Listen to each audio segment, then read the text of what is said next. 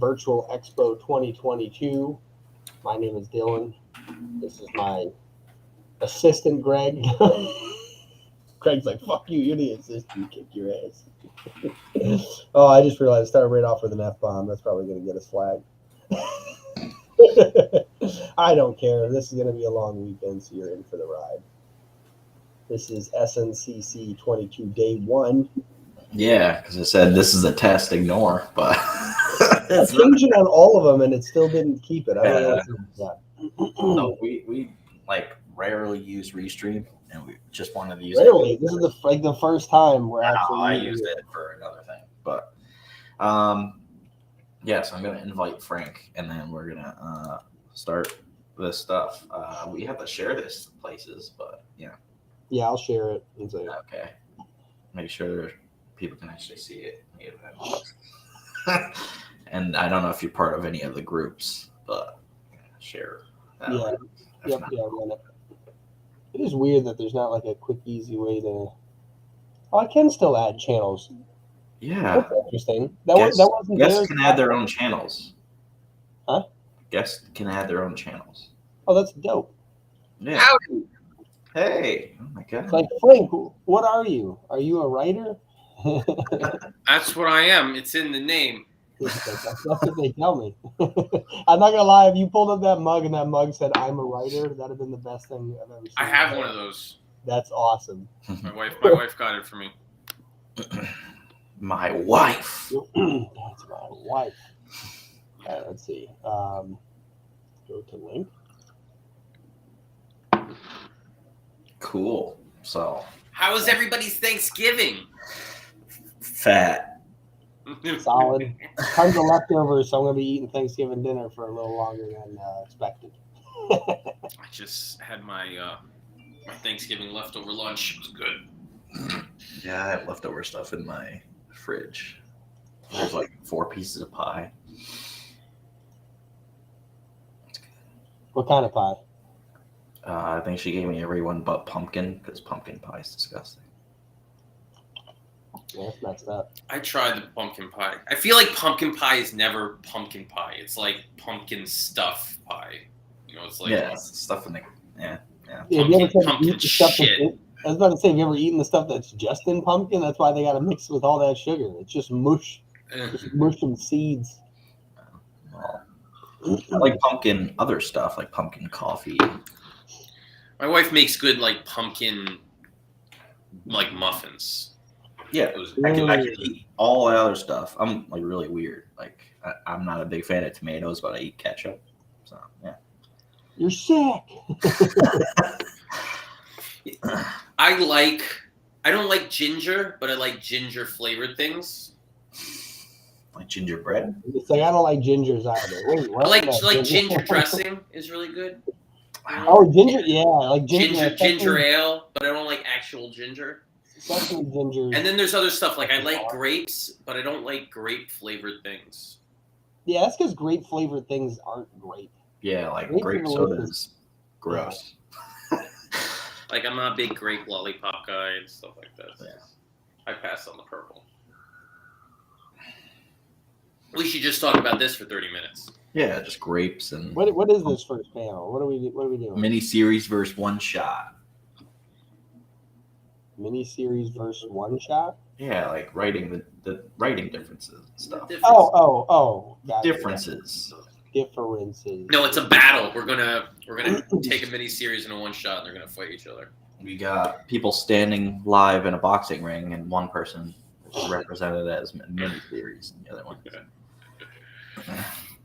See, I gotta pull up our schedule so I can see what we're doing here. Yeah, I got that pulled up, and I have questions. I made questions for like almost every panel. It's crazy. We never had questions. That's good because I don't know. I'm not good just talking. I'm good at answering questions. Oh, that's good. But I'm not good at filling dead air. I don't know what I'm talking about, so I don't know how to just ramble. Wait, you don't? Oh, no. No idea.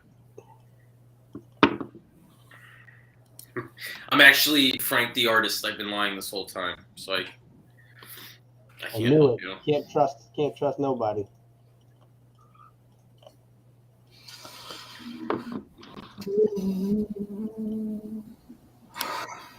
Are you sharing it places? Me? Yep. I was recoloring the schedule because it was bothering me. Are you serious? Greg, yeah, you should share the like on screen. Share the. Or I can share, right? Can I share? Share Sure. screen. Share. Move this over here. And make this full screen. We have F11. He's only got like a half hour of this panel, and then we have John. Did I screen share? There we go. Yeah. That's I wish I could like zoom in on this. I don't know why I can't like. That's just how it is. Oh, okay, that works. Yeah, so this is our. I can't even make it. You can't read that? No, it's Looks not like that whole thing. busy couple days. Yeah, Oh, like there we go. All right, now you can see. I took days off from work to do this. I just quit my job. Yeah. Okay.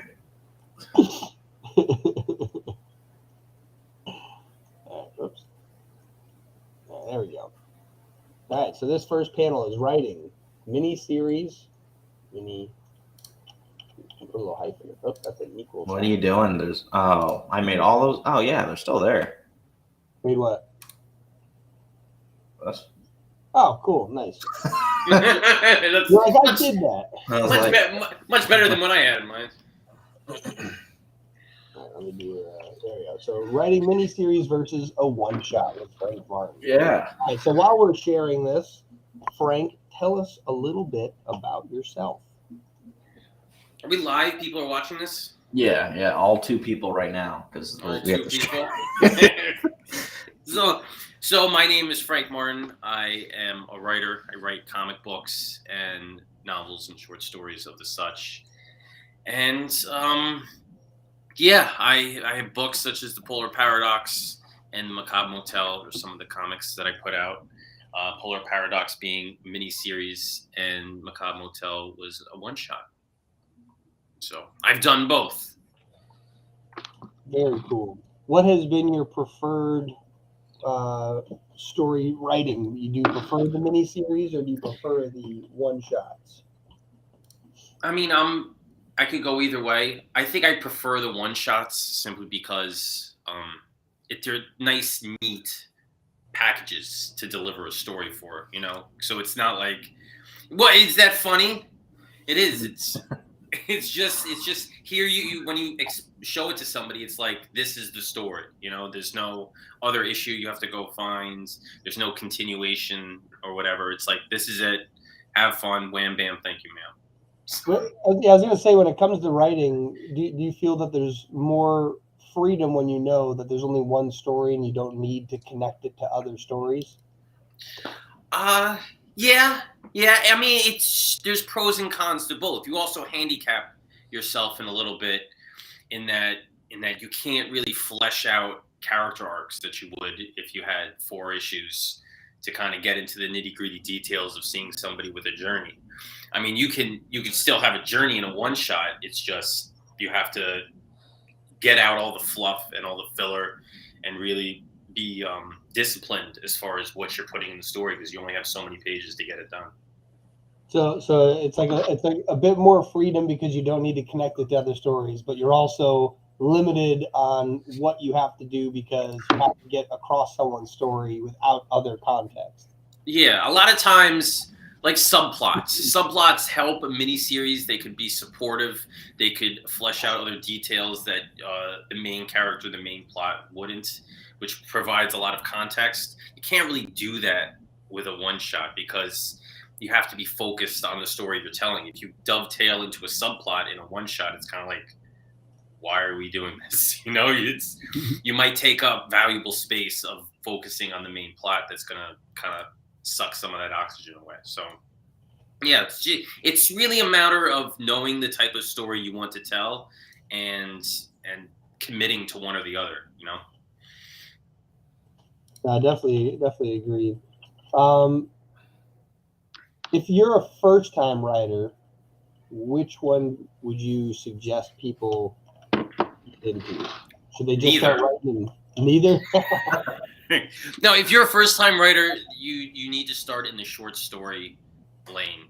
That's definitely like 8 pages, even 5 pages, 10 pages. But one shot, I would say I would consider more along the lines of like 20 pages and up. You know, Yeah. maybe I would say 32 would be the max. Once you start getting into 40-page one shots, it's like that's 2 issues. You know, you can definitely break that up, or at least I mean, what would you call it? That's more of a prestige format type of story rather than a one shot.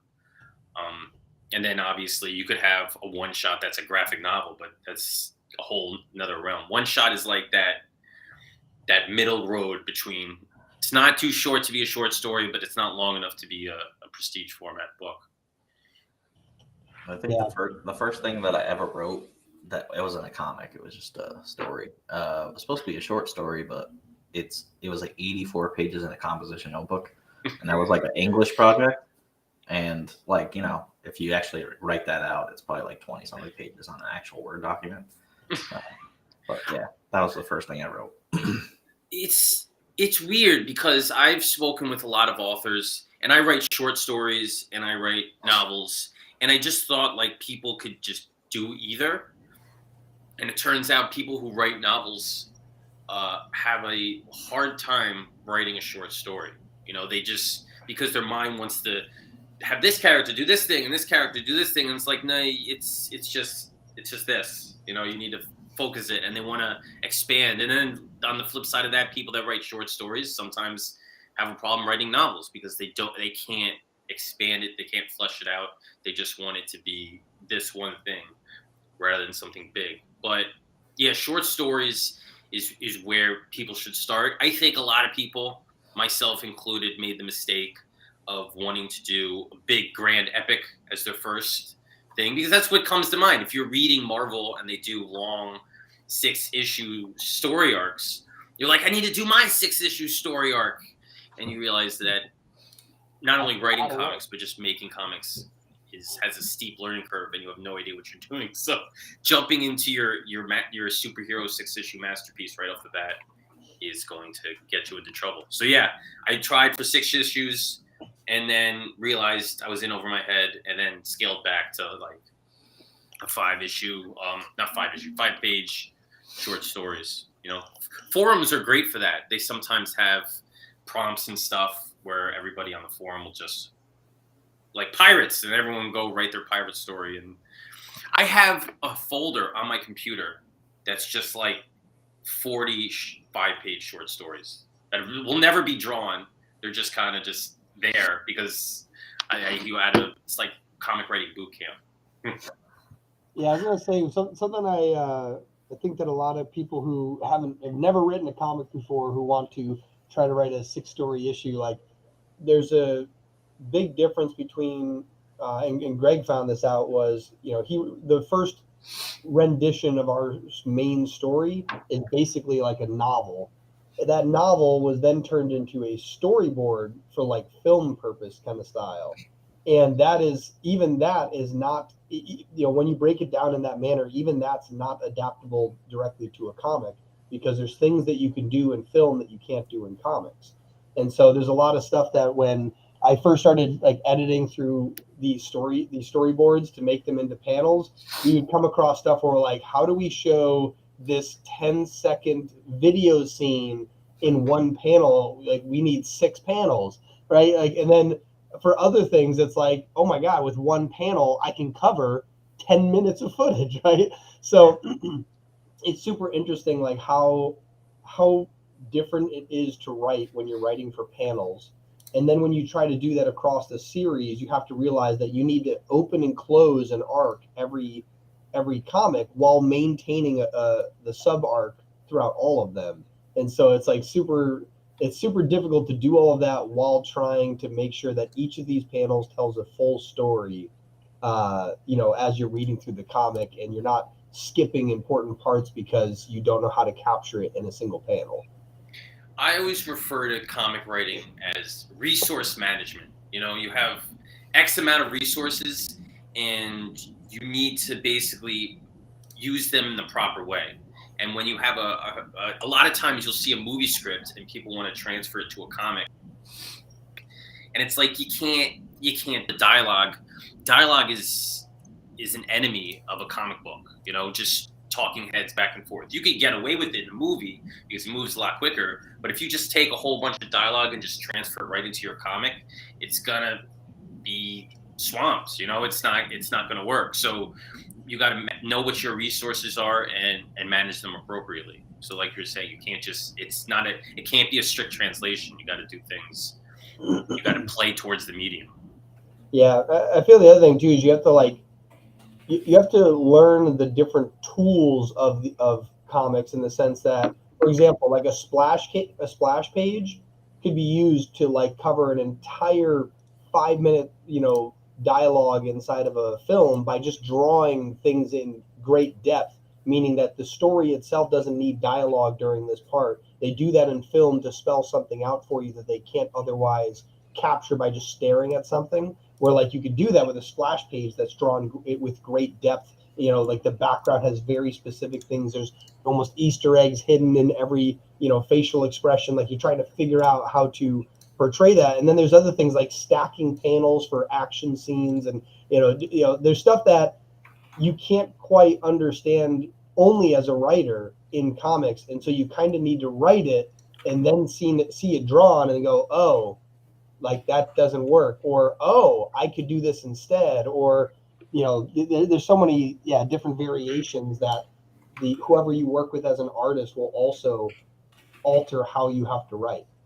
Those are always the funnest thing. Something in a script and the artist starts drawing it and you realize a better way to do it while the comic is actually being created. I have a comic that's coming out next year, and there's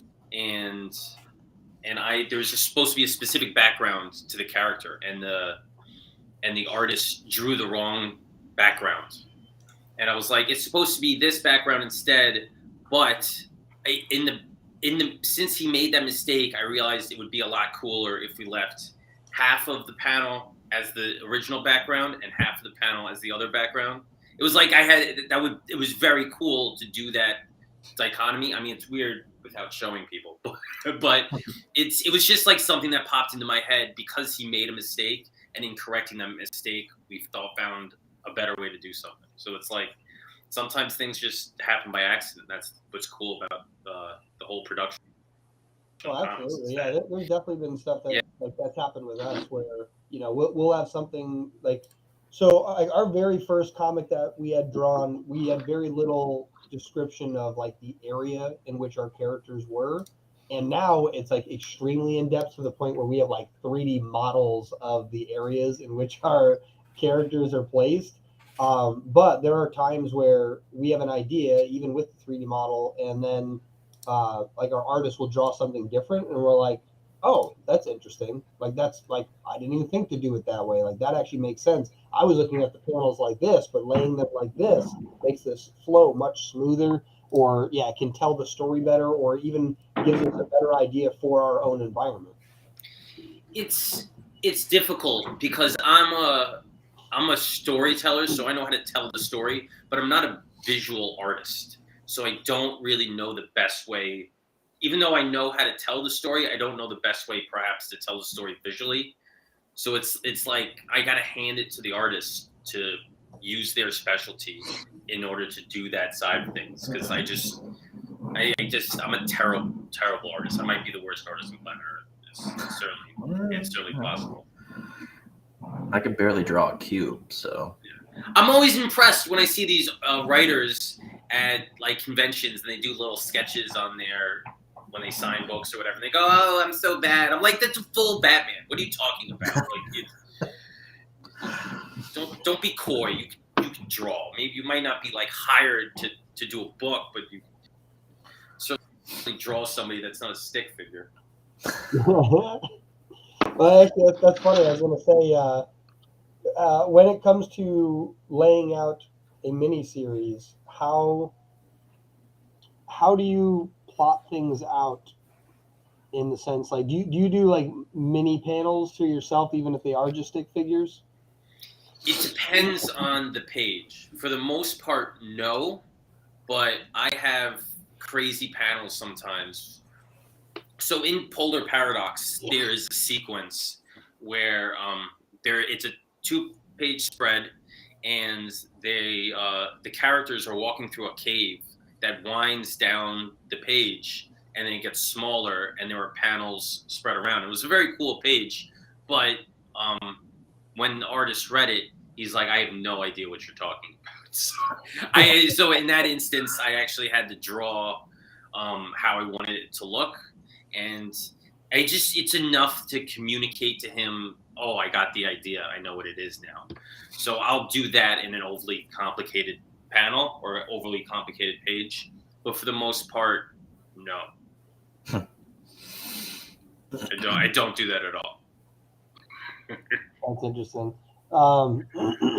Yeah, because that is something where it's cool that there's definitely different types of writing styles, but there's also different ways to work with artists. Some writers, especially if you get the right artist, you can tell them what you want, and they'll bring a world to life that even you didn't expect. And then for others, it's like, maybe you need more guidance.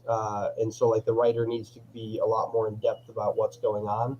One of the things that I noticed that makes old manga and old anime really compelling, and I've noticed the same is true amongst some old comics, is that the background, like the actual, like there's the character and then like the landscape, the city, whatever's behind them. Like when that stuff gets drawn in great depth, that it can make the story, like you don't know what's cool about it, because like a really good background you might not even notice, but like when it's done really well, it really pulls you in. And for us, like the way that we're doing that is literally like having a 3D version of our cities created. But for other people, like if you work with an artist who understands your story, they understand your, like what you're trying to capture, if they can get those backgrounds drawn like in great depth, like you were saying, like you had a background drawn that you weren't even expecting, you're like, oh, that's not what I was looking at. But like that stuff really is impactful on your story. Yeah, a lot of times, I mean, it's strange. You could certainly tell it helps you immerse in the world with a background. And then there are other panels that have stark backgrounds, and they do that to make the character pop. So you got to know when to use your tools, and sometimes people use them at the wrong times for the wrong effect. And those are subtle things that like a really great artist can do. And it's sometimes it's hard to pinpoint who's doing it because they know what they're doing and who's doing it because they're lazy. Yeah, that's definitely something we've come across. We had artists that we worked with at one point where that was the case, where like it was a bit of laziness, kind of like just laying stuff there, and you can tell like it's interesting. Like maybe once you won't tell, like if it's just one time in a comic, but if you notice it, even a second or third time, like it'll pull you out of the story, and that's why it's like important to like those backgrounds aren't necessarily what makes the story, but it certainly is what determines whether or not you stay immersed in the story. For the most part, I give artists free reign to change things if they feel it's going to be better. I'm very particular, though, if I want something because it has a storytelling aspect to it, which is, it could even be something as simple as like a character's body position or their facial expression. So in those cases, like I will take a picture of myself making the facial expression that I want the character to have, or I'll like make a weird pose and have my wife take a picture of me, and she'll be like, "What are you doing?" I'm like, "I need just don't ask questions, just take the damn picture." It's for people on the internet, leave me alone. Exactly. Yeah, I had a panel of it was a sniper, and she was jumping off the hood of a car, and I wanted her to have a specific body position. And it's an awkward thing when you have a gun and you're trying to jump off a car, and you need to like, he couldn't like get it right. And so, yeah, I took one of my son's Nerf guns and I pretended to jump off the couch, and it was like, that was the model. That's the things that. No, another big. Awesome. Another weird thing that writers do, and I know all writers do this, when they're trying to figure out a particular sound effect, and they're just sitting in a room by themselves, like making weird noises. I think everybody does that. You can't tell me you don't do that. Ooh. Like, what does it sound like when a tire explodes? Is it? I love it because it's like the written Foley. You know what I mean? Like the cinematic Foley. Like there's the written Foley, and it's like. Yeah, there's in our comic series Scales, there's this like light orb thing that the main character Eric is following, and I wanted like a special sound effect for the orb thing that he's following, and then Dylan's like, well, what would that like sound like? I'm like, wom wom wom. Oh, okay. Yeah. Cool. So, what do you have going on for 2023? 2023. For the past 2 years I did 5 launches each. I'm going for 6 in 2023. Don't know if I don't even have a project planned for one of the launches, but I'm like determined to fit something in there to see if I can do it.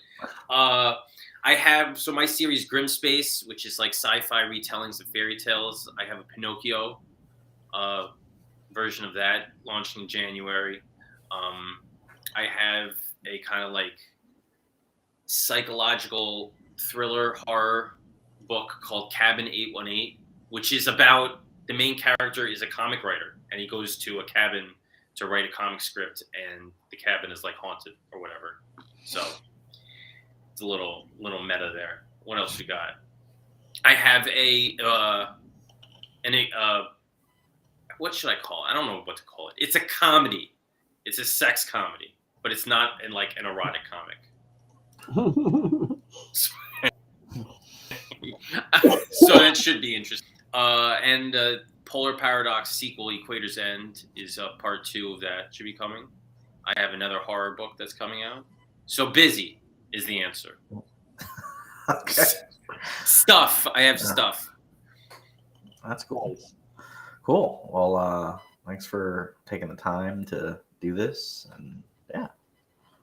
I appreciate it. I love talking comics with other writers who about it, and not these normal people who are just like, what do you mean you just go wom wom wom wom wom in a room by yourself all day long? Exactly. Listen, it was just one day for that one sound. Nice. All right, you guys want me to bow out because you got somebody else coming on next? Greg, what's the next panel? It's the horrors of lettering. Oh, who came up with that idea? Who's on this panel? John Westhoff. Is it just John? Yeah. That's blasphemous. Horrors. I was gonna say if Frank wants to stay for a little bit while we start that one, you know. I'll just curse him out. Okay. I defend my lettering. I take pride in it. It's impeccable. All right. Now Once I hear about the horrors of lettering, huh? What is that supposed to mean? Well, it's a horrible job, but somebody's got to do it. That's the job. You know? That's why I did it. So I like I said, I'm a terrible visual artist or designer. So it was a big deal for me when I started lettering my own books. And I take pride in it. I like it. I would never consider myself a letterer. Like if somebody said, Frank, letter my book, I'd be like, no, that's not what I do. But I letter my own books. Yeah, I don't often letter other people's stuff for the same reason. It's like, well, when it's my own, you know, I can kind of make my way through it. But it is a thankless task, I guess, is more of the joke that I'm getting. I like it because there's you could do like little touches that you never planned on. Like little things with the lettering that you might come across, because when you're writing your script and you know you're going to letter your own book, sometimes you're a little lazy. Like, yeah, I could just cut the dialogue down, or I could just make this word balloon like this, and you could move things around that if you letter somebody else's book, you can't really do that because you're messing with somebody else's book. At 100%, you are hitting my points for my panel for me early, because that's exactly the number one reason to letter your own books is you can be super lazy in the dialogue. You don't have to sit there and obsess about it because once you see the page, you're going to change it anyway. You can change stuff literally as it's going out to print. That's why I've enjoyed it. I did it first as a necessity because it's not cheap to hire letterers, and especially when I was starting, there was no budget for it, and it was fun to learn. But I kept doing it because I realized exactly what you're saying. There's all kinds of little shortcuts you can do, so you don't have to agonize over the script. There's improvements that can be made along the way that you would have to hassle a letterer to go back and redo. There's a lot of benefits to doing it, which is part of why I wanted to come on. And when Greg asked, I don't like to hoard these things. Someone showed me how to letter 12 years ago. Thankfully, my longtime business partner, Bob Gar-Ornelas. So I like to share those tips with other people so they can learn. So they can learn how not to do this stuff. Exactly. This garbage. Yeah. So one of my first questions is, do you have like a lettering, like horror story? I do. I have a couple. One of the few times I ever lettered for somebody else, which may have been part of what scared it off for me. I mean, they paid me what I agreed to. That was nice, but there was a lot of edits. There was it was reworking a script that already had letters, which some of the balloons were hand drawn, some were not. I told the writer several times that, and the artist, she was a writer and artist, that I work digitally, so it's not going to really gel really well. There was where I had to erase hand lettering inside the hand drawn balloons because I couldn't do a balloon over, all kinds of stuff like that. That was one project that comes to mind, which I won't name. You can probably find it out there with my name attached to it. But yeah, and that's part, again, the joke of the title of this panel.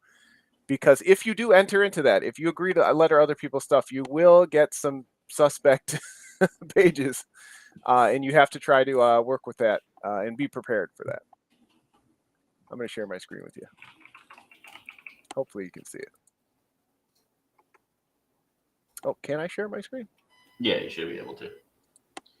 Sound effects are tough for me because since I'm visually impaired, I can't do these. Sound effects are essentially art. You gotta make some sort of style or visual design to it, and my brain struggles with that. Yes, we are one and the same here, Frank. I'm the same. Like you see here, I've got my little go-to ones here. I've started, to branch out, but even after doing this for almost a decade, it's not my forte. And again, when I do letter for other people, I do mention that to them that they may want to hand draw or have their artist do the sound effects, because mine are going to be, they're not going to be top of the line Dark Horse Marvel Comics. You see some examples here, but that's one of the weird thing about lettering is that before I was a letterer, I never noticed little lettering stuff when I read big 2 books, because it wasn't part of your repertoire. But after you start lettering yourself, you can recognize in a professionally published book what's really good lettering and what's really bad lettering. And that's something that Greg and I have talked about. Like, really, the difference between good lettering and bad lettering is whether or not you notice it. You know what I mean? Like, it's not so much that it makes the page, but it definitely will break the page. It needs to just blend in with the story, and if it doesn't, it'll destroy the story. Just read for the first time last night. I Hate Fairyland, the Scotty Young book, mm-hmm. and the lettering for that is phenomenal. It's awesome, and it's like it elevates the story. Like the lettering itself isn't just telling the story, but it's becoming a part of the story. And you certainly notice it because it's outlandish, but it works really well. It just fits the brand of the story. So it's like one of those things where when really good lettering elevates a story like that, it deserves to be recognized. It's not just like an accessory that needs to be there. Absolutely. And I know, my guru that I go to all the time, and everybody should pick up his book, The Essential Guide to Comic Book Lettering, which is by Nate Picos, Blambot on Twitter. He has awesome free fonts. and paid fonts. He does paid fonts as well at blambot.com. But Nate is an amazing letterer, and he kind of backed into the job. He talks about in his book how he was trying to get into graphic design and comic books, and lettering was where he got his foot in the door. And he has an amazing book, and yeah, that's part of what he talks about in there. And a lot of people talk about that. Like you either want to be part of the design or get the hell out of the way, right? So that's how I've always leaned, right? Even in my own books, I'm not trying to be flashy. I'm just trying to be, serviceable, not noticeable. Because that is very difficult. And you're right. When you see a book where it's really part of lettering, like East of West is like that. It's simple, but he finds a way just to work with the word balloon tails that give the book kind of this surreal feel. Some of the choices he makes with his lettering is like that. I think that guy's name is Russ Wooten. Yes, Russ Wooten. And he's another great one. Yeah, so there's definitely a laundry list of people who do that. But then you have people like Joe Carmagna is another guy that I look up to. But he works for Marvel, so he has to stay in a very simplistic style. But when he gets to stand out and do sound effects and things like that, he does. But you're right. When you see one that's really part of the story, it's really special and cool. And not really where I'm at either. I'm the same with you again with sound effects and things like that. I'm still I'm still a graphic design amateur. So I'm yeah, so that's where I'm trying to get. But the first thing I would tell people is give it a try. You know what? If you make sure you don't save over the file that you want to keep, but save it as a new file and give it a try. I have Photoshop here. I have a free version of Photoshop. I know Illustrator is the industry standard. People use Manga Studio and other things as well, but so I'm a little outdated in that regard, but it's worked for me over the years. But give it a try. There are free versions out there. You may be able to use a buddy, see how you like it, because it is going to give you a better appreciation. In this case, I also started flatting recently, coloring, and again, lettering, about 10 or 12 years ago was mostly out of necessity, but it's given me a great appreciation for those who do letter, the extra work that goes into it. I would recommend any writer or even an artist, if you haven't lettered yourself, give it a try. All right, guys, thank you for having me on. I'm gonna bow out. Yeah, nice talking to you. You're great having you. Thanks, Frank. See you on the interwebs. The insight from Frank, because I had actually forgotten that he letters his own stuff. But I think part of it too is just getting comfortable with the page layout. What can fit, what can't. Like, you see, I did the boring part here for you here. And this is a page from Depower 2, which will be out next year. We're getting ready for the crowdfunding campaign. So do want to insert a shameless plug there. But it gives you a better appreciation. This is I believe this was a 5-panel page. But, if you're giving your artist some free reign and you're not like in a grid style, I don't know, how Ronaldo Lay is going to come up with this page. And when I saw it, you see my first hurdle here is I have, 2 word balloons here, and he kind of did this background effect here where, he's breaking the panel border. Do I want to break the panel border with this balloon? Do I want to squeeze them both in here? Do I want him, stating 2 sentences? You'll come across these decisions that you have to make, which again, I think is fun. It's a fun part of learning comics. If I had 13 words of dialogue here, could I have fit it all in? Maybe not. Maybe when he sent me the pencils, again, if I have some acumen in lettering, when he sent me the pencils, I could have said, well, you know what, Ronaldo, this panel, has 19 words and it's really not going to fit in that style. Can you widen the background?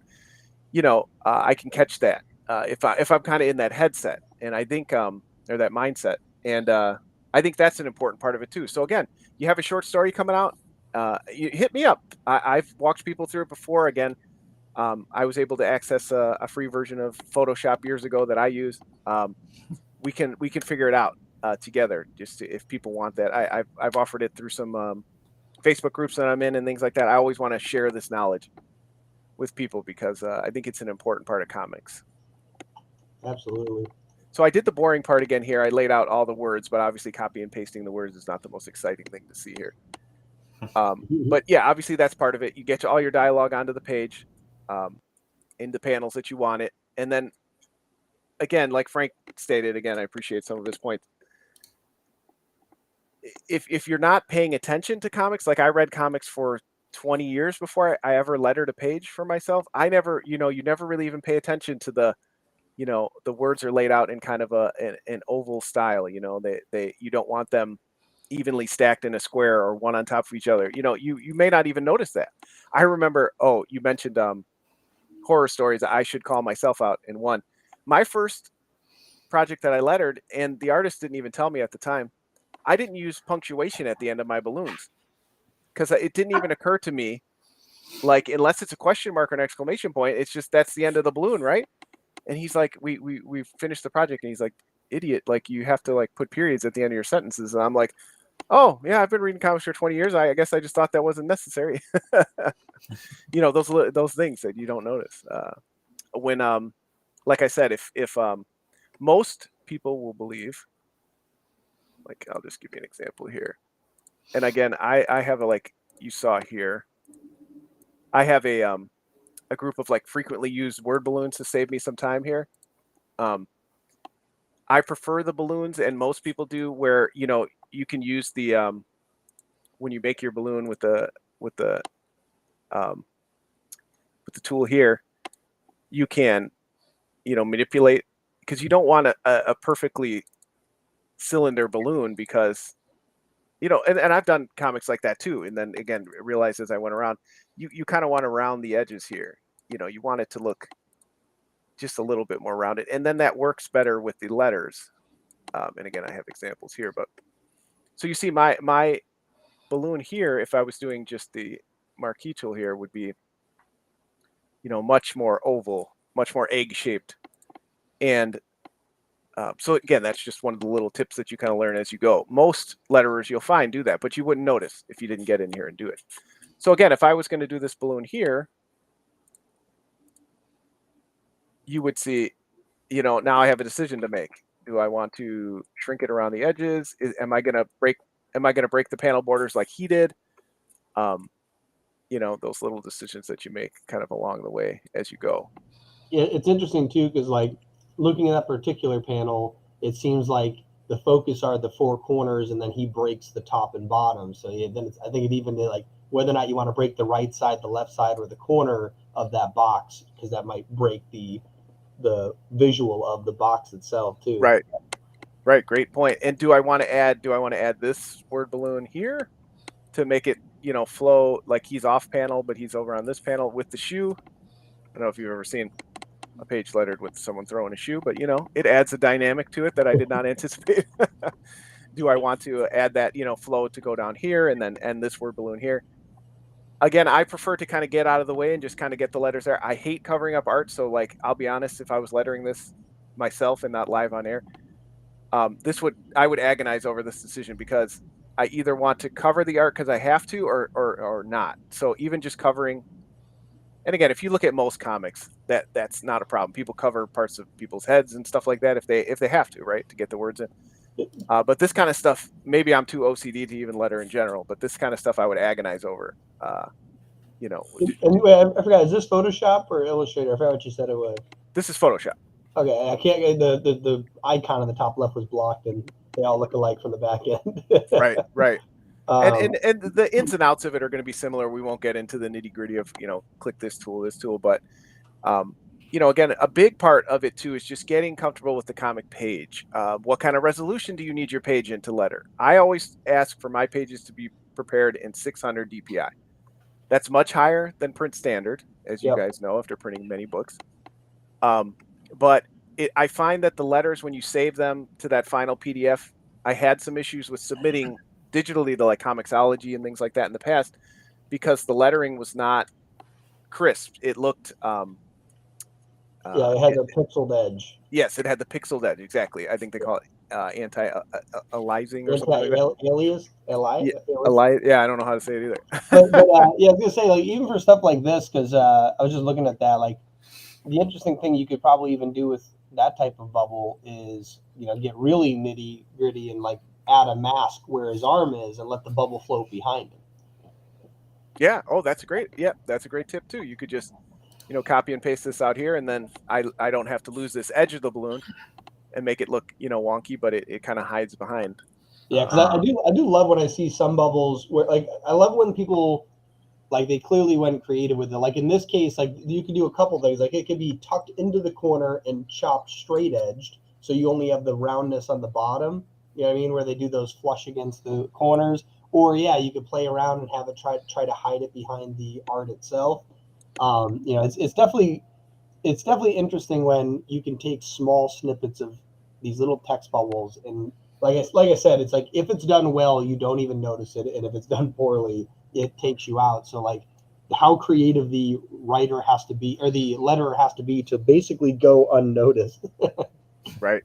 How long does it usually take you to letter one page or like a whole comic? Honestly, the few times I've lettered for other people, I do feel like I move a little bit faster. Again, I think when it's my project, not that I'm not trying to give it the same attention, but again, I just kind of I'm focused on, do I want to change dialogue? Does this work? When it's someone else's project, I know, it's their script. I'm not updating anything unless I see a major, punctuation error or something like that. I'm just copy and pasting their script, moving on, and trying to, make the balloons fit. So I feel like I could probably do 3 pages an hour, if I was at a good pace. But it really does take, longer, I think, than people think too. Again, and that was part of my, naivety when I first started, thinking, whoa, if I'm paying someone $10 a page, they should be able to knock out, you know, 5 pages an hour or something like that. But it just, isn't the case, and that's why, a lot of letterers are charging more now, because depending on how wordy your page is, how many balloons you need, all that kind of stuff, it can really take a while. So 2 to 3 pages an hour is a good clip for me. Nice. It makes you definitely appreciate the silent panel, especially as a writer. You're like, oh, thank God. Like, this panel, I'm like, oh, should I add her saying a word? And I'm like, that's okay. Yeah, I think the biggest lesson I got from good lettering also leads the reader's eyes smoothly through a page. Yes, yeah, I think we talked about that on a podcast before, about the idea that the other thing you can do with lettering, just like you can do with inking, where you draw dark spots in certain areas, is that you make their eyes flow across the page smoothly without, like, you should never be confused what the next word is. Yeah, that's like a big deal. So I definitely agree with that. And I was going to say the thing that we learned was when I lettered our own book, how that awfulness that shall not be named, but basically that book taught us how important it was. Oh, hello, people. I see ourselves. Greg, What? look at ourselves. Put it on the wrong screen. But what's it called? Sometimes, yeah, minimalist is like the best way to go. Like one of our, like, fan favorite comics is Ink, and a lot of that had a bunch of dialogue in the beginning, and then after the artist had drawn out the panels, we're like, this is not going to fit. So we ended up redoing all of it into just having like narration boxes like this. And so it definitely was. It's definitely something where, yeah, like less lettering can even make the artwork better, but when it's necessary, making sure that it doesn't hinder the art, and if anything helps the eye flow as you're tracing along. Yep. And again, you see here, trying to make it not exactly like a square, can be a challenge depending on how many words. And again, when you letter your own stuff, you can kind of make that work. You get a better appreciation of not using large words that require multiple syllables, taking up a whole line of space. All those things you kind of learn as you go along. We already had an issue here. Again, I kind of did this before, but this panel had both characters talking, but we had the first character talking on the right and the other one on the left, so I didn't want to cross over, so I moved the dialogue to this side. Just those kind of little things that you can work through. Do you want the words to butt up against here, and how do you make that look good without breaking the panel border? You cut the panel. How do you do that? All these kind of fun things that you learn as you go along. Yeah, definitely. That's very cool. I know we have Brian in the chat, but if anybody has questions about it, again, I'm anti_drummer on Twitter is my most frequent social media, but John Westhoff, WESTHOFF on Facebook. Hit me up. Again, I'm always happy to answer questions about comics in general, publishing, lettering, writing, any of that stuff. Very cool. So I just started a new layer here. Again, that's one thing that you'll learn. You do your word balloon tails on a separate layer and then merge them together when you're done. That's going to help it look nice and smooth. But again, the start, got to talk to your team beforehand. If you choose to letter a project from someone and they're going to give you a page in 200 DPI and it's not to print resolution, you don't want to be the one responsible for changing resolution, making it look fuzzy. You want to know that you're going to get it in advance. So again, I just think practicing this will help. Will help you prepare for how you want your pages set up, so that there aren't issues. Again, Yeah. most thing goes out the door at print at 300 DPI, but I do letter higher, and then you can change it down at any time. That's much easier than you can't go back up. Yeah, I was gonna say that's definitely something you want to.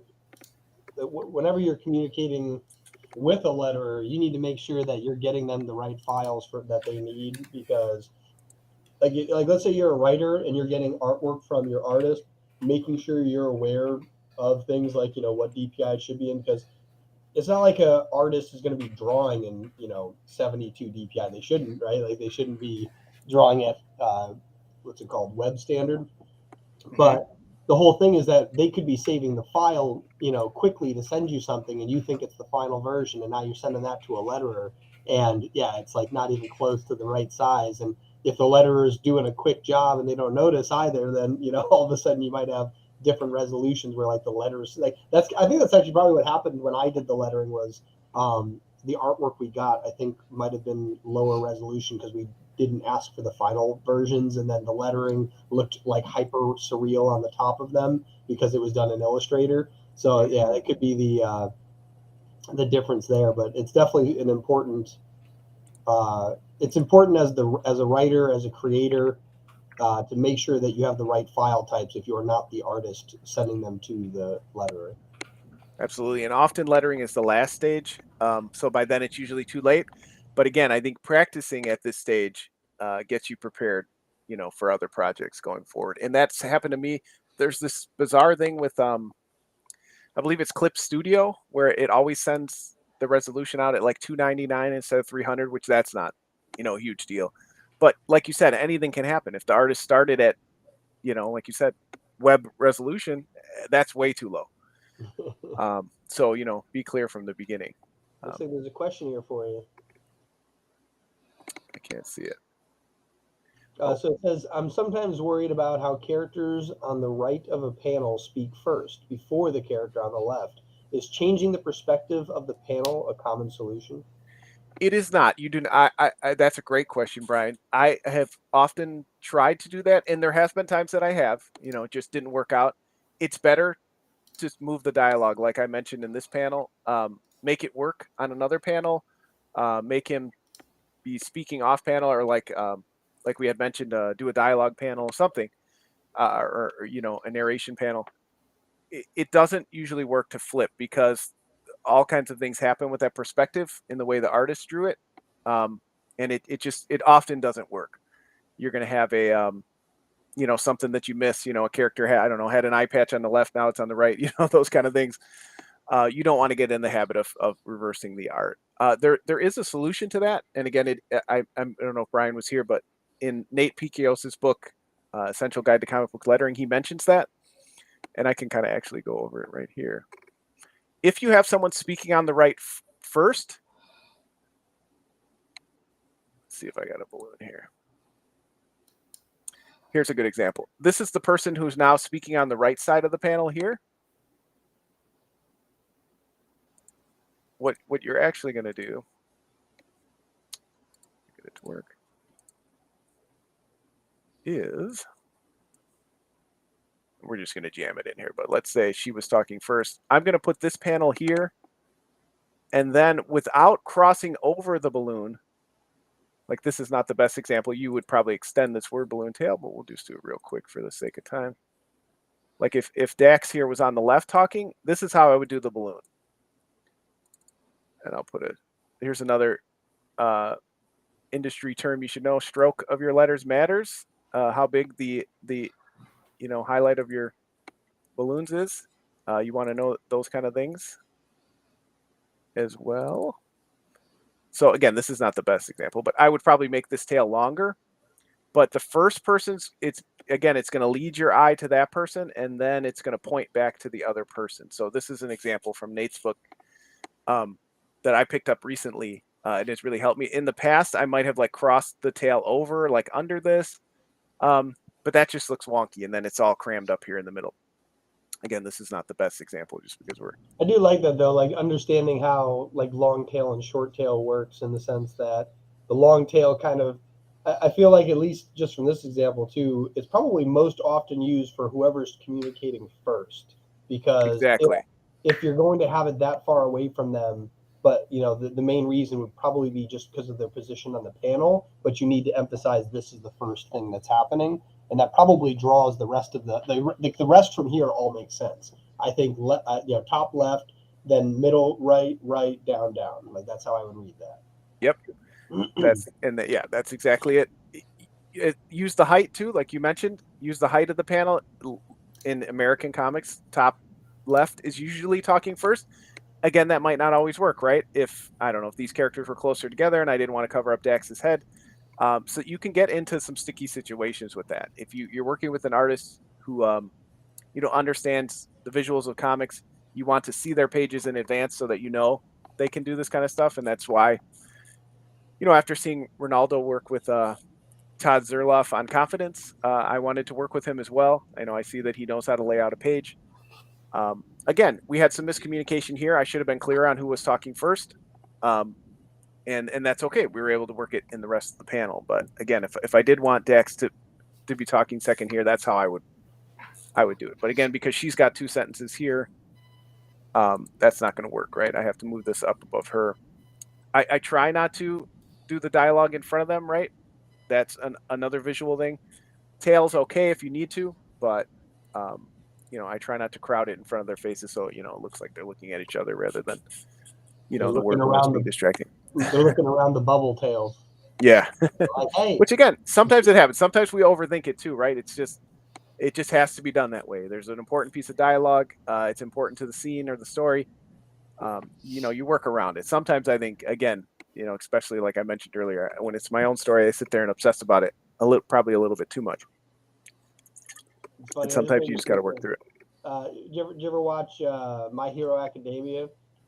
I have not seen that, no. It's a great show, but it's there's a character in that. There's a bunch of people that have superpowers, but one of the superpowers is a character. I think their name's like Manga Head or something like that. It's a weird name, and when they speak, they drop like these giant letters depending on like how they form it. Like it could be like big cement letters, but it's like they literally are blocking blocking what the between the people. So if he talks, he would literally drop letters there.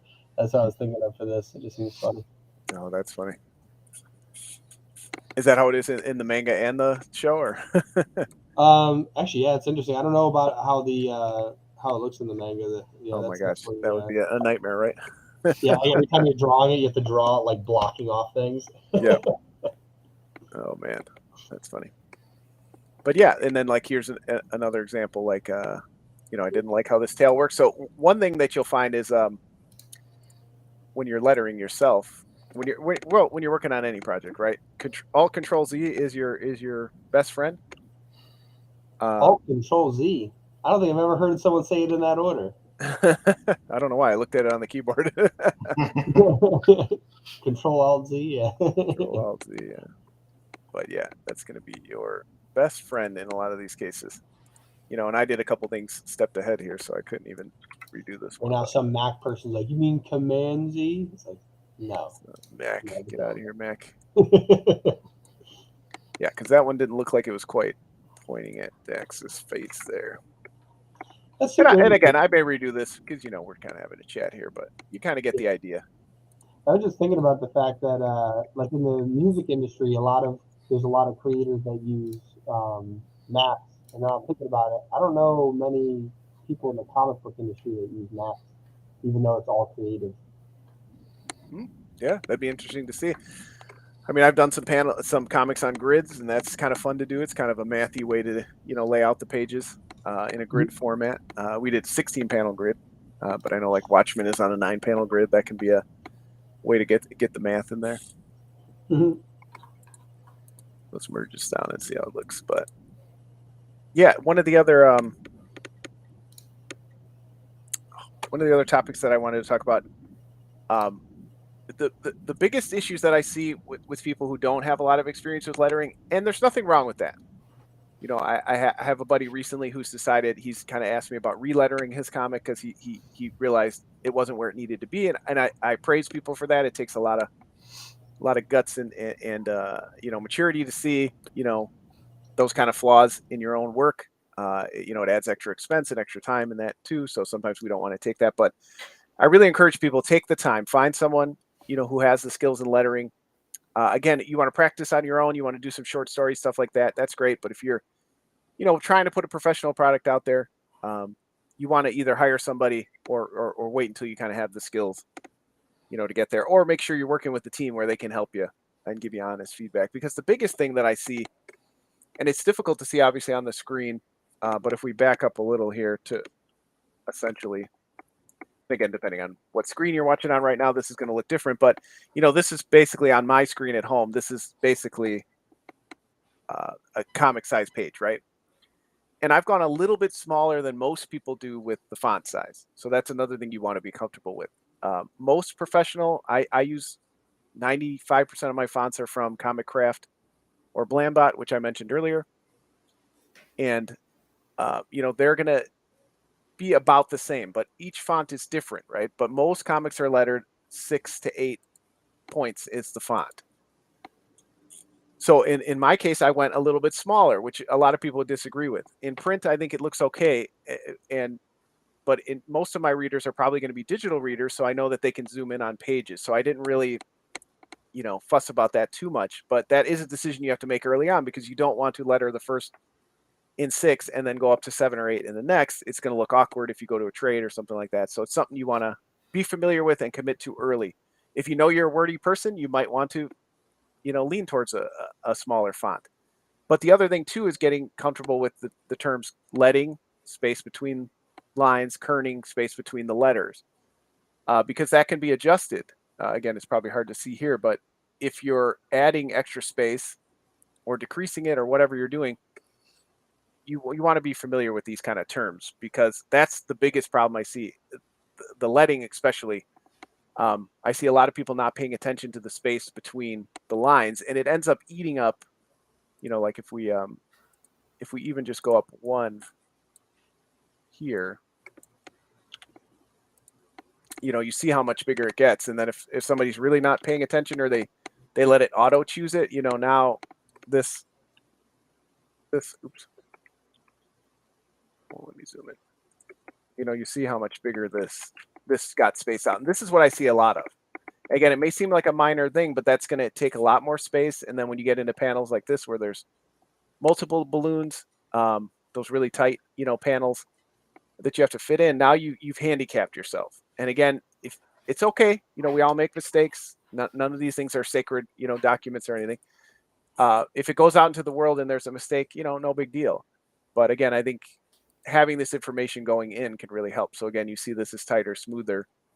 If I accidentally, smushed it like this, does this look awkward? If I spaced it out, an extra space, is that too much? There's all these things that you can get into if you're not paying attention. Again, I submitted lettering early on in my career and wasn't able to get on one of the major platforms with a book because I didn't have the lettering where it needed to be. And that was very frustrating for myself and the team. And it's a lot of extra work to go back to. So, these are just some of the things I wanted to kind of share today. Looks like we got another question too. What are some common mistakes with writers in regarding to how they write dialogue and SFX in their panels translating into the lettering? So I think the biggest thing is using too many words. That's what a lot of people will say. you know, if you have Monologue. if you have the clout of like Brian Michael Bendis, and you can work with an artist and tell him this panel is going to have 25 word balloons, so just make the figure, you know, a half an inch tall. And I've done that too. If I will call out to my artist, I will put in bold print in the script lots of dialogue for this panel, so they know in advance. Okay, I better, you know, leave a lot of space. They might not have to do all this extra background work too, so that might save them some time. So I think that they appreciate that communication. But having too much dialogue, it's going to happen. You can't have no dialogue. Well, you can, but you know, most comics are going to have some amount of dialogue in it. But again, most panels, like most American comics, again, are 5 to 6 panels. So again, if we had 6 even panels like this, you can fit about 20 to 25 words, depending on the length of the words in that panel, pretty comfortably with like 2 figures talking. More if it's just, you know, again, being aware. If I'm going to have 4 panels of dialogue, I'm going to let the artist know only have this character speaking. You know, let your team know in advance. Save yourself some work and some headaches. But too much lettering or too many words, that's the biggest issue. Sound effects, I mean, I can't really say. Maybe being unrealistic in how the sound effects are going to work on a page. You don't, you know, if it's a kaiju comic and you know, from the jump you're telling, you know, the artist and the letterer, you know, it's going to have big sound effects in advance, I think that's great. But if you're, you know, if I add, you know, if I was not, this was not my comic and I got this to letter and they said they wanted, you know, a huge, you know, sound effect of the shoe swishing across the air, and there wasn't really a good place to add the sound effects, you know, that could be a problem too. So it's all about just communicating in the script. You don't have to be Alan Moore. You don't have to write a novel for every panel, but do clearly communicate what you need in that panel. So I think that's really what it's about. If you want a lot of dialogue, you know, call that out. Tell your artist, you know what, single person in the panel, make them very small. Make this panel the focus of the page because it's going to have, so maybe make it a 3-panel page instead because you're going to have a lot of talking. Or again, you know, if you're going to use sound effects, who's going to do it? Is the artist going to work it into the art? That's always the best. Or if the letterer is going to do it afterwards, you know, noting to the artist that this sound effects, you know, will be large or needs to be in a certain placement in the page and kind of working that out. For 5 to 6 panel pages, is there a comfortable word count you would recommend, either per page or per panel? So again, depending on your font size that you choose, I'm going a little bit small here, but you see, you know, we have, you know, about 9 words here, about 9 words here. This was from, I believe, Joe Carmagna, the amazing longtime letterer for Marvel Comics. He says 20 to 25 per average panel. Because again, this is about getting comfortable with the page too. What size is your page going to be? I've worked in magazine size. I've worked in manga size. I mostly work in this that you're seeing on the page here, which is standard American comic book size.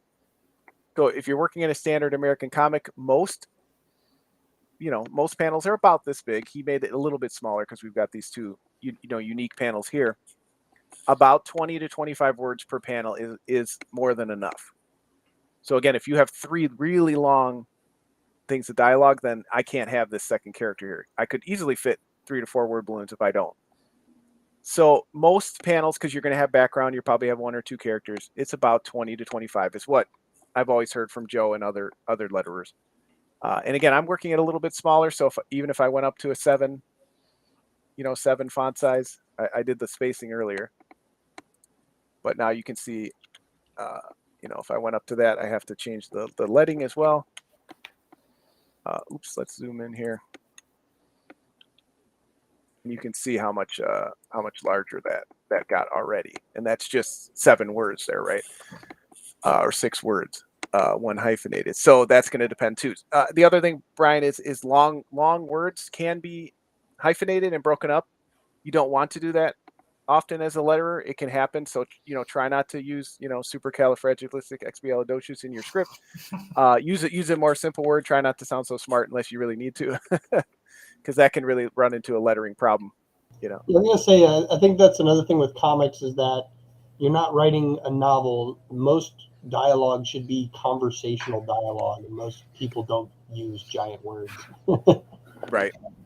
And there's going to be times, I have this really smart, Lex Luthor type guy, and he Yeah. wants to sound smart. Sure, but yeah, you try to make it a little more conversational.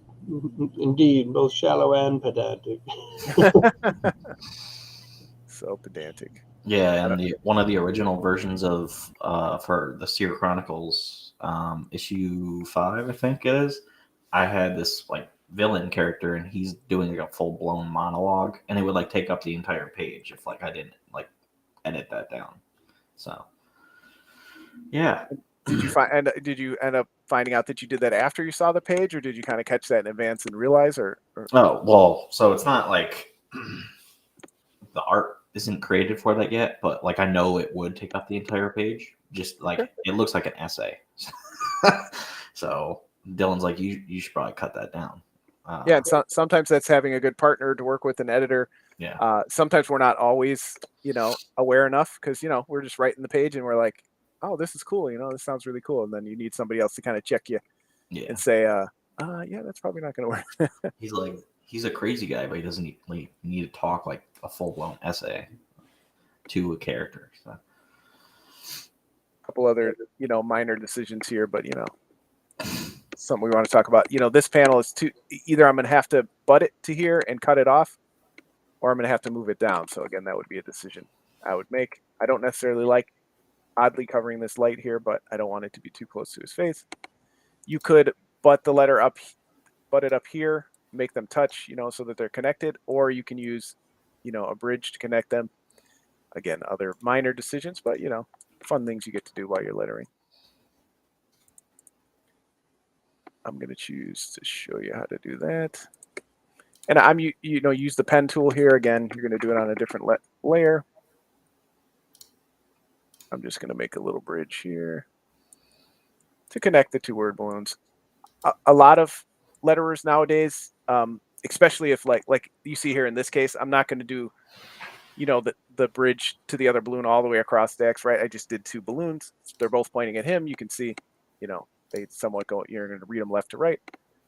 But here they're so close together that I'm just going to do that.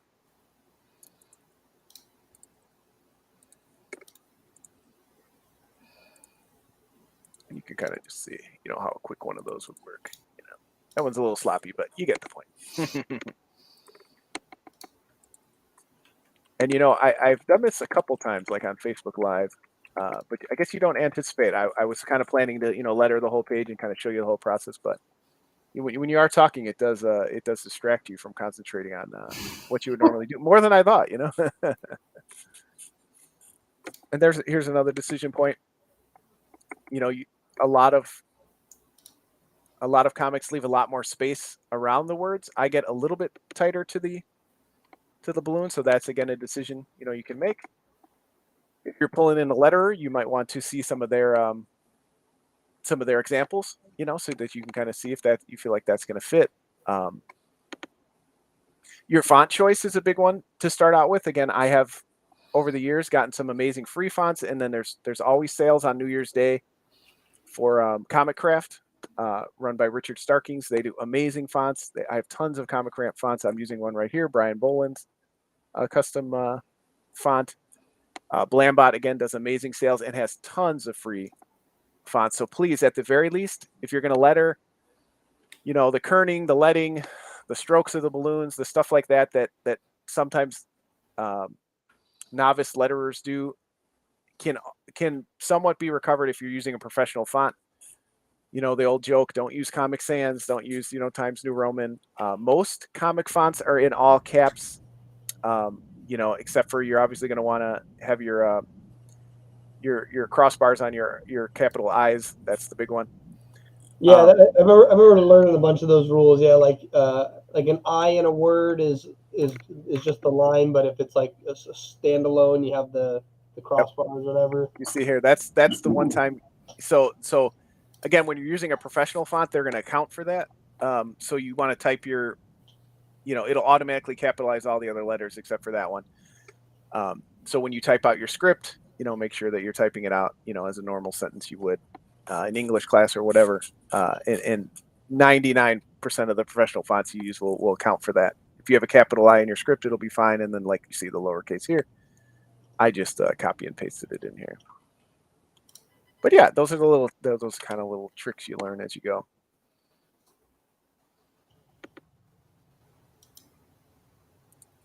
But yeah, and like you don't double space between, letters and periods. That'll add extra space too. All those kind of little things.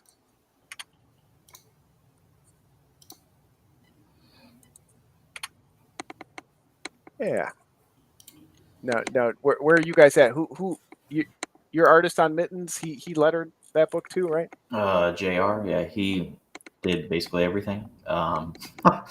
Besides some of the coloring was done by Alex Silveri. I think that's how you say his last name. You got him working overtime, huh? No, he did a great job. I did want to mention that. Yeah, a lot of people like the color thing in that comic. That's like the one thing that everybody keeps mentioning. They're like, "Oh, I like how like it looks like it's in space." I'm like, "Well, that's good because it's supposed to be." Yeah, that was a great choice. But his lettering on the book is great. Yeah. For the book, he definitely seems like he leans towards, like I was mentioning, service the story, but when he needs to, make, an excited word balloon or something like that, he's able to do that as well. Yeah. I remember enjoying that. Again, you probably wouldn't notice it if you don't. Most who don't letter, don't notice those kind of things. But I did want to shout him out because I know that very soon you'll be announcing a second issue that we're all waiting for, right? Yeah. Yeah, we will. There's also Jerome is like the letterer. Jerome Gagnon. He's our letterer for basically everything else. So, yeah. So he does lettering for everything besides Mittens and maybe any other project in the future that he's just not available for. But yeah, for the most part, it's Jerome. And he's amazing and pretty fast. I didn't know how fast like a letterer actually works, and then he's like, "Oh, I'll have it done like the next day." I was like, "Seriously?" Yeah, sometimes it's if you have the time, right? But yeah, once you get used to it and the little shortcuts, like you probably can't even see here. Obviously, on the screen, you can't see what I'm doing, but you get used to your hotkeys because that really does help as a letterer. Saves you a ton of time. I was gonna say that helps with life. Like there needs to be courses in school that just teach hotkeys. I see, like it's so frustrating, like looking at somebody type sometimes, and I'm just like, what are you doing? Like there's like you could save hours of time with like 3 hotkeys. Oh, yeah. So like I was doing like copy and paste like the hotkeys for that, and I was doing some like report thing at work. Like 2 years ago or whatever, and my boss was like, "What are you doing? Like, use the mouse." I'm like, "That's gonna take way longer. Maybe stop yelling at me and actually just back the fuck off." Yeah, I had to teach someone how to find something on an Excel sheet. Hit Control H or whatever. It's like, yeah, you got to learn these hotkeys. But Dylan's like way better at using hotkeys. Like I don't usually use like home and end that much, and when he's like typing and like editing things, he's like so much faster, and I'm like, nah, I use the mouse, and then I click over here. I just find it funny when I've worked with like college age students for internships, and I'm looking and I'm like, man, how are you guys typing so slow? Like you guys grew up with this, like you should be so much faster.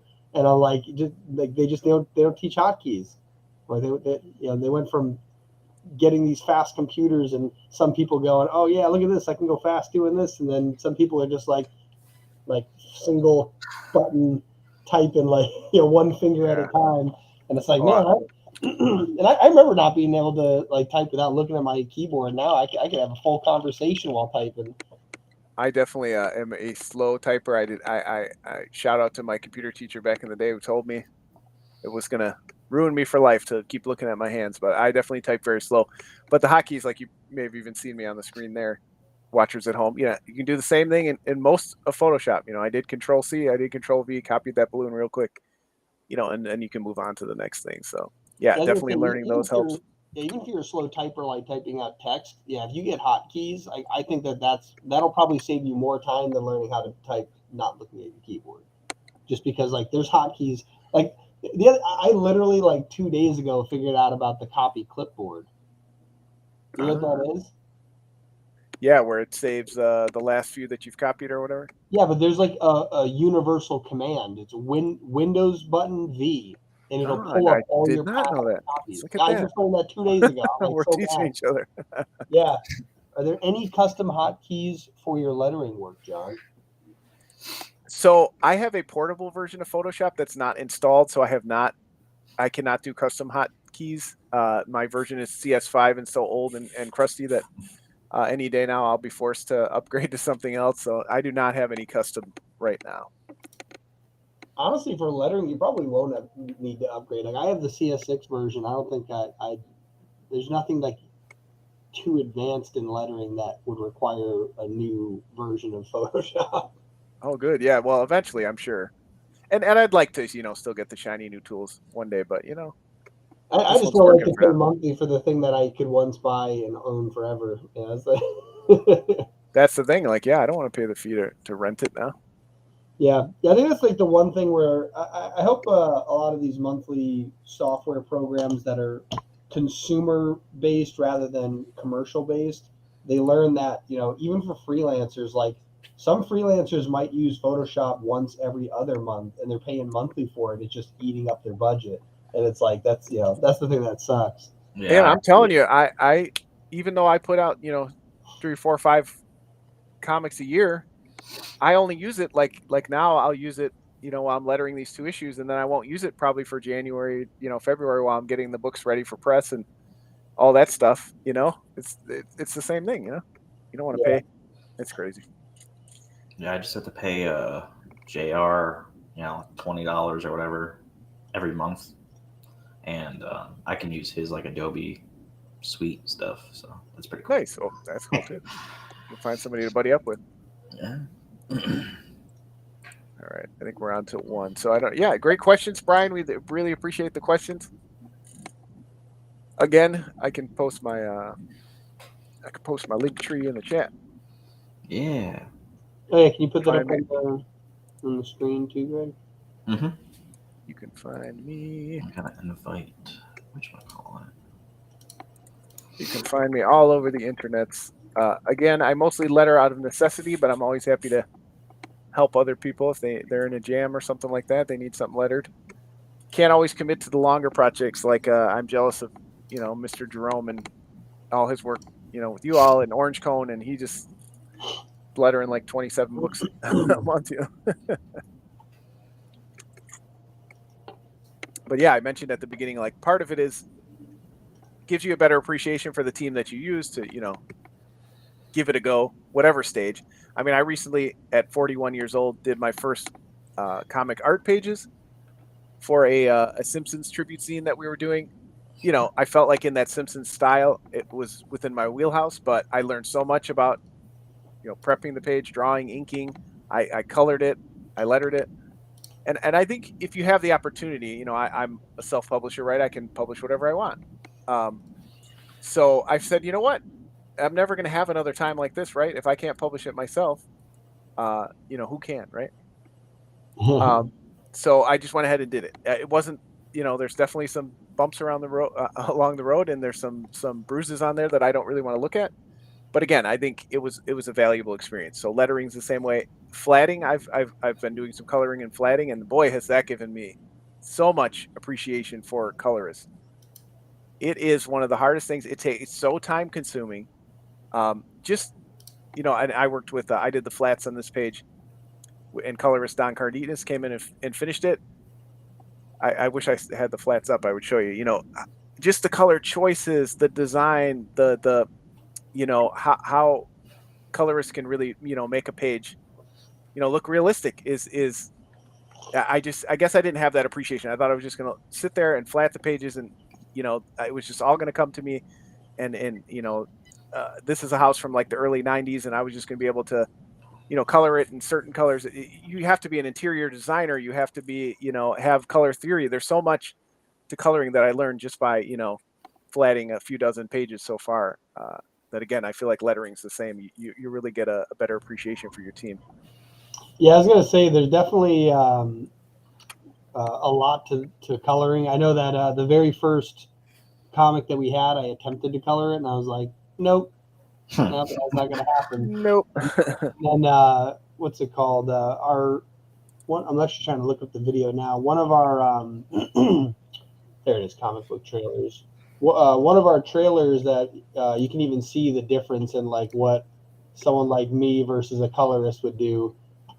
We had all of our pencils done for our second issue of what's it called, the Seer Chronicles, and I'll share my screen real quick.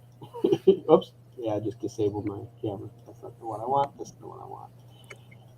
Yeah. So you can see like this is kind of. Let me mute that. Oh, that's there. Mute that. But yeah, you can see what. Oh man, that's getting all jumpy. That's all jumpy, regardless. But you can see that. This is the type of coloring that I did. Hey, man. What is going on with the internet right now? I don't know. I appreciate the efforts.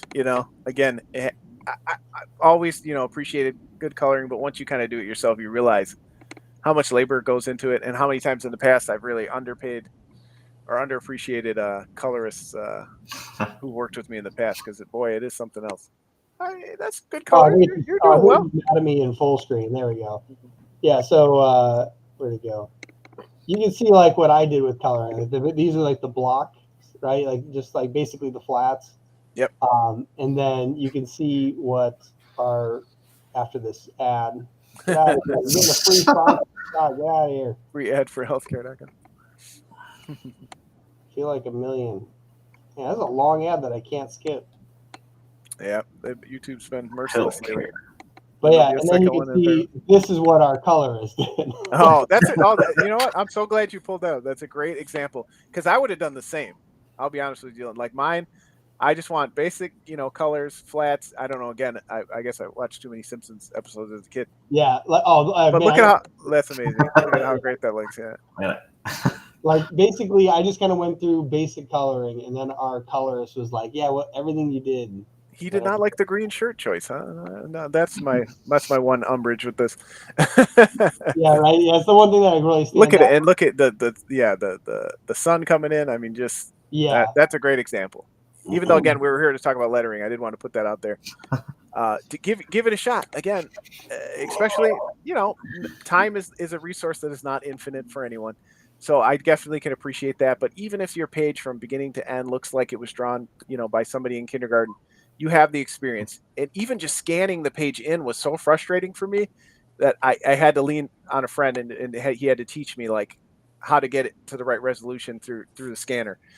And all that was just an invaluable lesson. Again, I've been doing this for 12 years, and you can never stop learning. I was gonna say, when we had Frank on earlier, and he was talking about how like he's a terrible artist, it's like you don't have to learn everything about making a comic, but it honestly, like if you do play with each of the components of making a comic, you can really learn to appreciate like why there are all of these separate roles. Like I've seen our pencils come in, and then after they get inked, you're just like, whoa! Like, yeah, I thought the pencils were phenomenal, and then the inks add a whole other.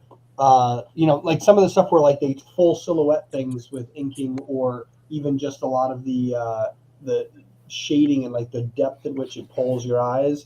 And then then it's like, wow, that was incredible. Then you get the colors in, right? And the colors, you're like, holy crap! Like now it's like come to life. And then you're like, the only thing that's missing is the actual like story, like the speaking on top of it. And then all of a sudden you get the letters put on there, and when you get them done like by a letterer, you're just like, this looks like a professional comic. But if you do each of those stages on your own along the way, you can see like how time consuming it is, how long it takes, the quality of mastery you need to have in order to really make them blend together. So did you put your link tree somewhere? Because I don't see it anywhere. I posted it in the YouTube, but I will post it in our private chat. Where is our private chat? Bottom left, I think. Mm-hmm. Oh, nice. Yeah, and like you said, you won't be a master on any of this. Most of us have time to be a mastery in one thing if we even ever get there. But certainly the appreciation is there, the enjoyment that you'll feel, the appreciation for others. it's a valuable experience. And comics is one of the only mediums you can do that, right?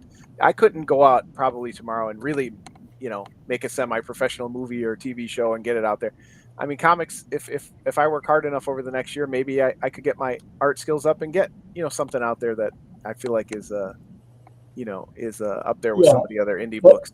I was gonna say that's a really good point about like the time it takes. Like it probably takes longer than you think, but it also takes less time than you think. It's one of those ones where so my girlfriend's Brazilian. Her family speaks Portuguese, and I've been taking like what is it, Duolingo. I think I'm on like day 200 and something. Where is it? 200. So you can say the word apple. Yeah.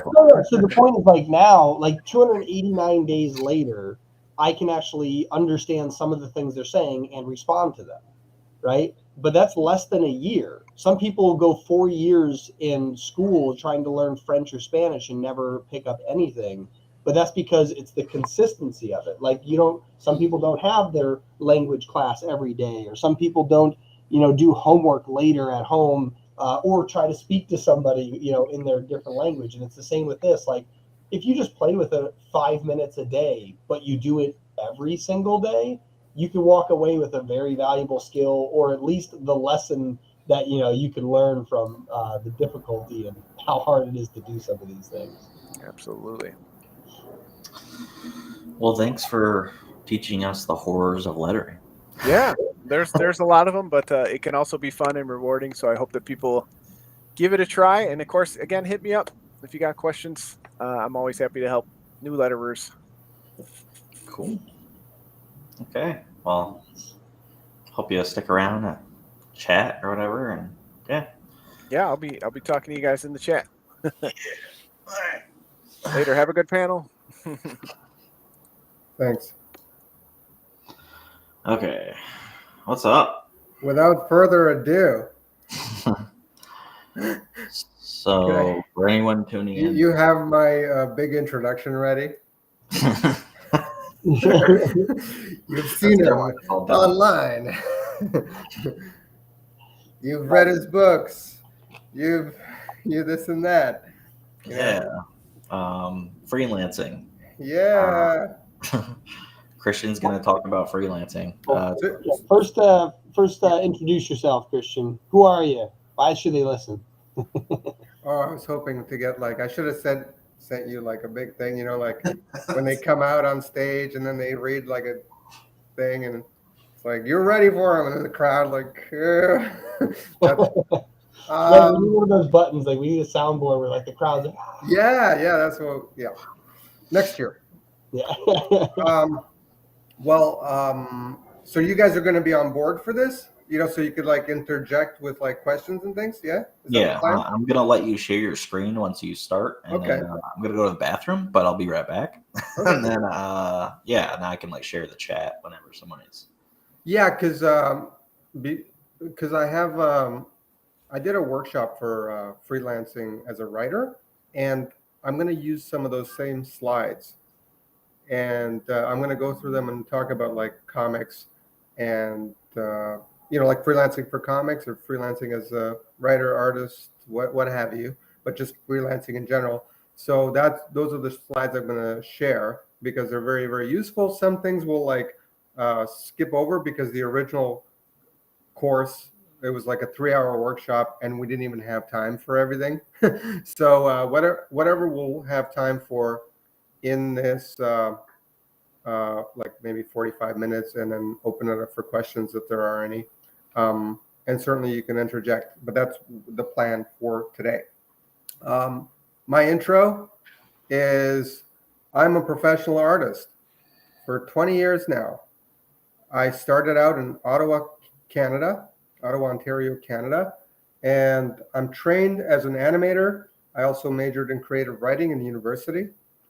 And I worked in some studios early on, just while I was starting out, and then I went what I consider professional. My first company was a sole proprietorship that did desktop publishing, and I had that for 5 years. And during the first couple of years, I turned to freelancing online. So a lot of the things that I'm going to talk about is winning projects online and communicating with clients online. I have a template that I'm going to share with you today. I've shared it before on other interviews, but it'd be fun to go through it because I love winning new clients, and I love pitching and and then obviously completing projects. So what else? I mean, I've published 3 graphic novels that are my own, Big Boss, Gun for Hire. I've published a nonfiction that's called It's a Living, Surviving as a Freelancer in the 21st Century. It's on Amazon and every other platform. There's also an audiobook. And in September, I published a how-to book for comic creators. It's called Easy and Fun Cartooning Techniques for Drawing Comics and Manga. So it's from an artist's standpoint, but it has scripting techniques too. There's a page there where I discuss formatting for scripts and webtoons and so forth. So that's where I'm at, and I have a website where I have online courses, including a free freelancing course, and it's at masterpieceartschool.com. That's my intro. Nice. And I'm sticking to it. Greg, you can bring us back. Bring us back. Okay, I'm doing like 27 things. Did you go to the bathroom? No, I didn't do that yet. Okay. Oh, that was like the perfect timing. Yeah. Oh, well, I'm waiting for you to share your screen Okay. and stuff, and then I can do that. Sure. I have a water bottle. I can just use that. Just soil yourself. There you go. It's like, excuse me for a moment. Oh, Thank you. and we are done. Yeah. So you want me to start getting into it? Yeah. Okay. Well, let me know, and then I'll have like a PDF ready that we can start with.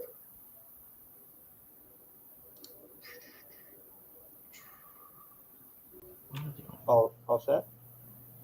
Mm-hmm. You just got to share your screen, and then I'll do your thing. Oh, wait. Do I have to click on something? No. Oh, yeah. What do I have to click on? On the bottom, next to the camera button, there's a share screen. Share screen. Oh, okay. I'm sorry. Oh, that's okay. Let's see. What do I want? An entire screen? Yeah, I want the entire screen. Mhm. Just in case I jump around. So then share system audio. Oh, okay, I don't know. Yeah, so I select that. Sure. I'm sorry. I didn't know the steps there. It's all good. Oh So my this God, is- we're in the Matrix. We're in the matrix. All right. So I'm sharing now. You see Yeah. my freelancing slide? Yep. Okay, great. So yeah, so this was originally for writing boot camp. Yeah, so learn to become your own best boss and self, managing your schedule and your brand, discover opportunities online, and learn the ultimate gig winning template. Gain confidence in negotiating with clients, invoicing, and contracts.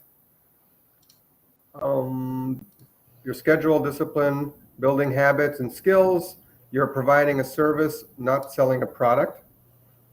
That's an important thing. Hey, do I get, like, is there a headshot of me too, like in the screen? Oh, like that. Like a Greg, mini? Greg, if you add him and we turn off our cameras, would that put him up there? It doesn't matter, but I just don't. I want it to kind of be engaging for people, so they don't only see the static screen, but so there's some movement in the corner. But as long as you guys are seen, also that'd be good enough. Yeah. Hello.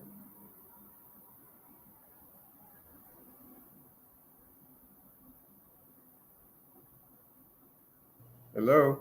Hello, Yeah, hello? Okay. yeah, I turned us off, but then that turned Okay. everybody off. Okay, don't worry. I'll just keep going as long as you guys see this. And then feel free to interject at some point. I'm going to rush through because, like I said, it was originally a 3-hour workshop. So you're providing a service, not selling a product as a freelancer. That's very, very important, because sometimes you encounter clients that like, I mean, God forbid, they want they want their money back, as if like as if they bought something and now they're returning it, or so keep in mind that you're selling a service and your time, and that's very, very important, because when you're encountering a client and you're trying to win them over in that early stage, they're not on the clock. But then, based on your portfolio and your conversation and your selling points to win them over, then you start the project. So then they're on a clock, whether it's like an hourly clock or whether it's a fixed price with milestones. And I'll go through that later. But it's very important that it's not a product. I mean, I've never really had, early on in my career, I had a couple of disputes that went into mediation, and they were just jerks. But now I don't ever encounter that. It's super, super rare, because I screen the clients so well. Like, I wouldn't take a project unless I communicate with the client like extensively, and I know what I'm getting out of it, and what they're getting out of it, and the specs are very, very clear, and communication is a clear thing. You should never, like, even if you're doing this part-time as freelance, as an extra income or something, man, actually, I don't recommend that, to be honest. I feel like part-timers are not doing a service to full-time professionals, because they're usually not available when they should be, and their bedside manner is not as good. So I have kind of an opinion about that, but there are exceptions, because you have to be available and you have to be able to communicate. And later on, when we talk about the proposal, I mean, I've spent an hour and a half on just a letter, like a bid, plus I outline the milestones when I bid. So when that client opens up that email or that bid on like Upwork or Guru or freelancer.com or any of those sites, they get everything. Like, they get attachments, they get like a link maybe to relevant work, only relevant work, and then they get an outline of the dates and the amount of money they're going to pay for what. Okay. This is my little book. I keep an organized book. So I have two books, actually. One that's like a daily client checklist. So it's my little daily schedule. I said, if it's a Sunday, I'll do that the night before. I know what I'm doing Monday, how much I can do on Monday, and how much I could do on Tuesday. And I sometimes write it down by hours, project, and then how many hours I can spend on it. Because as a freelancer, sometimes you're juggling multiple projects. So you have to give little updates, progress reports along the way. And there's only so many hours in a day, and you can't drop everything to only do one project, especially when you're more advanced as a freelancer, like I am, and you have larger projects with many more components. So you have to kind of update them along the way. And then I have like a second book where it's like outlines and ideas. Some of them are for my own personal projects. Like this example here is my own personal project of the fun and easy cartooning techniques for drawing comics and manga book, where I had a checklist of the pages as I was going through them. And I also use it like when I have calls with clients. When I have like a phone call with a client, I use this notebook to make notes through the conversation. And when I follow up with an email, I reiterate everything we went through. So, so they know I'm listening. And I usually on the call, I tell them, hey, I'm making some notes, so that shows them like, hey, this guy's listening, he's professional, he's making notes. This is my daily schedule. It's become like flexible over the years, but this is what I aim for. I do always wake up like at 7, sometimes 8 if I had like a late night. And this is my routine. And it's in the book. This is like a screenshot from the book. The key is to like when you're full time, you have to do a lot of things as a freelancer, and you have to organize yourself like you're the boss of you, and you have to be pretty regimented. So this is my current schedule. I eat twice a day. I eat in the morning. I eat like between 4 and 5:30, typically. And sometimes if I need a longer break, I'll like YouTube or I'll watch a short movie during that time. So I just ease into it, and then I get back to work. Typically, even on a weeknight, I'll work till, I try not to work past 10, But early on in my career, I used to work from 8 to midnight, always. And that was like the first 5 years nonstop. That's all I did.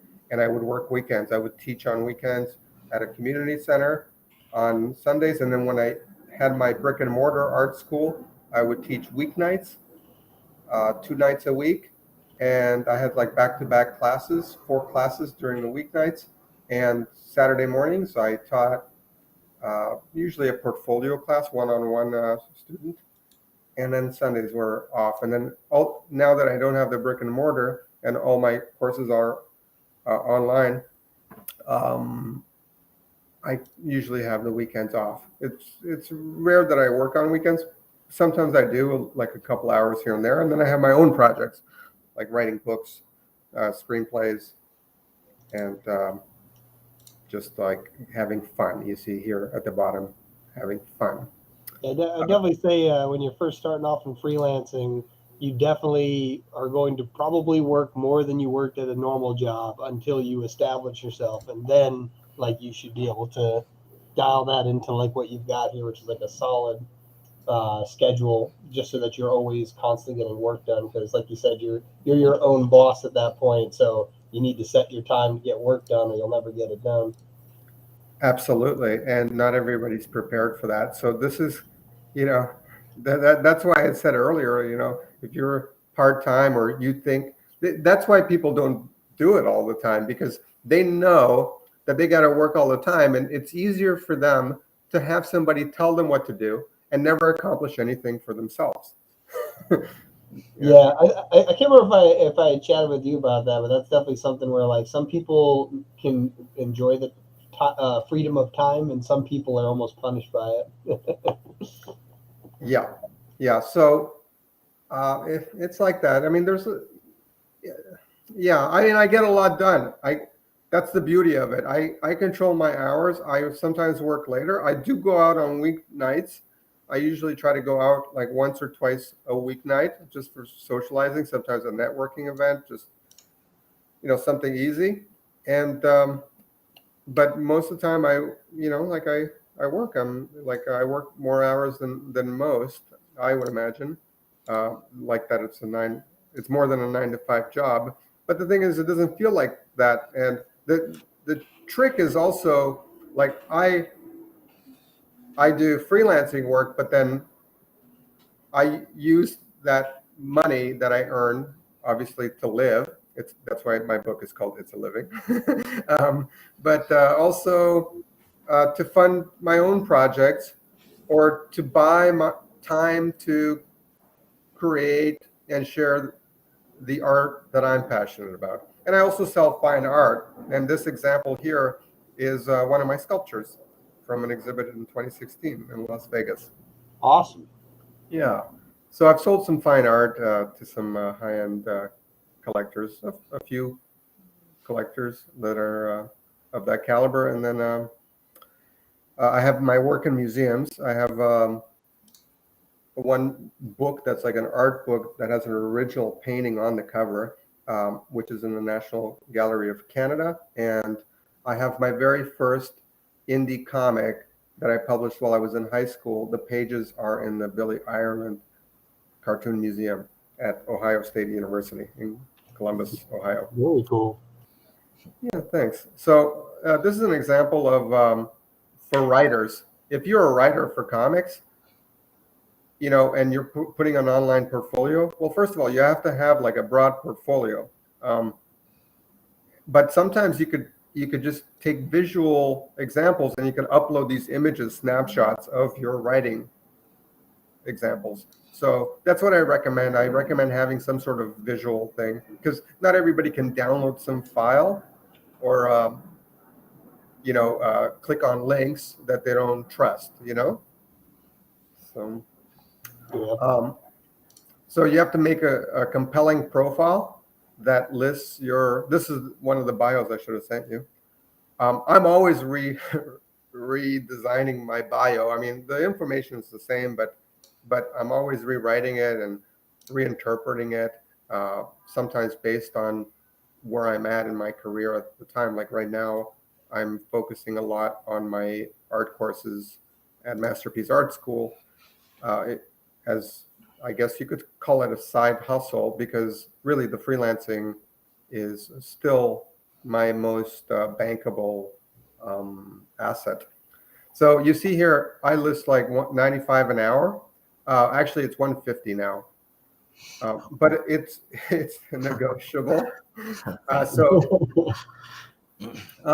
Because I don't want to undersell myself. And actually, 95 an hour, back in 2002 when I started, I mean, I listed 95, I think, initially, which was my ideal, and then I lowered it to 75. But there's a strategy to this 95, and I don't recommend charging this much. But I mean, I like to put my value pretty high because I think I have a lot of credentials, and I'm full time, and I've been doing it for 20 years, and I'm very, very knowledgeable. So so I like to indicate that. But when I see a project online and they have a lower budget, and it's hourly, I do tweak it, like 65 or whatever per hour. And then obviously I got to give like up to 20%, let's say, on Upwork in commission fees. But there's a strategy to the 95 an hour, because it's just under 100, but then I always use fives. I like 95. So I don't use 99.99 or something like that. But yeah, one question that I had, like, for students was like, if you could quit your job and make like 15 hours at $15 an hour doing what you love, would you do it? And most of them wouldn't. They think like, oh, that's too low. If they switch over, they want to make like a lot more money. But the thing is, at the beginning, you list a certain amount and you're usually bidding for fixed projects. Like my very first project ever was $75 for a logo design that I did like 10 preliminary designs. Like I worked my butt off, and you always have to over deliver. So, what I actually charge, like even when I say 150, trust me, the amount of work that I put in, even sometimes when I do it fast, other artists will slack and they won't get the results that fast, or they're going to show the client artworks that it's too early. It's like their first draft. Like I see mistakes and I address mistakes before I show the client. And for example, if I outsource to a project, and let's say I'm doing an animation project and I outsource to somebody overseas, and I have a couple guys that I use. So if they send back like something to show the client, I don't show it to them right away if there are mistakes. So I request the changes, make sure that he resubmits it, and then I don't waste the client's time with things that I know he's going to say, like things that are obvious changes. So I don't want the client to spend all this time like giving me this long list of changes when I know those changes. So I'll spend like an hour, about an hour, maybe an hour and a half on something really that doesn't look great, to request those changes in an email and then wait for the update. Okay, starting a line, have a good profile with only the best work. So have a great profile with only your best work and organize the folders really well. Don't be wasteful and have enough work.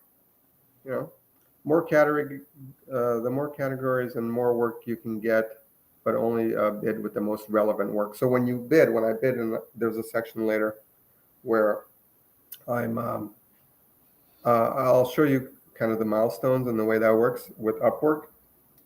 When I bid, I only attach relevant work. So I read, like, if I see a proposal on Upwork, I read it like twice at least, and I make sure that in my message to them, I address all the points, and I tell them that I'm perfect for the project, and I give them reasons why, and I attach only relevant work.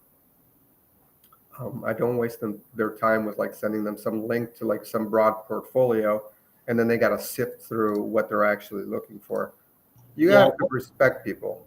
I was gonna say on Upwork, that's definitely a big deal. Like making sure you match your work to what they're actually hiring you for, as opposed to like just sending them all of your stuff. Yeah. Well, it's don't waste their time. It's you have to really respect people because you don't know these people and you don't know how much money they have sometimes, or or how intelligent they are, and you I don't know. I just respect them I give them the highest respect from the beginning, and that's in the way I communicate and in the efficiency of my message. So don't be afraid to spend an hour, sometimes more, on a single proposal, but don't begin the project without money in escrow or a deposit. So sometimes I have these conversations these clients, I win the project, and they're like, "Great, I'm excited." I'm very enthusiastic, and they're like, "Oh, I'm excited to start." I'm like, "You and me both, brother." I don't say that. I keep it very formal, but I say like, "I'm super excited," and then I check if there's money in escrow. If there isn't, I go, "I'm ready to start." As soon as you put money in escrow, they're like, "Oh, how do I do that?" I'm like, I don't do any sketch, anything. I don't move my pencil once I won the project until they have money secured in escrow. And the way escrow works, if you don't know, it's kind of like a mediary between a bank, like and a bank and an individual or company. And when there's big transactions like purchasing a house, money goes into escrow. It's the same here. So the way it works is they deposit money into the escrow, which is like an account that I cannot reach. And the client is the only one that can release those funds. And I'm the only one that can cancel those funds and refund them. So we're both equally empowered in that business transaction. Yeah, I was gonna say it's definitely when you're doing the fixed price things, having that escrow filled out. It's also important to like set your milestones in the right order too, because like I did that once where I had 2 milestones out of order, and so the escrow is locked in for the other task that we started. So I can't do anything with it. Yeah, that's tricky. Or if you have to split the escrow, but like if you want a milestone, and that's another thing. When you write the initial proposal, you have to like there's a let me see if I can skip ahead. There's like the pitch. There we go. So this is an example of a proposal. So you see I have like first draft approved, second draft after revisions submitted, final draft approved and delivered with signed non-disclosure agreement. Sometimes I include like with copyright transfer. So I have the dates, and you have to, when you set dates, you have to imagine yourself completing those within those times realistically. Don't set dates that you cannot live by. Now, sometimes a client will take like 2-3 days a week, uh, to award a project, and then the dates shift, But in the best case scenario, I always bid in the way like if I got nothing going on and it's my only focus, and sometimes even if I'm juggling projects, I try to live by those dates, and also I want to get paid by those dates. Like I'm like, I write $750. I I'd like to get that by that date, that month, So and that'll be added to the other projects. So I actually got a question on that because I've also experienced what you were just mentioning, the idea that when you file, like when you go to send these and you give them dates, I don't think I've ever, no, or no, sorry, I'll change that. I've only had one client ever on Upwork go from I sent them a proposal to accepting my offer on the same day. But other than that, I've never had that happen, and that was only very recently that happened. So it's very difficult, at least when I'm trying to do timed like due dates. How do you normally account for that? Do you give yourself like if you know it's going to take 2 weeks, do you automatically add 3 to 4 days, assuming there's the delay from the prospecting side of things? No, I don't. I start like I assume it's the date because my proposal uh, is like, please choose me to begin today. So I assume that they're ready to go. They posted the project and they're going to award the project today. So I start from the day. So usually these dates are not like tomorrow, I want 750. I want it in escrow. And then it's going to be like, I could have bid a week before, or 2 weeks it might take me, or maybe even three, for whatever. It could be spread out. So I bid from the day and I write the calendar. But once you get awarded, that general timeline, they read it. So they expect that timeline. If they read it thoroughly, some people kind of gloss over it, but if they're spending money, um, they read it thoroughly. So yeah, that's it. And the one thing that I always do is when I get awarded a project, money's in escrow. Um, Whatever I got going on, I update them right away, and I give them deadlines. I give myself deadlines in a way. So I get awarded, I message them, and I say, "Hey, great, thank you for choosing me," and then I'll update you with like a couple of character sketches. Give me like 2 days, I'll say, or whatever, and then I update them. And sometimes that night, if they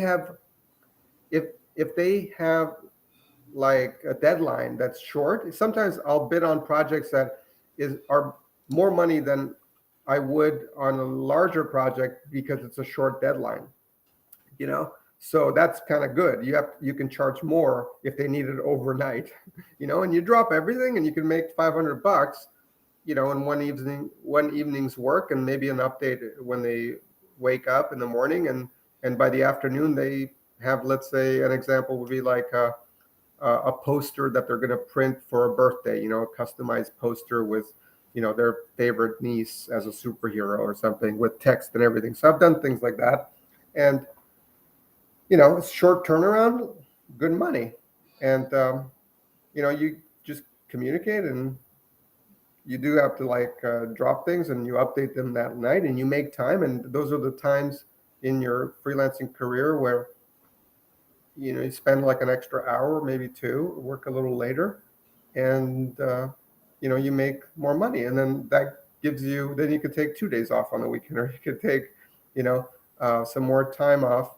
Because another thing is you have to figure out what you need as a budget, minimum. Like you have to do your budget, like what's your rent, what's your food, what's your travel, what's your everything, and you have to know what you need weekly and then monthly as totals, and then you aim above that. And sometimes there's like it's dry because you're getting like deposits of 3,000 or whatever as a, like, sometimes there's a retainer. So I had a client recently.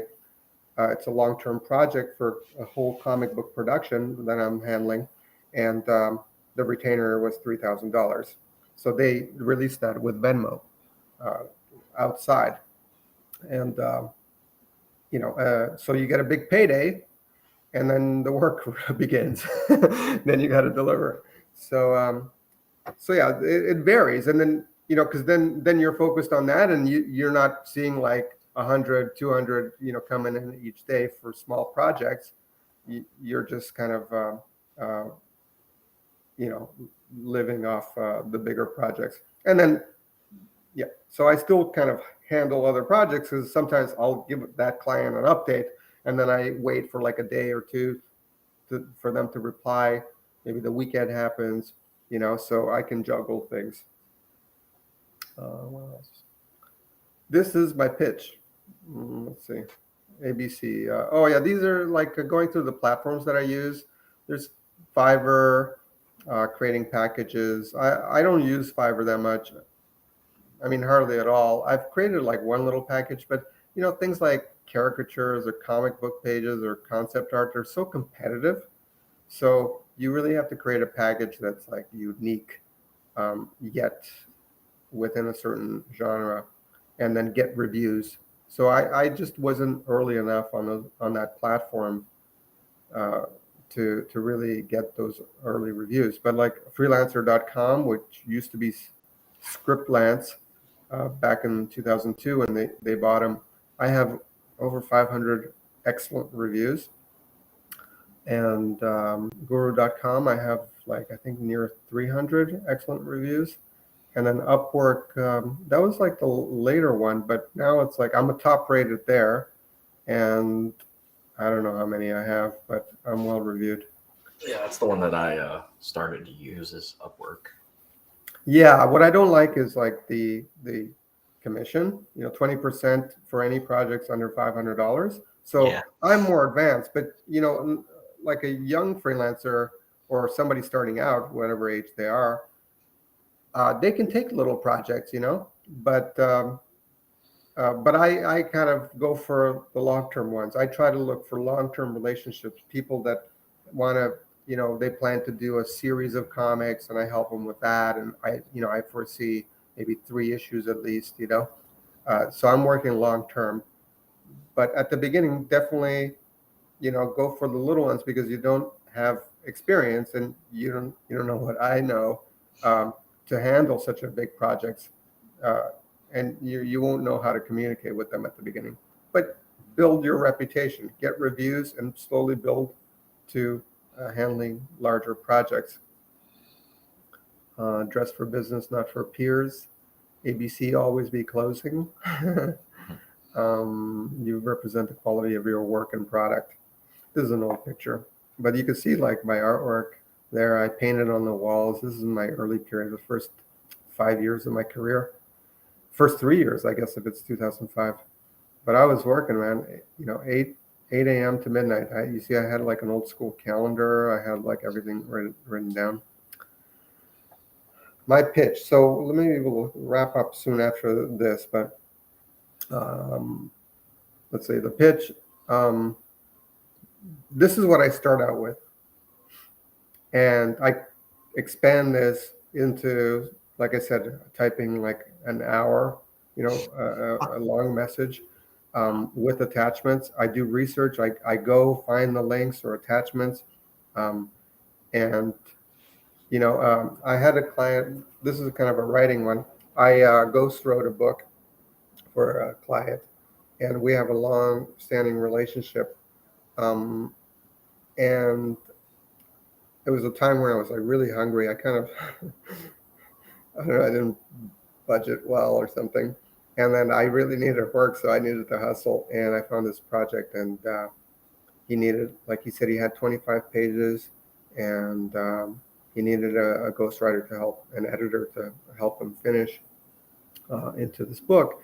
And so I bid on it, and I bid on it like for an hour. I wrote this long proposal. He was based in New York, so I got to meet him. Once I won it, we met, and then I sold him in person. And there was somebody else he was looking at that was more of a writer, and I was less of a writer at that time. I hadn't even published my nonfiction at that time, but I sold him on my knowledge of art history and just my professionalism. And he went with me, and we had a long, successful career, like a relationship together. But one of the points is, I spent a long time on this proposal, and I was really excited. And when I visualize, like when I write a proposal, it's like I don't say anything that I cannot picture, So there's a lot of visualization and concentration going on, and sometimes that can be exhausting for people, especially creative people that are introverted. They put themselves into it, and you can get disappointed if you don't win it. And sometimes you spend time on a proposal and you don't hear back. And that's fine. You keep going. You don't wait. You don't put one proposal and then you twiddle your thumbs and wait. You have to keep going, and then you could get a bunch of them together, and then great. You got to flood, and you got to juggle those acts. But when I bid, then I noticed, like, because I get notices from Guru in my inbox, like new projects. And then I saw he posted the same project over again, and I wanted this project. So I called Guru and I said, like, look, it cost me to spend bids. And I said, like, this person posted the duplicate project. He copy and pasted it. So he's not familiar with the site. Could you tell him, like, look, I bid already. Could you tell him, like, hey, you posted twice? And so they couldn't do anything. But I was, like, I went out of my way to make sure that I could get noticed. And then so I bid the second time, and I copied and pasted all the same things and the attachments. And at the beginning of that second proposal, I wrote, like, I bid on your first one. Maybe you're new to the site, but I noticed you duplicated it. But I'm so perfect for your project and so interested and qualified that I want to make sure that you don't miss my proposal. So, and then I pasted it, and then he just replied with, give me a call. Here's my number. So, and then that was several years ago. So, you have to work for it. You have to get it. Things don't just land in your lap. So this is the thing. So it started with this, and every time I start a proposal, I have a little notebook. You see, this is my thing. Look, freelancing template. There it is. Right. So you see, it's already highlighted because it's ready to go, and that's ready to go because, like, maybe a week ago I bid on it. So I guess I didn't restart my computer. So yeah, I start with this. I am perfect for your project, as this is my specialty. I'm always perfect for the project, otherwise I wouldn't waste their time. And it's always my specialty because, again, I'm only bidding because I'm extremely qualified and perfect for them. Please see similar work attached. I do include links. So I elaborate that, but the structure is the same. It's like a little essay. I am available to start ASAP and complete within a few business days. Sometimes if they list a deadline date, I write that date. Sometimes I have to double check. I reopen the description. I read what date they wrote, and then I, write it or paste it in because I'm precise. Those little details. And also, if they give their name, or if you see their name, I write hi their name. Yeah. So I personalize everything. So even if they don't know you, they're not going to feel like, oh, this guy is calling me by my first name and I don't know him. No, it just feels like somebody you already know. And that's like, like if you fall in love or something, and you meet someone, you meet them for the first time, but it feels like, you've always known them. And that's really the chemistry you want to create with your client as well. And it has to be natural. So you can't force it. Please choose me to begin today. And that's my closing, always be closing. So I always include that. Sometimes I add, like, please send me more details, and then choose me to begin today. And then thank you with a smiley, and then my full name, There's reasons that I give in It's a Living why I use every wording the way I do, including why I choose hi instead of hello or hey. I never use hey, it's too casual for me. I never call anybody dude. But anyway, at the end, I use my full name because to me, I want them to know that like my full name has value. I'm not just Christian. I'm Christian S. Alawash. This is like a brand. I'm like a fashion designer, you know. I represent this quality that they're about to pay great money for.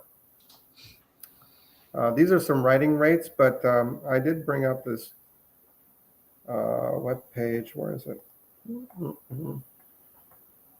Let me minimize this. Yeah.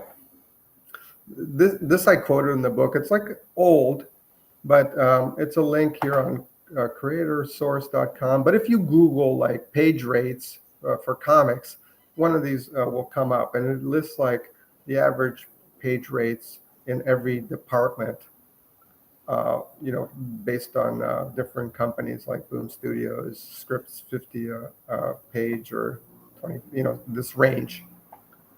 You know, cover art 300, 200, you know, so you know what you should ask for. You know, you have to know your value, and when you see these rates, I mean, you have to be objective about your talents, and you can't ask like, you know, 800 for a cover art.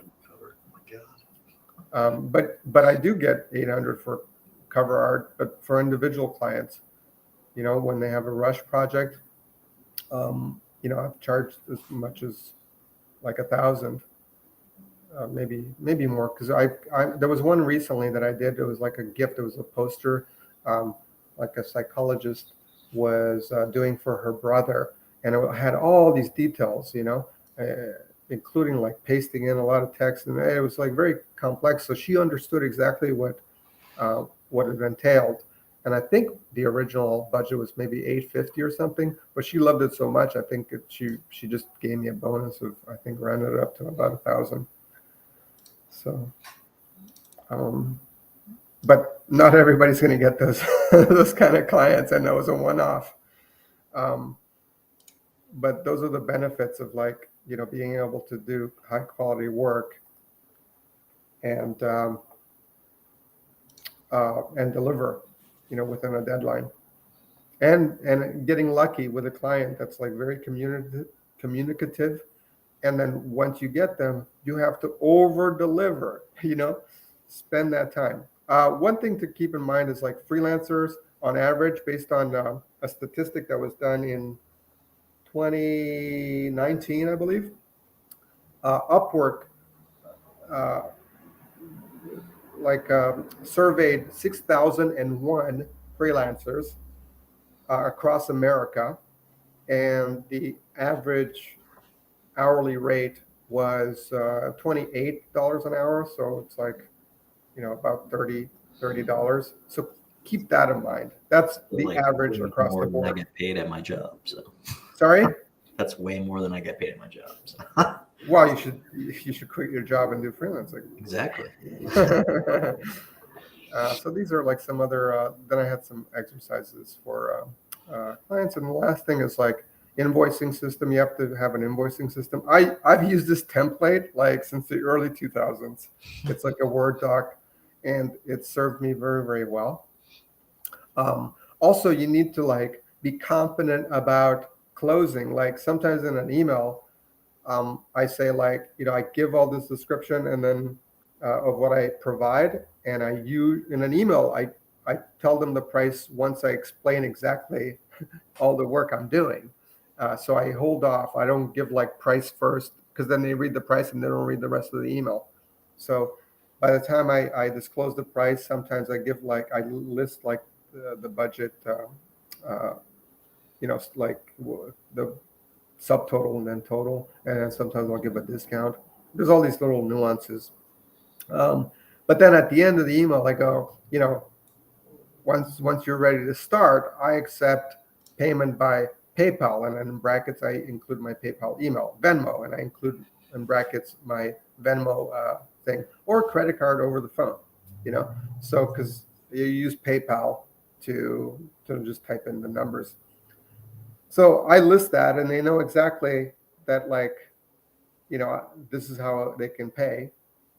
And so I'm confident about that. I'm not shy about asking for money. And that's one of the drawbacks of young artists or freelancers. They're too shy about asking for money. So I'm at this point, I'm not shy. And actually, it's easier for them to spell it out for the client, because you just spell it out. This is what you're getting. This is what you're going to have to pay. So it's just reality. It's the way I'm saying it is not like in any demanding or forceful way. It's just like matter of fact. These are this is a link to a contract.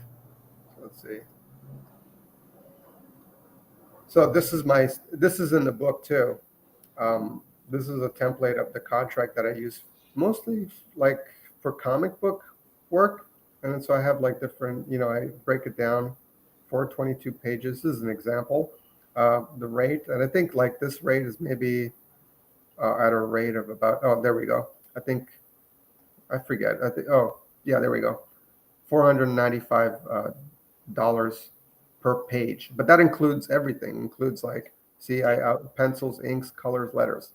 That's a pretty good deal for an indie, And I handle everything. I'll outsource, I'll handle the colorist. I submit, and I can tweak the file. So anyway, intellectual property rights. You sign off all property rights, payment details, and then I do have something about like extra fees, like travel or whatever. I do have something somewhere in here about residual backend. Sometimes you could negotiate like a 20% backend. Also, let's see. There we go. There it is. 20% of net profits to contractor no later than the last day of each month for earnings in the previous month. So sometimes you can negotiate, but that, if they, don't hide anything. I mean, tell, like in email conversations, you can have that discussion like, hey, am I going to get a flat rate? Plus, can I get some back end too? And I use the back end as a negotiating tactic. Not tactic. That sounds like really harsh, but I use it like I go, you know what? I'll cut off like, $25 from the top of the cost. Let's make it like $450. Make it like $450 a page if I can get 20% off, 20% back end. But the thing is about indie publishers, they're not very good in marketing. So you don't often see back end. But the point is you want to win the work. You want to get the project. So it doesn't hurt you that much. I mean, you don't want to lose money, but it doesn't hurt you that much to give them a rebate, whether it's like $20 to $50 over the whole project. And then they go, oh, that's an incentive. I save money now, and then I owe them something a little later. So that's an example. And let's see, know your value. Copyright transfer. I have like a standard copyright transfer. This is also, I really recommend reading my book because it's really good. It's engaging. You guys have read it. But I love it. I'm proud of it. This is an example I did, I guess, in June this year. It was like a one-off, a little cute thing. But this is my standard, thing. One of the things that I do is because I have an art school, so I don't know if this is updated, but I usually have a stipulation like I'm allowed to republish the work for educational purposes. So like my book on cartooning techniques, I had all my clients sign off on that, that I could use some of their artwork that I did for freelancing, freelancing work, that I could use some of those artworks within the book. So I have that because that's kind of my interest.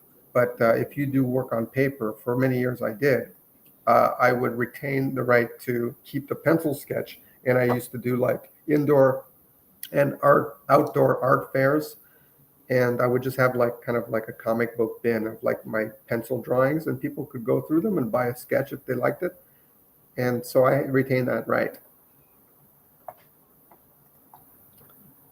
And let's wait on the last notes. Actually, I'm doing great time.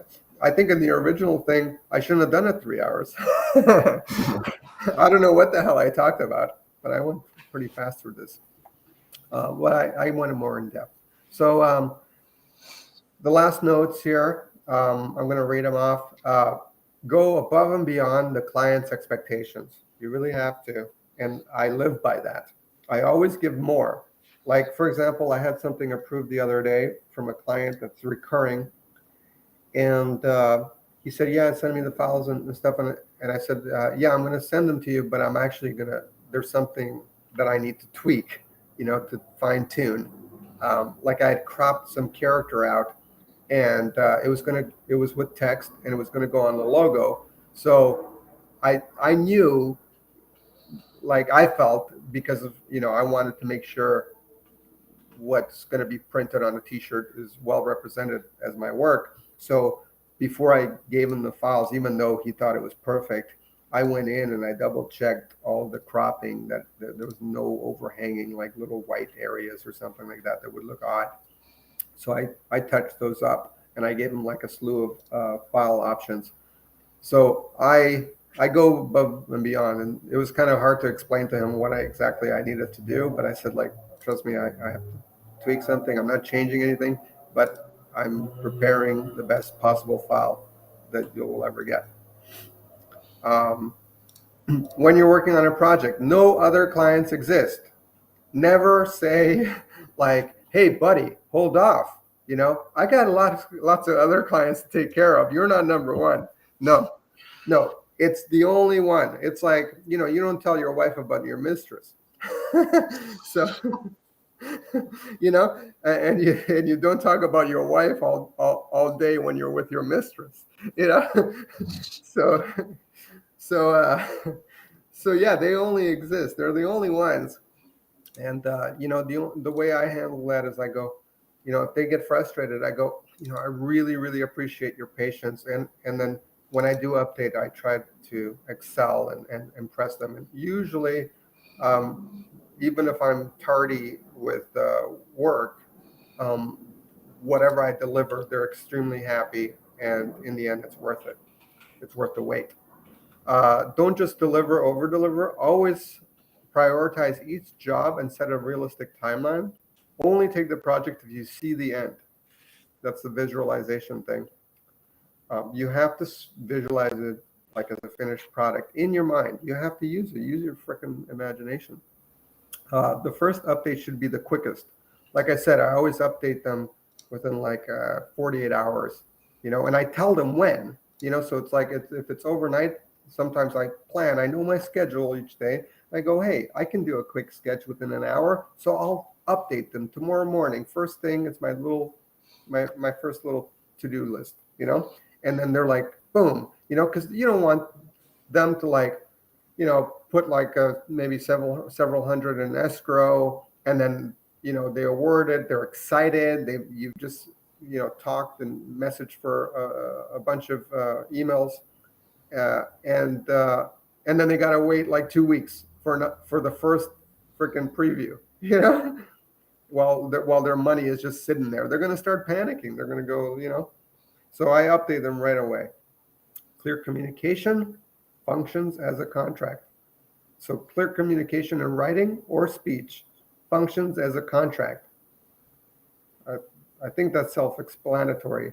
Like, just like the way you visualize, you have to mean exactly what you say. And, when I communicate with a client, I try to like project, what's in my mind to them, and I communicate it with words clearly. And I tell them exactly what they're going to get step by step. And the helpful part is because that I've done it so long that I know that script so well. So and I know these projects so well, so I know I can like verbalize them pretty clearly. So with practice, any freelancer could do that.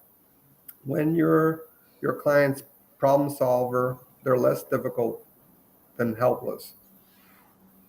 Yeah, that's the best part of being a freelancer for me. It's like being a problem solver. Sometimes I feel like the Godfather. You know, people come with like problems, and I'm like, hey, don't worry, man. You know, I've got you. You know, you're now with me, and I'm going to take care of everything. Don't you worry. So it feels good for them, you know, because they come to you. They're spending money because they don't have your skill set and they can't do what you can do, and they need like a helpful authority that is looking after their best interests, and they're willing to spend money. And the more helpful you are and communicative and friendly and sympathetic, the more their pockets will open up. Never accept mediocrity or complacency, and always improve your skills. That's something you have to do for yourself. Um, you know, some people specialize, and I like to specialize, um, but I am always acquiring new skills, and I'm adapting to trends, and I'm adding to my skill set, and that's very valuable. The more you know, the more you could keep a client for multiple services. You know, it's like, oh, I don't only pencil, I can ink. Oh, I have a good, reliable resource for a colorist and letterer, and so you can keep them there for all these things. It's like, oh, you need to get your comic on Comixology. I have experience with that. You know, for an extra fee, I can spend some time with you on that. So you retain them for a lot more, and it's not like it's not predatory in any way. It's just like this is your job, you know. So you're just doing your job to the best of your ability, but your ability should always be aimed at being better than everybody else. Like you should always aim to do more than others are doing, because you're in a competitive field. So you have to stand out. And that's about all I have to say. You could take the screen share off if you like. Peekaboo. Cool. Well, thanks for all of that. Yeah, I need to do more freelancing stuff. Like actually, like go more on Upwork. I was doing that in the beginning, trying to do like every day, and then I just fell off of doing that. But I would like to do that. Actually, I wanted to ask, what's a typical rate at which you see proposals being responded to? What do you mean? So, like, if you send 10 proposals, how many? Oh. Let's go with Upwork for the basis. Yeah. Like on Upwork, if you send 10 proposals, how many do you get responses from? Me, I get like 1 to 2. 1 to 2 out of 10, so like 10 to 20%, and then of those, so let's make it 100. So if you send 100, you're getting 10 to 20 responses. Yeah, but they can be like year-long projects. And then how many of those responses do you typically close? I close all of them. Pretty much. Like it's rare that I get a follow-up. The reason I wanted to ask that is two reasons. One, I'm very similar. I do marketing on there, so it's a lot different than a creative. But the interesting thing, I chatted in a mastermind I'm in, talking about how to build enough confidence to do work, and affirmations, like always saying like I'm great, I'm all this stuff, whatever. The interesting thing I found out about Upwork in particular, or any of the online platforms where you're submitting a proposal and then they have to reply to you in order to start the conversation, is that basically, as long as you keep writing proposals every day, you're basically bragging about it, right? Every day you're like, I'm this good, I really am. Like, you should hire me because I'm awesome. And instead of door-to-door sales where you get told no, you almost never really get told no on Upwork. You just don't get a response.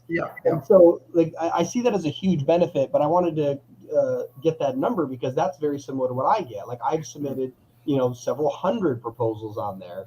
And I get around 10 to 20% response rate, but then I get like an 85, 95% close rate. There's like very few times. And most of the times when it doesn't close, it's not like they went with someone else. They just stopped hiring at all. Like they were getting fee or something like that happened. So I wanted people to know, like, it might seem daunting, but in all reality, you're not sending out your resume and you're automatically going to get a response that tells you how terrible you are. You're basically only going to get responses if it's good. Yeah. And if they're not getting that rate of closing, they're doing something wrong. Either in like their proposal, it's not detailed enough, or they're not picking the right projects. Like, I mean, this is a lot to cover within an hour, but one of the things that I look for on Upwork is you could see right in the project description on the side, you could see how much the client has spent, their reviews, and their closing rate. So based on how many projects they post and how many they actually awarded. So I judge what I'm going to bid on based on the client's track history. So when I first scroll through projects, when they're just a little banner, I scroll through them, and if they have no reviews, I skip over them. I look at reviews and budget, and then I open it up and I make a decision, in whatever I'm specialized in. So I like them to have experience. It's interesting. I was going to say, ironically, for me, because like I said, I do marketing very often. I look for people that don't have experience, mostly because that means that they're most likely a client I can give so much value to because I need to educate them. So like I've had to tell 3 or 4 clients I've gotten that are high paying clients how to send me the offer so they can pay them. Yeah. Right? So like, I would also say, like, it depends. If they have a really high budget and they have almost no experience, sometimes those can work out, but definitely not in the beginning. Like if you don't know, like if I had that client and I didn't know how to tell them how to send me an offer, like that alone might be so frustrating. They're like, I'm just going to hire somebody locally. Right. Like, so like, that's something that I think is interesting, is like, it's either you want a ton of experience and they're not somebody who hired one person that they think they know how it works, or somebody who actually has no experience, because then you're providing the additional value of walking them through how the system works. But I definitely would confirm that on the video call. Like if I think they're going to be a pain, like I might reject whoever it might be, which I've done before. I've had someone where like it seemed like a good project, then I'm like, that seems like you want a lot of work for not enough pay. Yeah. I do agree with you, Dylan, that there is a lot of value in somebody that's new. So I do sometimes bid on clients with no experience, depending on the interest and their description. If it's like no experience, but then they have a 1-line description, like I need comic done by, then it's a waste. They're just, posting projects blindly. But I love, actually, there's nothing there. Well, one of the great feelings is to take a client by the hand that doesn't have experience and you lead them through. And that's part of like this problem solving thing that I love about freelancing. You're nurturing this person along that needs you. They need you, and sometimes it's frustrating for them. Like I have clients that used to be artists as children, and they just drop those skills, and so they have a great imagination, but they can't do the quality that I can do, and it's kind of a joy for them to have me realize their vision, and it's a fun relationship that way. Yeah, definitely agree. Like I know that I know Greg gets like super excited when he gets to see our artwork come in. So yeah. Who's that? Is that Greg? Sorry? Is that Greg with the sirens? That's me. No, that's me. You. Oh, are you sure? I think it was behind me, so I think it was. Oh, we both have. Oh, you got the stereo too, or the what's it called? The 2 mics in. So I wonder if you heard it like moving. Or not mics. Yeah, there's madness going on over here. So yeah, thanks for coming on and teaching us about freelancing, and everybody encouraging Greg to get back in the game since he's He's like, oh, I'll send a couple proposals. Yeah. Yeah. Well, that the trouble is, like, I that's look why. for comic writing stuff on there, and I can't ever find anything. So. Well, you got to look on like 3 different sites, but maybe you're limiting yourself to just comic writing. No, That's the not thing. just that. Just writing in general and something that I would actually want to do. I try to look for that because there's like romance writer. I'm like, I'm not gonna do that. I'm not doing that. Well, sounds like you're not hungry enough. Yeah, you gotta be hungry. I look pretty hungry all the time, so I don't know. Yeah, but you got you. That's the trouble. You have like a job, you know. Yeah. And then so it doesn't motivate you. But I started out with nothing, so I was like deeply motivated. And you know, I worked in animation studios and I was making good money, and then I burned all my bridges and decided to work for myself. So I had too much pride to go back when things were really hard. So that's why I had to turn online. And, you know, I had like just a free dial-up connection. And You've got mail. yeah, and that's all I had, and zero money. Um, and then I started also teaching on the side, and that was the first paycheck that I actually got as a freelancer, and then online. So I don't know. I mean, I think, you know, one other benefit is you can do it from anywhere. And I don't know if I told you guys, but well, I guess I can say it here. But I can say it because this is going to go live and it'll be on YouTube. But I'm planning like a little trip, and so I'm gonna go through Europe, and I'll be taking my equipment and working online. But I'm going for a few months, and so you could do that as a freelancer. You could work from anywhere. Yeah. Yeah, I definitely like that. I was gonna say I went to Miami probably like 3 months ago, and I was there for a week. And my clients wouldn't know unless I told them. You know, like I just keep working. Yeah, that's right. I mean, when time a time zone changes, sometimes you do have to notify them. Mm-hmm. Like I'm very honest, so I just like I'll tell them, you know, if anything is coming up, or sometimes I tell them if I have like other commitments, like, you know, if they need something on a weekend and I do have like a family or personal commitment, I just say that much. I don't tell them the details, and I don't make excuses. Yeah, like Hector, he's our artist for Seer Chronicles now, and he's in Costa Rica. He left in like October, and he won't be back in Chicago until January.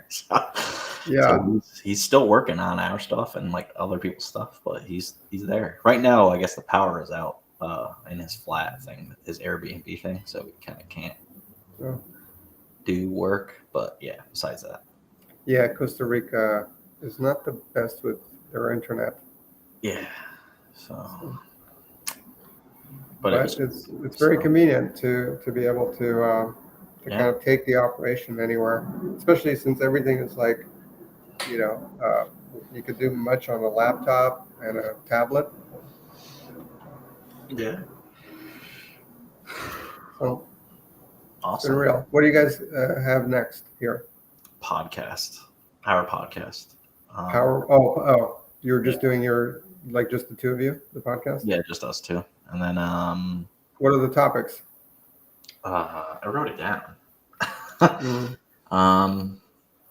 Seer Chronicles 3 and a couple other things like going to Comic-Con, which we've never done before. Mm-hmm. Yeah, stuff like that. Which one? Which one are you going to? No, I have no idea yet. Just, you know, Comic-Cons in general that aren't huge because, you know, money and yeah. So I'm doing the self-publishing panel with Christian on Sunday, and one of the topics that we're going to talk about is the expense of promoting yourself at Comic-Cons. Are there any kinds of projects or stories you'd like to work on that you haven't been able to in a while? Is that for me or you guys? For you. It's probably for me. Yeah. uh, that I haven't worked on in a while because I've done so much. Like, yeah, like, um, you know, the beauty, I think, like I have a broad skill set, and I keep saying and like, it sounds like I'm like overselling myself, but I'm lucky in a way that like I have a broad skill set that and interests. So at any given point, I'm juggling in a very relaxed way a number of interesting projects. So right now I'm like finishing an animated music video that I'm doing everything on. I was going to originally outsource um, for two things, but the style that I'm working in is different, and I'm doing everything, and so I'm finishing that. I'm working on a project from scratch with that client I hinted at, that um, where I'm doing like everything script and the whole production. What else? I always have clients coming in for small little projects, like little logo designs, and those are easy and fun. Like that was like I think 100, 125 each. But they're like it's a couple hours of work in total. Yeah, you did our animated logo for one of our things last year or something. That was fun. You still use that? I'm gonna talk about that because yeah, I'm gonna use it again because I did pay for it, and I feel like Yeah. I wasted money just not using it. Yeah, you could like even if you merge it with other things, or if you need me, let me know. I think I still have the files, and I could like change. There was text on it, right? Yeah. Or wasn't there? Brunch So, bulletin. Yeah, it's yeah. like eggs that splash on. Oh yeah, but it's very specific. Yeah. I can still Yeah. use it. It's just I haven't used it this entire year because we just stopped doing that. But Oh. Yeah, if anything, it's like basically we used to do it after our breakfast talk podcast and like Hector was on for a lot of those, and then that's how we kind of do it. Mhm. But well, actually, honestly, that's something we can even talk about in our podcast. It's something that we'll that probably is one of the things that we're talking about. yeah, like we could probably start some of our podcasts off with that bulletin, and then go into the podcast if whatever Yeah. we do it, and that way it's like every podcast is an update followed by an actual, either an interview or some discussion point. Yeah. Yeah, so I have like I'm lucky because I have a lot of projects. So stories. I mean, I am working on a novel that I've been working on for a few. Either working on a short story or a novel. It depends on what it turns into. Mhm. Yeah. What's the novel you're working on? It's about an artist that's trying to find love and success. So loosely based. Greg. Greg. No, Greg, you're married, right? No, girlfriend. Okay, but you're settled in. You guys live People think I'm married or like engaged. I'm like, what? No. But yeah, you already got a girl. Yeah. But anyway, this is a fictional scenario, but it's I'm basing it. Well, I've been working on it. Well, it started as a screenplay, so I wrote it as a screenplay, and then I adapted it. And last summer, not this one, but the previous year, I was re-editing it and serializing it for about 10 chapters. But then I stopped that because I was really writing it for the demographics of when you're serializing stories online. So I think I would say 2 years that I've been working on it, 3 maybe, like with the screenplay, because then the screenplay sat for about maybe almost a year. And is it called Romeo and Juliet? No. No. Well, the working title when I was serializing it was Restless. Restless? Yeah. Nice. Young and the Restless? No, just Restless. All right. Restless and slutty. Oh. Greg's like, you sure it's not about me?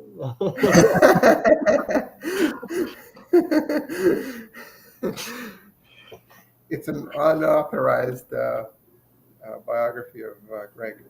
Yeah, it's like Yeah. everything that's written in here, no matter how close it resembles reality, is not in fact based on any fiction. It's all based on fictional people. Yeah, I don't know what that line is. Whatever that they ever say before movies. yeah. All of these characters are fictional, not based on any real or imagined. So, Yeah. Main character's name is Craig, and yeah. Craig. Yes, I've been working on that. I'm hoping to finish it by maybe by summer next year because I think technically since screenplay, then full adaptation, then serialized, which was abandoned, and then I started from scratch from the screenplay. So I'm on my fourth, what I would consider a fourth draft, and I feel like the the best number of drafts that I could do is 6. Like that because I've done screenplays where I went into 9 drafts, and I should have stuck with 6. And that's what I've learned. That around 6 is where I have a final product. Meaning, like, if you go any further, you're just doing too much. Yeah, you've overworked it. Yeah, that's interesting because, like, what's it called? Ed Catmull, the Pixar guy. He has a book called Creativity Inc. and he talks about how like their first rendition of their stories are normally like complete garbage and not even close to what comes out for like the final film.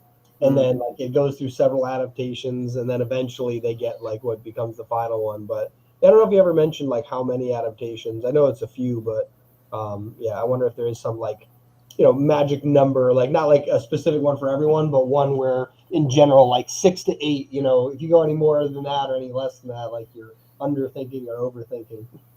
Yeah, I think like if I, if I do I'm almost finished scene by scene of this fourth draft, and then I'm going to go through it, like on a 5th pass, and then once more on the 6th, and then I think it'd be ready for like beta readers, to kind of see if anything else is caught. But I don't like to send out or share um, that stuff before I really do a lot of work on it myself.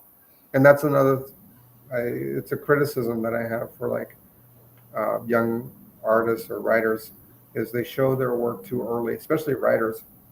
They're just so happy to finish a first draft and they just like take it out there and they get their feelings hurt, because people are like, oh, well, it's got mistakes. It's got, all these things. And then they're making excuses and they could get discouraged. So that's what I've learned. That's why Greg doesn't write romance. He got his feelings hurt. Yeah.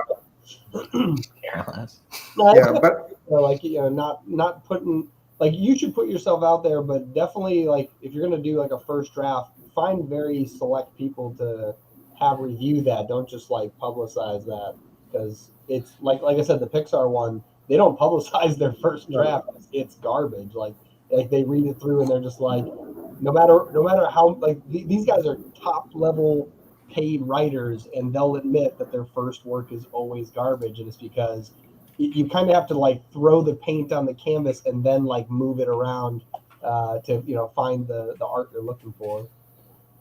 Yeah, I would never show a first draft. And what I mean like by sharing is like workshop meetups, where you meet in person and you hand out a thing and they read it and comment. But I remember one. Well, I've had varied experiences, but I've taken a very polished one, and people give you ridiculous feedback. Like they're on a different agenda, or sometimes there's troublemakers in that group. But what I learned in creative writing in university, and we did a lot of workshops. That was the whole program. Well, not the whole program. We had like lit classes and all that. But was in the end, you just have to be the best writer that you can be, and you have to write it for your voice and what you want to say, and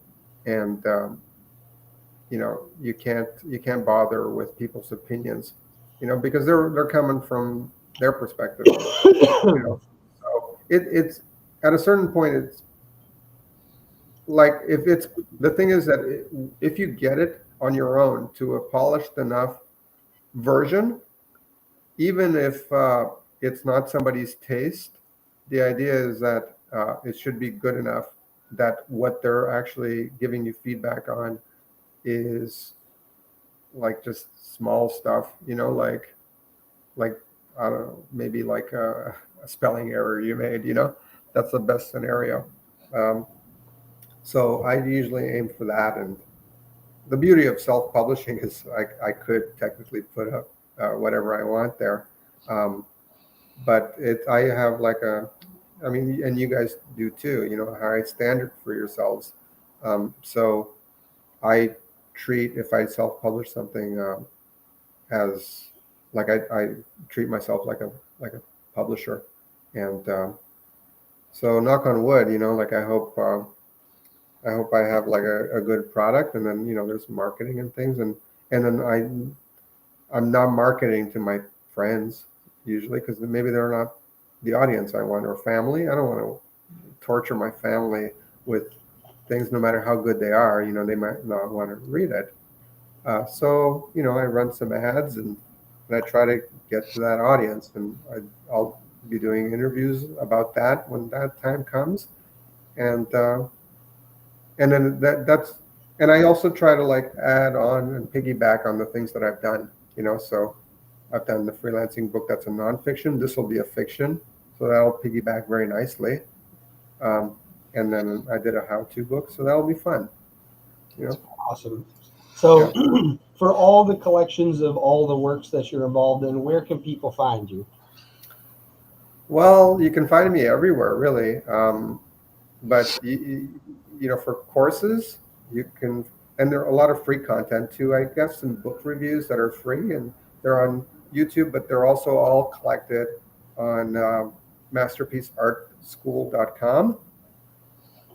That's kind of my main website. I do have a personal one, but there's not much there. And then I have Instagram, Masterpiece Art School. I also have like another Instagram for just, I post on personal stories, which is a Big Boss Comic on Instagram. But it's just like just stories, because I have the old Big Boss Comic there that I usually don't like to disturb the sequence of. And I'm on Facebook. If you Google my name, you'll see like lots of stuff, including art books. I'm on Amazon, my books, and projects that I've been involved with. So I think like if you search for my name on Amazon, you'll see like a list of other like projects that I've helped, that I'm associated with, like a illustrator or something. So I'm a working artist, 20 years. Awesome. Yeah. Cool. Well, it was great having you. I'm glad we can we're Thanks, able guys. to share all the freelance knowledge with the world, and definitely look forward to having you release your fictional book. And Thanks. Yeah, that's the next project. And I also would like to do like one on life drawing. Yeah, because I have a big passion for that. And I think it's like a really, it's a fundamental art to know about, to be good at. That sets like the foundation for all other illustrations. So I'm just trying to gain content for that, Nice. and kind of figure out exactly the details of my theories. So, Cool. yeah. Awesome. Well, we're going to hop over onto our podcast Thank you. now. Thanks for joining us. Thank you, Look forward guys. to having you again. Good luck the rest of the day. And I'll probably see you. You guys are going to join the self-publishing one too? You're going to just kind of moderate in the background? Because there's, I think, going to be 3 people on that one. Yeah, we'll probably be in the background or whatever. But yeah, that's on Sunday. So So I'm having like a Friendsgiving tomorrow. So I might not be very active about checking these out. But good luck and congratulations on another great year. I'm glad you guys did it this year, because I think it's really stellar. Like I think, yeah, some I people feel, yeah. I felt like our presentation went well, and it was informative, and like you guys had great questions, and the previous one, the end of that looked good, lettering. So cool. Awesome. Yeah, good job, guys. Thanks. Okay, so log me off if you don't mind. All So, right, so let's first do this. all right.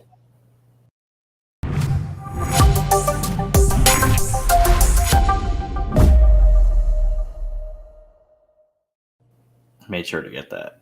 Nice. Welcome to Sierra Nova Comics Podcast. What's the episode, Greg? 119.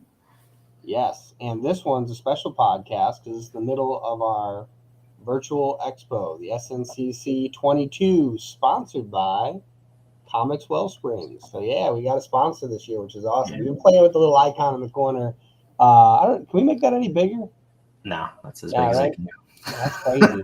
Maybe I'll make a different backdrop in a minute for like when No, there's put the banner your on comics there. Yeah, there you go. Yeah, Little Put ticker Your Comics tape. at Comics Wellsprings. They're awesome. We've been working with them for a few years now, and it was cool because they actually reached out to us in interest for this, sponsorship. So very excited. Trying to think of maybe I'll play with something else. Maybe I'll make a different icon and make it bigger. But I do like them up in the corner there. They look cool. So Greg, what is our discussion topics today? So we have a couple things. So first off, we're changing our podcast to be starting next year. We're changing our podcast to be a bi-weekly podcast because we're busy and we're doing other things. So it's going to be every 2 weeks, every month. Yeah, as long as we can do that. That way we can like get a guest secured and all that other stuff and make sure that people stay on top of things.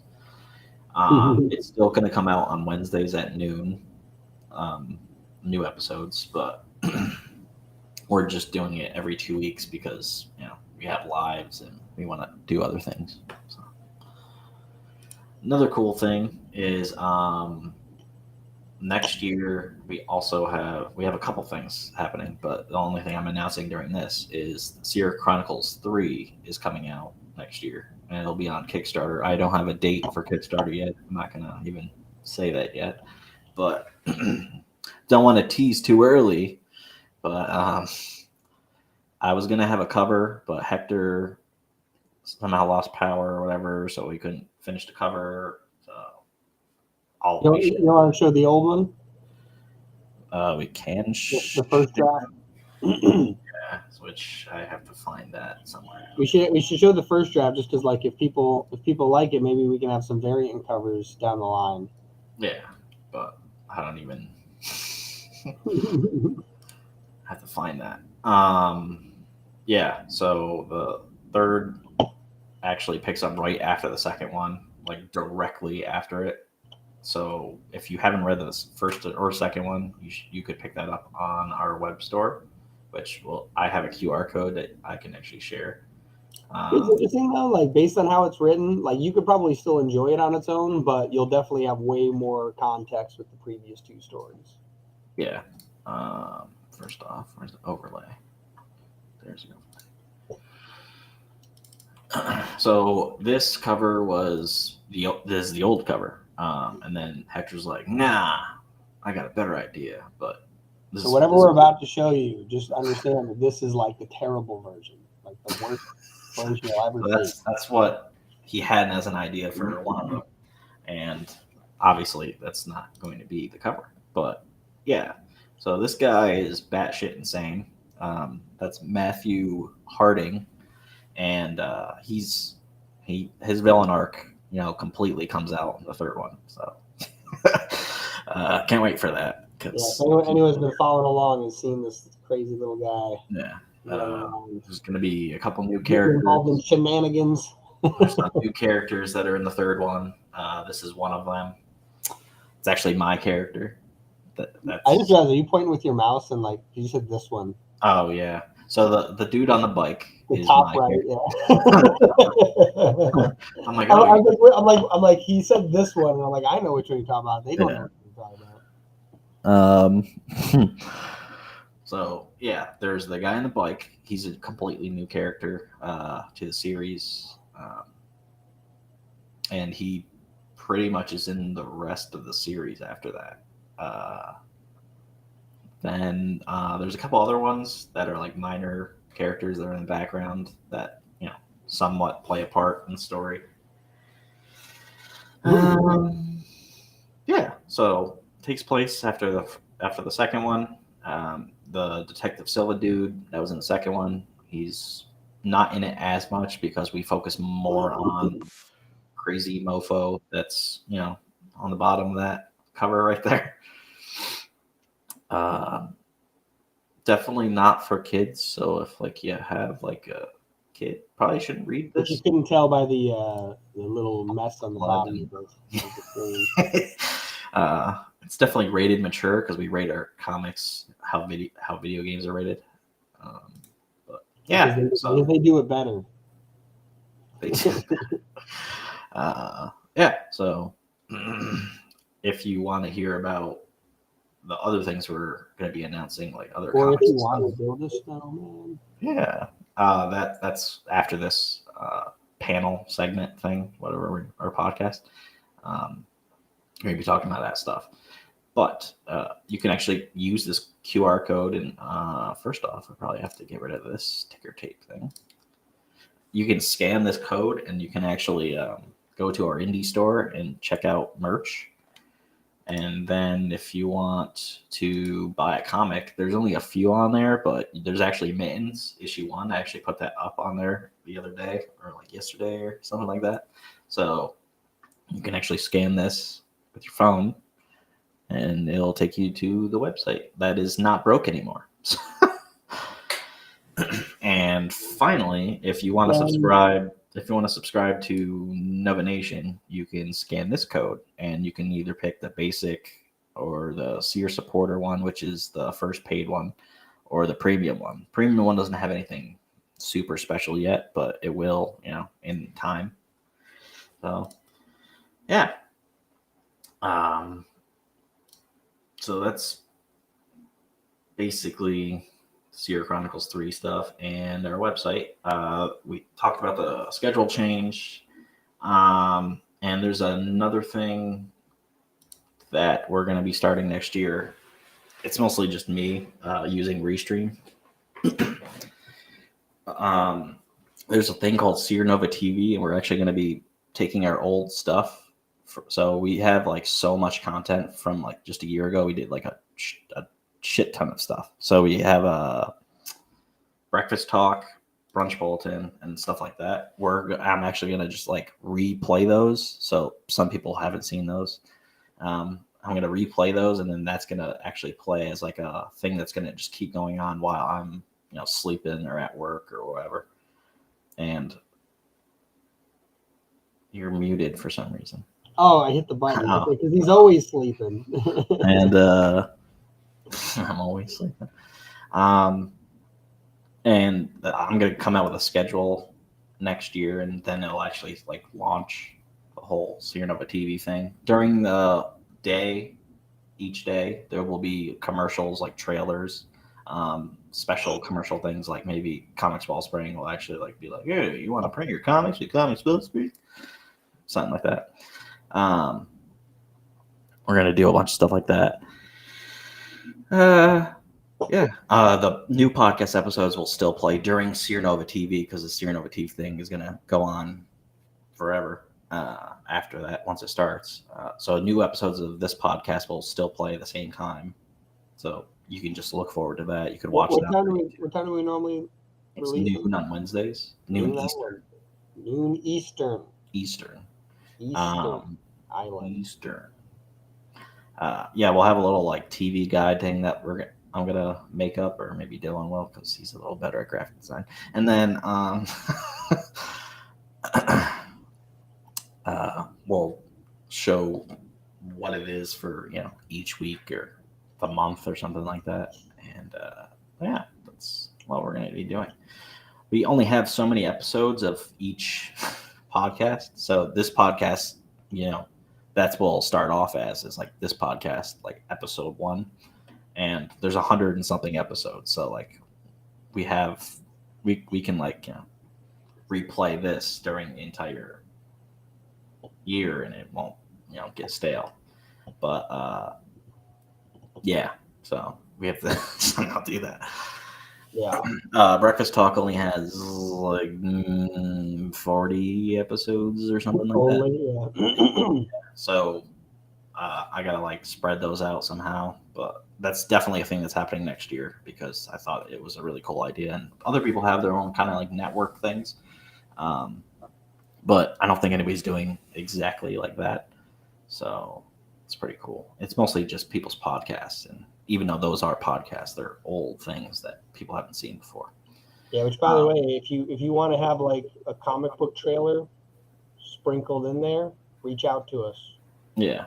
We can definitely do like, obviously we're working on getting sponsors for stuff. If you want to have like a comic book trailer, or if your Kickstarter's coming up and you've got a video trailer for it, things like that. That's content that we would like to be able to put up on there, so that this is like a channel people can constantly stop by.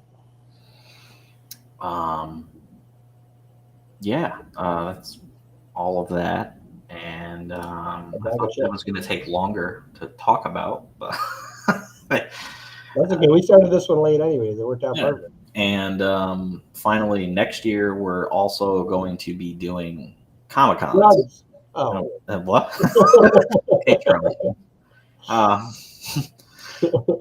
Drugs. So we have no idea what Comic-Cons we're going to do yet, but we should probably sign up for some soon. There is one that I might do because it's in Saratoga and it's not that far away.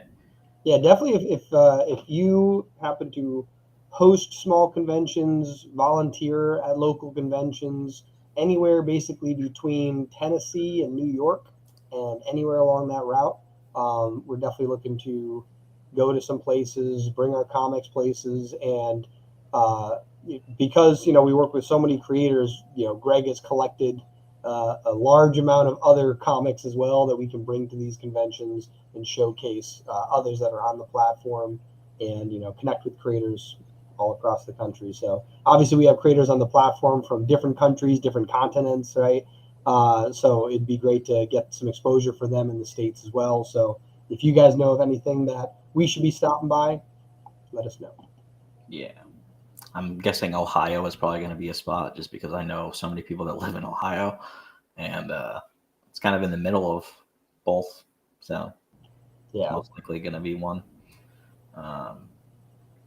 And I know a few that are in Ohio. So yeah, so that's basically our spiel for next year.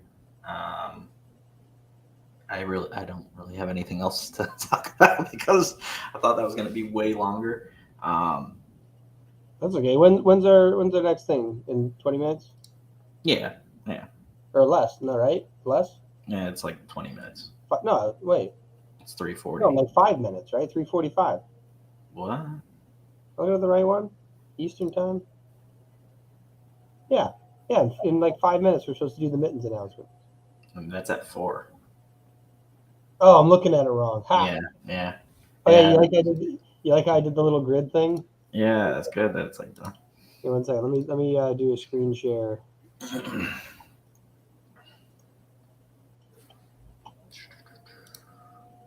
I did what's it called? Greg, I don't even know if you noticed what I did though.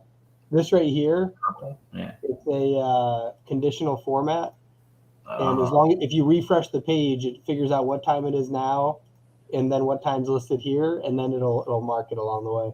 Oh, that's cool. Yeah, if it had like a what's it called? What is the program for Excel? I forgot what they're called. Macros, whatever they're called. Something like that. But yeah, if it had that, it could do it live, but just refresh the page and it'll tell us where we are, which is fun. Yeah. So after this, we got an announcement with hopefully JR is going to be here because he said he was at some meeting or something. Yeah, it was meetings. And then you should probably reach out to him now, see how he's doing. I already reached out to him. Oh, okay, gotcha. And then Alex also, that's part of Mittens. He's gonna What is be. a meeting on a Friday? What is it, like a work day? What is he at work? Stupid. I got a meeting with a sale at Walmart. So Oh yeah, he's going Black Friday shopping, Black and he's Friday. in a ridiculously long line. He's like, "Yeah, I'm caught in a meeting." That's what it is. Actually, Greg, I just realized, when are we showing the eye and that one? Oh, that one is Sunday. So we have to wait till Sunday. I gotta wait till Sunday. Yeah, we gotta wait. Till Sunday. Damn, Yeah, so excited for it. yeah, because I didn't even watch like the newest version of that. Don't watch it. It's awesome. I want to wait. I want to be surprised. So wait, when are we doing that on Sunday? But Artist Alley, when Adam is on, he's gonna be Gotcha. talking about he's gonna be talking about Prowl, his series, but we're gonna also be talking about Ink for like a minute. Yeah, so And, when he's he hasn't seen either trailer then, right? What? You haven't sent him the trailer, right? No, I haven't sent him. Good. Then Like no one's seen this except you, basically. And all the people I showed it to locally. I'm like, look at this thing that I spent 5 hours making. And then after the Mittens one, we're gonna have Brian with Josh, and we're gonna be talking about the Camp Love Joy anthology, which is the last part of Chronicles of Horror anthology series. Until not until it's literally gonna be over with. That's the last one. Then we're gonna do a trade in 2024, and then it's done. And then after that, we got Art of Storytelling with Aaron Dowen, Catalyst Comic Studio. And he's hosting that with, a bunch of other people that are going to be a part of that. Honestly, I put Nova Nation promo /chat because couldn't fill that spot with anything. So that's Nova Nation? The Nova Nation promo. I mean, you walk through Nova Nation, show them what's on there and all that. Yeah, so that's what we're going to do at 6 till 6:30, and then we're going to also be doing that tomorrow at 1 to 2, and then we're also doing it 1 to 2 on Sunday. So yeah, we're trying to get subscribers for Nova Nation. That'd be pretty cool. Paid subscribers would be awesome, but more on that tomorrow. Exactly. I'm just adding emojis. If you don't have emojis, then nobody cares. Yeah, so I really wish I had that cover because I saw what it kind of looks like. I could show that. You got your hopes up. I could show that if you want me to show that. I have it's not completely done yet, but which one? The new one. I'm saying what for which one? Chronicles. The Seer Chronicles 3. I thought we already showed that. No, I have the almost done version of the newest one. Oh, yeah. Should we show that? Huh? Should we show that? Is anyone in the chat that want to see that? Yeah, if somebody wants to see that. Only if you're live in the chats right now, and you say that you want to see it, will we show it? If not, we're not going to show it. Yeah. And then everyone who watches this later is going to be all disappointed that you didn't message. That's what you get.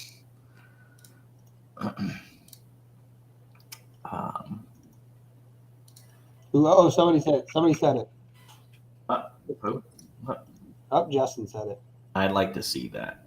Would you? All right. Well, now I gotta find it. While Greg looks for that, look at me at emojis. It's really fun. Oh my god, this looks cool. All right, so first off, I want to see it.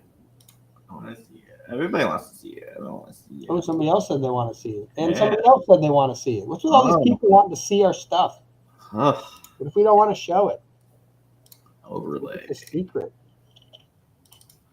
Okay, so this isn't done yet, but this is what Hector showed me yesterday, and he said it's almost. You didn't have it already pulled up, Greg. So yeah, that's what it looks like. Oh. Yeah. Yeah, it's looking pretty fucking fancy. So, if you are unaware of the story or anything, Too bad. That's it. That's all I'm gonna say. If you're unaware of the story, you should become aware of the story. yeah, you can go buy our story. Some cat Or going or crazy honestly, you could sign up for free and read it and read it. There you go. for free. Yeah, but so the green glowing character there, that's one of our main characters in the Seer Chronicles. That's John Benson. We actually just gave him a superhero name, like as we signed Hector on to be the artist. So we didn't have a name for him. We had no superhero name until. I love the color painting around how it blends in. Yeah, I can't wait to see it when it's done. Yeah, that's going to be pretty cool. Yeah, I can't wait to see this finished. But yeah, his power went out or something, so he couldn't like send the finished thing, and it's all good. It's all good in the neighborhood.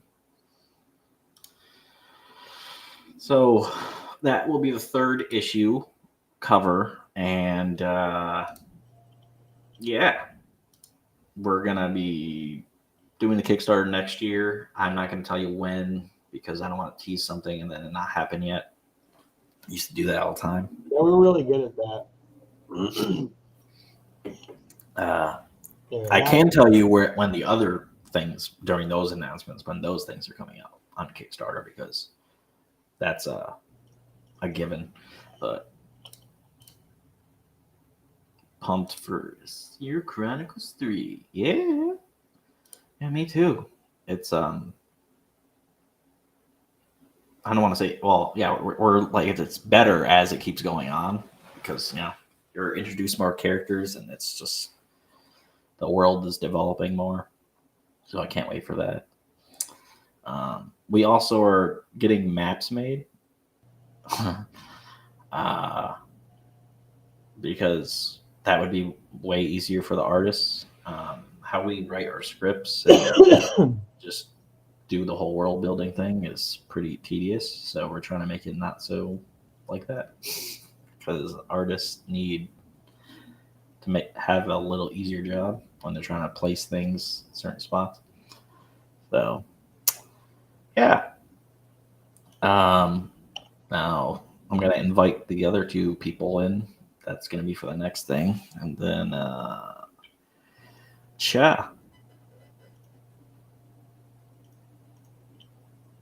Oh yeah, look it. See, that's mittens and That's that's fancy. Mittens. Okay, so Josh.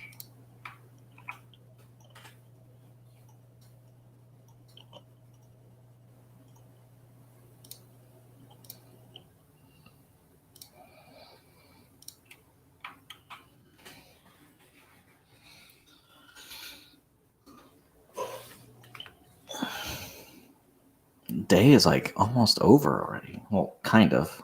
Oh, nice. We got some random person that Who's doing what? I don't know. Emojis. I just blocked them. Just blocked Why? Why'd you block me? Just did because emojis. they're weird. No, don't block them. We'll find a girl for you. Oh, I didn't see 69. that. I just see emojis. Yeah, you didn't see that. You sure that wasn't a personal message, Greg? What?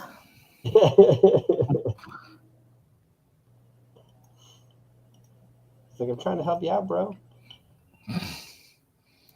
Oh, I know one thing that we can do.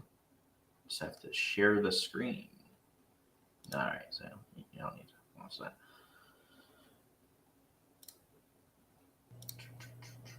Oh, I stopped sharing. Oh, My full screen. comic What are you doing? Full screen. has to be printed. Because I get to feel all the late nights and hard work pay off. And there's no better printer than Comics Wellspring. Whoa, foil options too? Ooh, look at that shine. Print your comic books with Comics Wellspring. Well, I saw that too late. Full screen on YouTube. Do it again. Do it again? Yeah, do full screen on YouTube, so it's your whole screen. Ugh. I can't do that at the same time because it's only 2 minutes, and by the time I get to it, Wow. you 1 sec. I can do it. I'll do it. I got the 2 screens. Oh well, I already have it pulled up. That's too bad. I only have one screen. Send me the link. Put it in the What? private. Put the link in the private chat.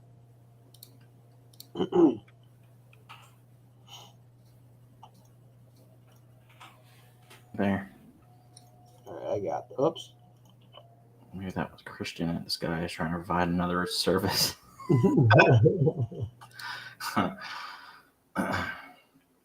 Whoa. What's with Alex is This thing just wants to play on its own. It's got a mind of its own. All right, this time not... we're gonna do it right, Greg. Yeah, sure. Ready? No sound. Don't hear any sound.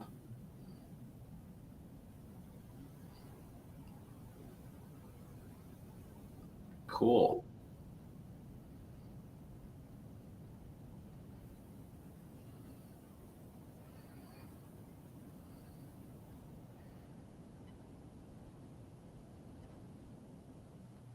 Nice. Yeah. There was literally no sound, but there's still captions, so it's. Oh, I heard your sound. Why didn't you hear my sound? I don't know. I didn't hear anything. That's weird. Maybe it just doesn't like you. We're going to be playing that throughout the weekend, so. Yeah. Yeah. Maybe I'll have to figure out why it didn't play. Kind of have to play stuff for that since, they're sponsoring.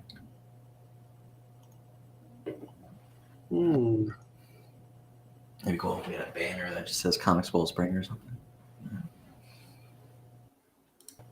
Ooh, I just turned on high resolution audio. Do I sound better? Hello? Huh? I said, do I sound better?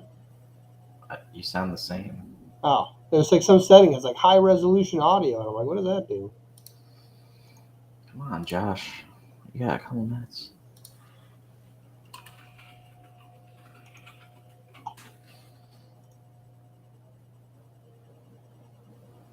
Man, look how clean that is. Dude, they do the blurred backgrounds in here. I just figured out they do the blurred backgrounds, but now you can't see my background. Oh, yeah. I can't see it. Well, I still know what it is. What are you talking about? Oh, My famous house. It doesn't track my hair very well in the dark. Let me turn the light on. Yeah, just look at my humble abode. Your glitchy room. That's It's actually pretty good at that. It's pretty good at tracking stuff out. Huh. I don't get why Alex's internet is being crazy. Greg, I feel like I'm just put up against a brick wall. No, I'm getting rid of that. My background's cool. I got my name. Just in case you forget. Yeah, from what I heard, some guy with Spectrum Internet, I tried using the high-res audio the other day and it did nothing. That's funny. All right, who we bringing on? Who's Alex, but I'm waiting for Josh. That's right. We can get Alex on here and start chit-chatting while we wait for Josh. Oh, his internet keeps dipping. Whose internet keeps dipping? Alex. Get off the McDonald's Wi-Fi.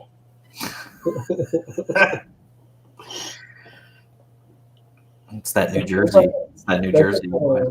Yeah, it could be. Yeah, I was gonna say that's like the Rocket League reference. It's like, oh man, this McDonald's Wi-Fi keep getting lagged. I'm lagging. I got food out on my porch too. Well, you have food on your porch. Yeah, it's probably cold now, right? Is it for the squirrels? Well, it's not supposed to be, but Squirrels are gonna like it. they're gonna open it. I guarantee it. Ah, all the sugar, Come on, Josh. all the sugar in my coffee is like on the bottom. So I was like, oh, that's an enjoyable cup of sugar. Mickey D's Wi-Fi Spectrum. It's pretty terrible. Yes, I agree that McDee's Wi-Fi is in fact better than Spectrum. I'm pretty sure, Greg, that should be our next podcast. We should go to a McDonald's and live stream from their internet Yeah. and then go to somebody who has the unfortunate privilege of using Spectrum Internet. My And mom's then house. show them, and then show them the difference in quality. Because I actually would not doubt in the least that McDonald's Wi-Fi was better than Spectrum landline. Yeah, my uncle actually used to go to McDonald's to just use the Wi-Fi. Yeah, like for Yeah. real. And it's like, what? Bad. It's just like it's not good for like gaming, but it's just funny that no, I'm so glad. I don't even think they offer Spectrum where I am. If they do, I don't know anyone who has it. Oh, I didn't know you guys were waiting for me. I was Oh, no, I'm I was waiting. off camera on purpose, I'm waiting for Josh, actually. being No, ugly in don't the worry. background. Greg is just terrible at making sure people feel like they're supposed to be here. I actually did that on our Camp Lovejoy meeting thing. I didn't know Ian was over on the side for like an entire hour, and then he just like looks like so disappointed at it. It's a learning process. Ah, there Hey, you look. go. Just scared the shit out of him. Wow, the audio works way better on this. He doesn't have that Mickey D's internet. Mickey I wish D's I was internet. I wish I was on McDonald's internet. My internet is my computer and my house are both slapdashed from chaos, so they don't work well with new technology. Oh no. They're both very old. All right, where's this? You can't take her home. She's too old. Mittens too. Mittens too. Mittens too. Mittens too. Yeah. There we go. Full round robin. I had to be part of it. It was a dramatic effect, all right? Yeah. I felt it. I felt the suspense was eating at me. That tension was just- Look. Mittens 1 is right here, like Oh, there you go. ready to grab it at any moment. Mine's not. Wait a second. Wait a No, second. I feel foolish. You haven't opened your package yet, Dylan? You want some scissors to open it? He kept it in the package because he doesn't want it to get eaten. No, it's funny. I actually should have it right here. Where did I put it? Oh, wait. Maybe I was showcasing it the other day to somebody. Ah, there it is. Yeah. Boom. Yeah. Mittens. Nice. Find the drive. Greg, we should do a Mittens story hour. Just have you read it, but don't show the artwork. Mittens story hour. That would be amazing. I'll do all the sound effects and everything. You just have the cover facing them the whole time while you read. It would actually be better to do that when we have the second issue because there's a really funny thing in the second issue that occurs like multiple times. It's pug noises. It's just Oh yeah. Pug noises. Little guy. How is that mnemonic spelled out? Quite literally. The we're word literally pug and the word noises. noises. Pug noises. we're doing. Not going to attempt to onomatopoeia that one. Yeah. Nope. I think we have a.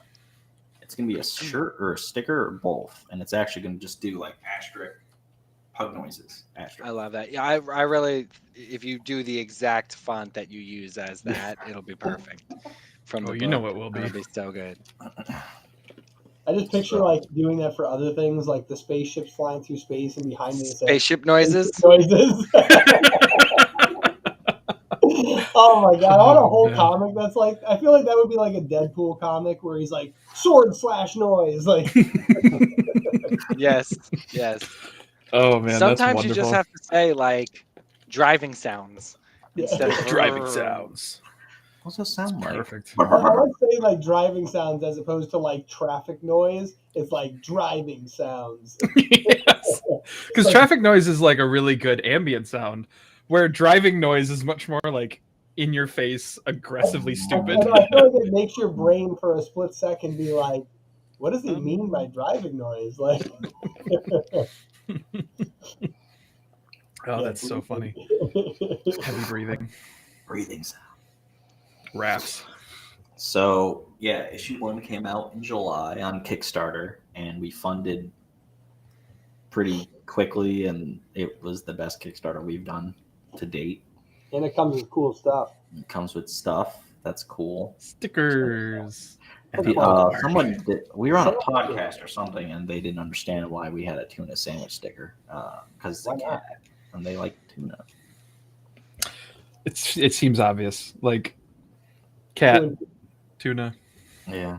Cartoons. It's also the first Kickstarter and comic of ours that is in a store. So, and they sold like 3 of the 7 that I gave them. So Nice. That's awesome. And That's awesome. it's the favorite comic of one of the girls that work at the comic book store. I was gonna say it's also our first and only E-rated comic. Ready for everyone. Yeah, That plays a big part in it. Cats aren't allowed to read it. Cats can't read it. They can just lay on it. They will lay on it. I will say that my son is an enormous fan. Yeah. I love it. Like he's 6 foot tall or something. Thank God. Like He is a tall 7-year-old, but not 6 feet. Like a Stare up at him in the playground. It's like, I'm gonna ride the slide. I'm like, oh, I'm taking the slide home. oh, wow. It belongs to me. So Mittens 2 is in production, and it's actually complete. It's complete. No, it's not complete. Someone just had a heart attack, Greg. Great. One of our fans out there was so excited. I'm so sorry. We are trying to shoot for the exact same Kickstarter date or around the same date, which is going to be in July. So next year in July, that's going to come out on Kickstarter. There's a few new characters in it. That's why we were talking about the pug noises thing. There's going to be a pug. Well, there was already a pug, but there's going to be another pug, and he's kind of vital to the story. Yeah, I just realized because I saw Alex do it, and like you can mirror your visual. I kind of just assumed like it showed us the mirror, so we didn't feel weird, but it actually does it for everybody. That's weird. That is weird. And now he's gone. I'm just trying to get my internet to stop being silly. That's fair. Yeah, so you guys see my name backwards over here then. Yes. That's so weird. Why That's would it be? weird. Really? Yeah, like when I just mirrored it a second ago, watch, Greg, you'll see me get mirrored. See? Now you can read my name. Oh. I don't know why it would do that. Yeah. So yeah, JR, I just noticed that because your name's backwards too. So if you wanted to hit the mirror button, you could do that. Where's the mirror button? Oh, it's in the settings. So like there's mic, camera, share, plus settings. Mirror Oh yeah, when camera. you go to that, yeah, go to video and switch back to like your camera. It does that by default. I have no idea why. That did that to me too. It switched to There OBS. we go. Oh, That's see now it's weird. weird though because you're looking to the you're looking this way like off like from the rest of us. I'm like looking back at everybody now, where before I was looking that way. Greg, put. I was gonna say put JR over here, right over here. Damn it! That mirroring, they shouldn't do that. I'm just gonna keep clicking it. There you go. That works, yeah. Oh, I was talking to Aaron. So I guess some of the comments aren't popping up in this chat, but they are in our Facebook page. Oh, Yeah, there was like a couple people that were saying stuff, but for some reason it wasn't coming through this. Which are they you know, people that matter? that's yeah, there's Joe DeSantos. I think that's how you say his last name before I butcher it. I think the that's hell? not even how you say his last name. And he was talking about the cover on our podcast, and I didn't see that at all. So he probably thinks I'm a piece of shit because he's like, oh, I didn't even see him. Because Aaron's like, are you consolidating your comments? And I'm like, yes. Consolidating your comments? I don't.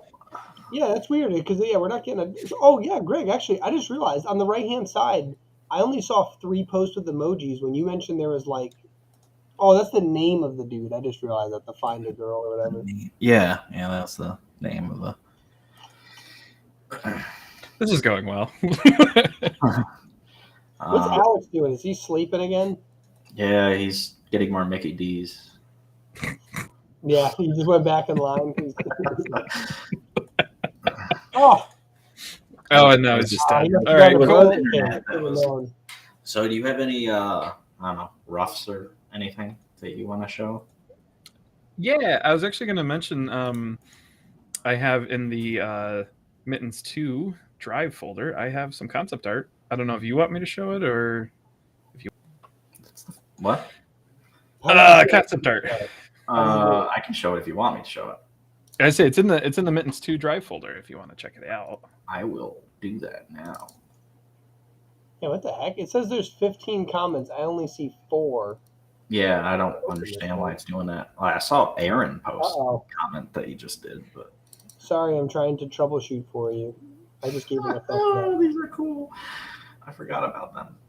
I don't see anything, Greg. What are you telling us is cool? Sorry, I'm trying to troubleshoot for you.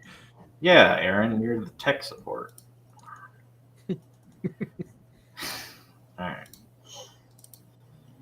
So, Oh my god. here's some concept art. That's Yeah, adorable. So we got Commissioner Quackers. We got Slugger, who is the pug that we're. Real quick, the commissioner's the fat one, right? Yep. That's Yeah. excellent. That's excellent. And his There we his go. duck officers. Hey, Alex is back. that is Oh, Duckus. Here we go, Josh Art. He's back Hell from yeah. outer space. Duckissers or whatever you want to call them. This is the Yeah, we're not car. sure if quackissers or duckissers. So in the Duckus. comments, if people want to actually decide on a name for that, should it be a quackisser or a Concussors?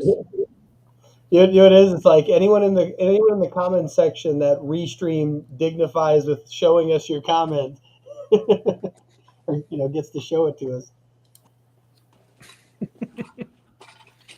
They should Oh, we're losing They should Alex. what? flockisters. Flockers? That's Wait, not what bad. do you is it a gander? No, that's for like geese and a gander. What's Yes, it for, like a collection of ducks? Gaggle. What's the name That's for a collection of ducks? group of ducks is called? Paddling of ducks? A raft. Paddlesers. What? Paddlesers. They're paddling. Paddle. Oh my god. A raft of ducks, a team of ducks, or a paddling of ducks? The Quackians? I don't know. That's pretty good. I think that's like their alien name that it could be, the Quackians. Oh, that could be their race. That's Oh, fun. yeah, I like that. There you go. I got so This many could be different types of aliens in this, like animal aliens and all this other stuff. Wait, complete list. Is there a list of what you call a duck? Yeah, there's a raft. Oh my god, a bed of ducks, a battling of ducks, a battling of ducks, a battling. The hell word is that?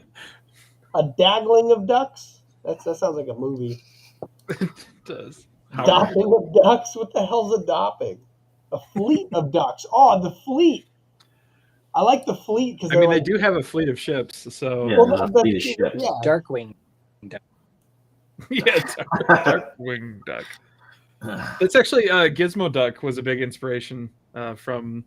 Well, Gizmo Duck shows up in a lot of things, but he's in like DuckTales and Darkwing Duck. He his design of his like helmet kind of thing was a big I was influence on. I was gonna say those. It's those beaks. Like I was gonna say, and then I didn't. Internet. And then Josh said it for me. I had an idea of what you were saying. We got the prison guards. Some of them. There's Oh my there's God, dogs wait, and wait. cats and I just found another one. This is the word for a collection of duck, geese, or wildfowl in flight. They're called a skein. Skein. Skein. Scheme. Yeah, skein patrol. Scheme Patrol. That's pretty cool. you got the cars for the prison guards. Oh my god! I just realized skein could be like the name of these cars, like the make. Well, these cars are piloted by like a variety of prison guards. Yeah, There's like prison humans guards. and there's cats and dogs. And, Gotcha. Cats, dogs, tigers, Everyone. bears. Oh my. oh my. Then there they are again. Is that Yeah, like there's is the that like close-up the one. SWAT team? It's just Yeah, so- kind of. Yeah, like the armored guard, like SWAT team group.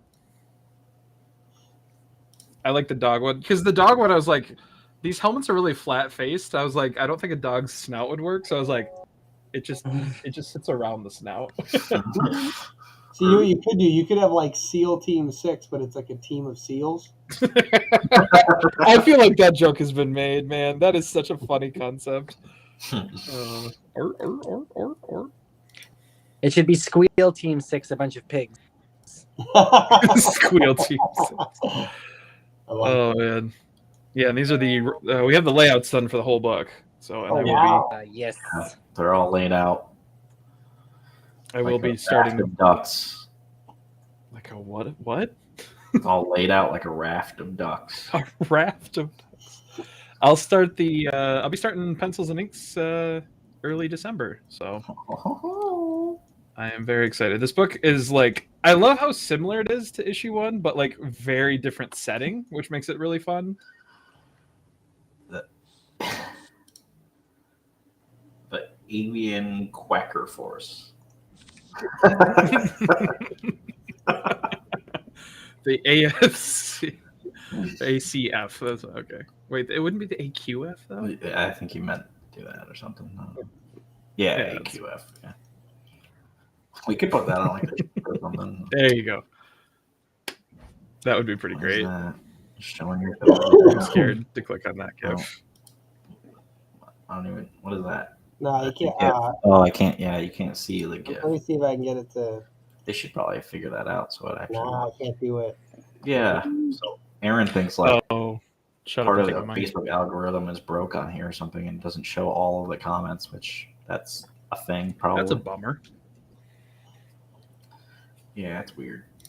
So now I have to open our Yeah, Facebook. you're gonna page. need like YouTube and all them open now.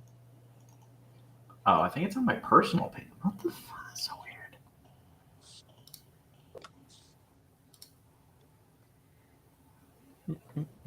Shut up and take my money. Yeah, see, all of those comments don't even appear. It's so weird.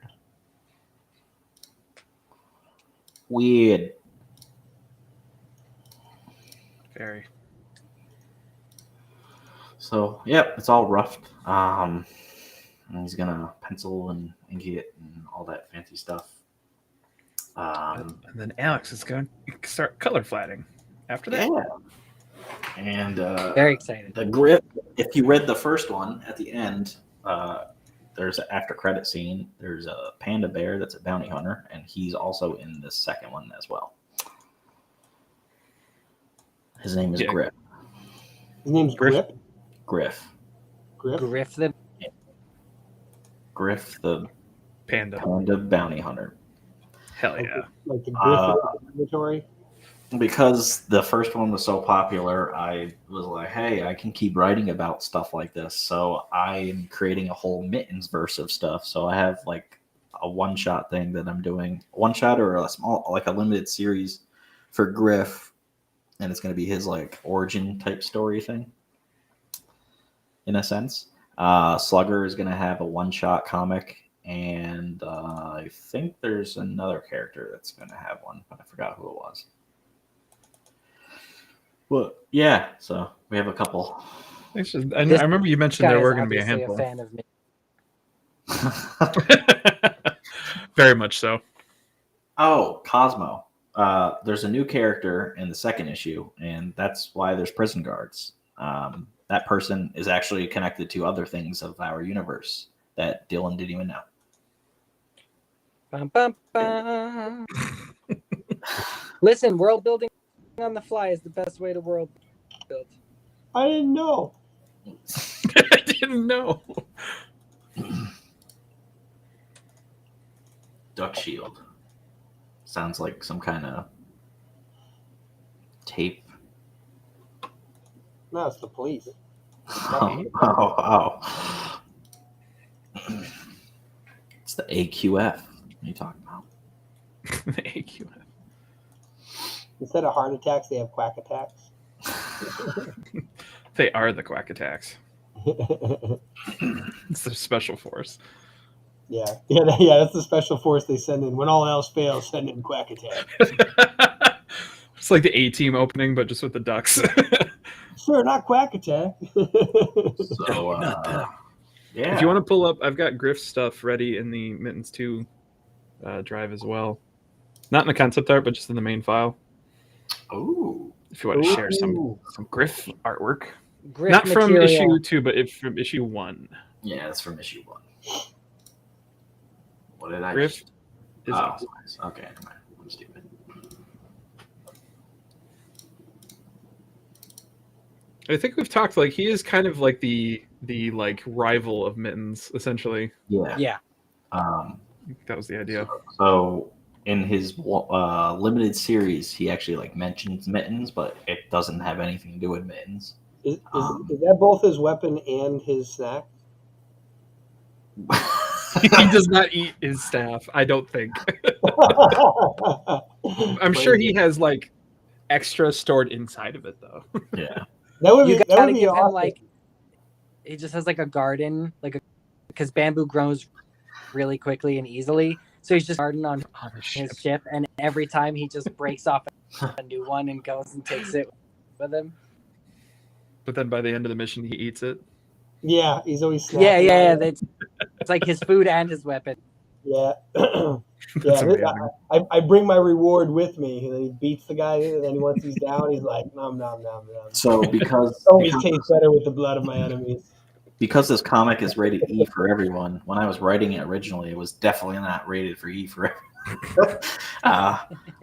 Especially this part, it was kind of violent, and Josh was like, "You got to tone that down a little." So, yeah, I'm pretty sure at one point you had him like tortured with the bamboo gun, like shooting him or something. Yeah,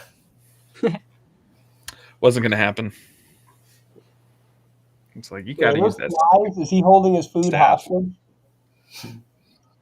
Yeah, he's holding a jar of flies to kind of like coerce him. Like, you want these? He's like, yeah. You sure? What about the stick? What's that bottom one? What's he holding on the bottom? I couldn't see it. On the bottom. What is that? Oh, it's his phone. Oh, he's got a phone. Yeah. The red jam levels were elevated. Oh yes, they were. Nobody gives me the raspberries.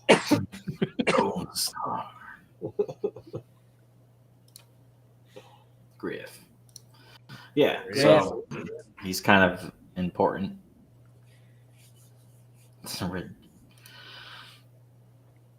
Yep, there it is. The red jam levels were elevated. Yes, they were, and I had to basically say, "Hey, let's have him just like bonking him on the head instead of just like aggressively shooting him." To be fair, though, you were just coming off of your like other comics, which have a lot of like. Yeah, we were just showing the cover art. Yeah, the cover art is gruesome. Yeah, I think that's a good point. And then he's like, "Yeah, maybe I should bring a sponge to this one, clean up that mess." Yeah, so Mittens 2 is coming out. Mittens 2, the serial killer. It's like, whoa, wait, dial this back That's a little not bit. right. You said this was kid friendly? Nah, he's friendly with kids. That's what I meant. Whoa, this is getting worse. Yeah, great phrasing. Friend of the family. He's a friend of the family. That's messed up. So, Oh boy, Facebook's gonna be like flagged. immediately. All right. Before we're done with the Mittens talk, we're gonna have a little extra thing. I think it's a stretch goal. Isn't it a stretch goal? I forgot. It's like a little ash can or something like that. I forgot what we're talking about. Oh, yeah. The extra story that we're doing with Mittens, is that the one you're talking? Yeah. Yeah. It's danced around a lot. We have some time to really set up exactly what it's going to be, but definitely going to be a supplement to Mittens 2 Kickstarter. And we tossed it over to Alex here and to see what kind of story we wanted to write in the world of Mittens. And I'm really excited. We have a really fun idea. We have a really fun idea for it. Mhm. I think you guys are gonna like it. It's appreciate the restriction of being working in a smaller amount of page, and also somebody else's ideas and universe. It really makes us think what stories we would normally tell, and I think you're gonna like it. It's gonna be fun. We really needs, I guarantee you. pretty much. We Men's Warehouse. We were just we're just coming off of working on like a fun racing comic, and so that was like I think a big influence in the decision to go. It won't be a racing comic necessarily, or a racing story, but it will take place around like fun racing stuff with like a fun little story intertwined to it. So like the entire story is told around a NASCAR track. that's actually kind of what we're going for. Yeah. They're going to take another left. They're turning left. Everyone freak out. We're going to go to commercial. You're not going to miss a damn thing. You guys see that video of the dude attached to he's driving himself to the wall and speeds past everybody? Yep. That was the coolest life. No, this was something that literally just happened. As a NASCAR racer, like, just rammed up against the side wall and drove as fast as he could to get around people. And they're like, it's not illegal, but it probably will be now.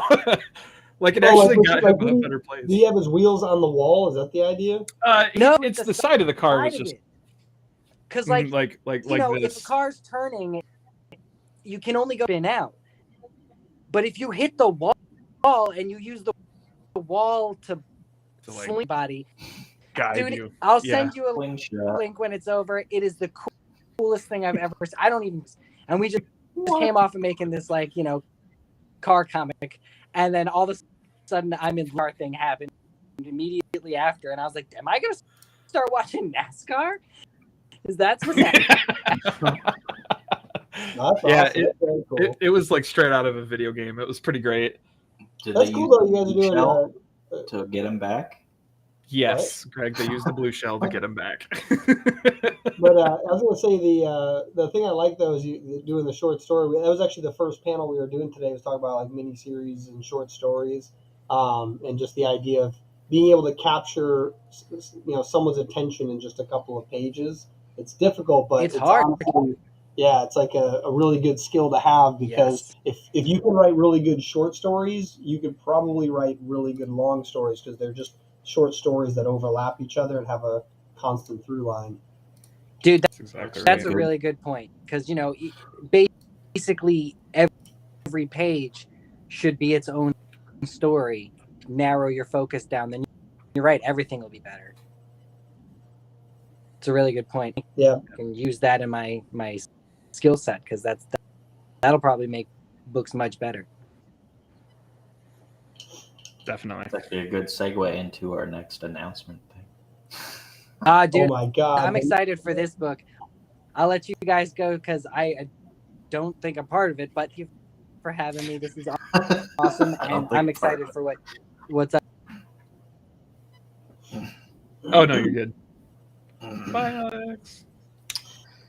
Get out of here! Jesus. Get out of here! Go get your Big Mac. Get out of here! Making these. Man, how good does like a double pounded bacon sound? On the camera. No. What's wrong with the camera? I don't know. I tested it out on Teams earlier, and I tested it out on Skype, and it's like, oh, it works, great. Hold on a minute. Maybe I'm gonna use my phone. Because I'm a professional. I have to be a professional. If you hit the little gear, it might just have selected the wrong one. Oh my goodness! Wait a minute. Oh, you just hit S. Oh, that's cool. They got a lot of hotkeys on this. I like that. Yeah, if you just hit S and then go to video, you can swap out the. I don't know what any of that means. You're on desktop? But wait a minute. I think. You think you're on desktop? Hold on a second. Also, JR. Tech support con. I was gonna say, do you like our little thing right here? The thing right here. Oh, you guys actually got Comics Wellspring on board, huh? Yeah. That's Yeah, awesome. we're sponsored. Hell yeah. We're hitting the big leagues now. Next is Marvel. What? That's so No. cool. Next is Disney. No, that's Marvel awesome. sponsors a competitor, yeah. Yeah, right. They're super Disney cool. They're didn't answer Michigan. back their email. Wait, what? Marvel didn't? What? Disney Oh, Marvel. didn't. No, yeah, Comics Wellspring is a Michigan company, and I love actually being able to visit their store to like pick up like comics from them. Now we're definitely gonna have to. We're gonna have to visit it because, like, first off, Michigan's one of the states I have not been to yet, so I'll have to. Oh, visit yeah, it. save 25% off if you print with Comics Wellspring today or tomorrow only. Greg, why aren't you already broadcasting that? Shit. I literally did not know that until just now. So You didn't get the email? I got the email. Greg, take that, I see emails and I just click away. Greg, take that copy and put it on the floating banner on the bottom. Oh, okay. Word. Greg, do it now. Oh, Brian's back. Oh my God! Can you hear me? Almost No. did the same thing to Yes. Ian. God, Holy Dylan, that's hell! awful. Okay, well my phone seems to work okay.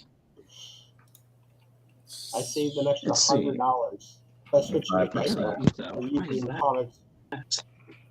Or switching to Gecko.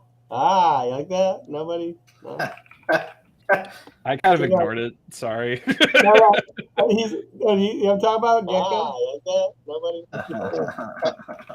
So I ignored it. Sorry. I don't know how it works. You know what I'm talking about?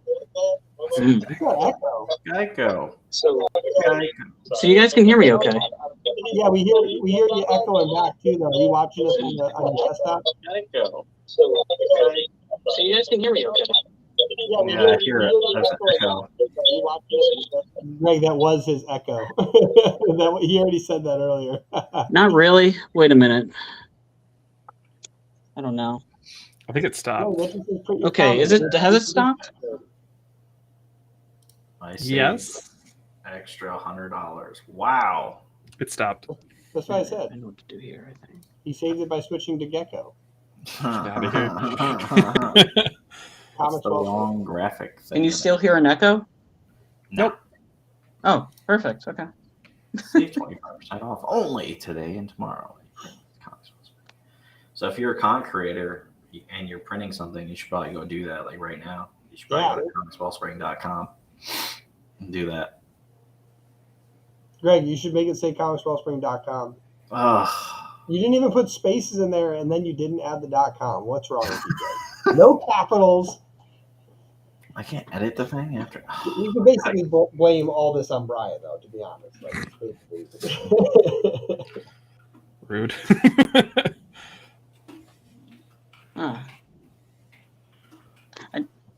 Okay. I guess like I wish I can hear you guys a little bit more. You're a little low on my end, but that's on my end here. I don't know. Do you have us on speaker? I was trying to find speaker on my side of the phone, unless it's like a browser thing in settings. See, I'm like I am absolutely terrible. Headphones might help. Oh, you know what? Good idea. Good idea. Yeah. Genius. Okay. Can I grab my quesadilla that's been on the porch for like an hour? Yeah, Greg, hurry up. It's getting cold and the squirrels are getting hungry. Probably cold Greg, then. run. It's very cold if it's in sitting. Run home, Jack. Boring. Run home, Jack. Run, Forrest. Is that Yeah, I was waiting for that one. Does no one get the Run Home Jack reference? I don't know what you're Oh, referencing. man, that's so messed up. What about Brian? Brian, do you get the reference? I don't know yet. You don't know yet? Run Home Jack, do you get the reference? Oh, he's cutting in and out. I think it's Is like that from Huck? Yes. Okay. And then he's like, no, you've got it all wrong. And then, Home run. Jack, home Yep. run, Jack. It's messing with his mind, man. It's just a kid. All these freaking pirates playing baseball. No. Who's that? Who's the actor that plays Hook? 'Cause he's Dustin awesome. Hoffman. Yes, He freaking killed that. Like he was amazing in that role.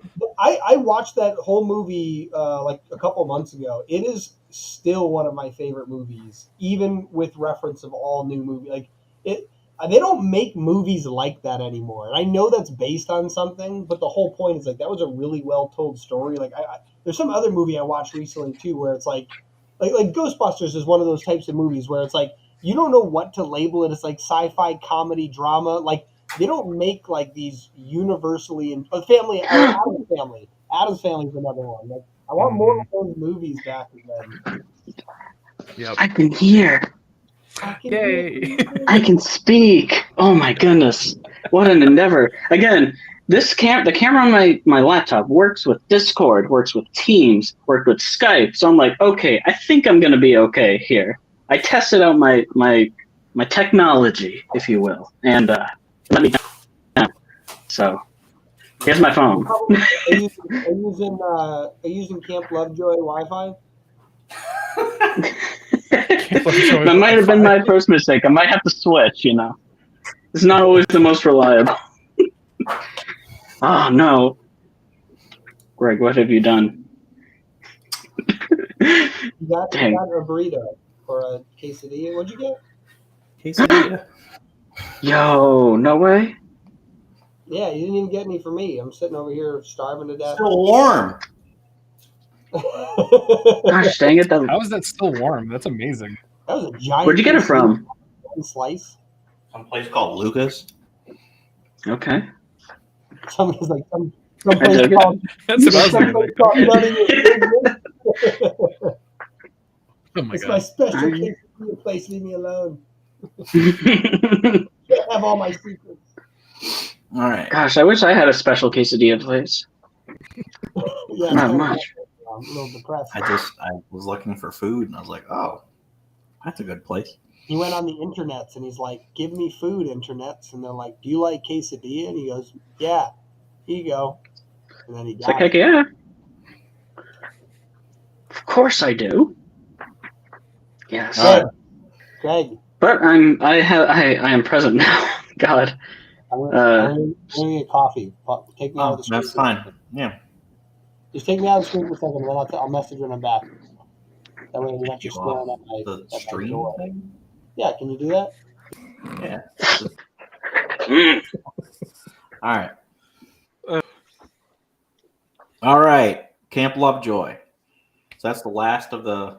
It's the last of the Chronicles of Horror anthology. It's the last of that. Ooh. I'm watching from the hallway. That's kind of creepy. Still in the horror movie vibe, I dig it.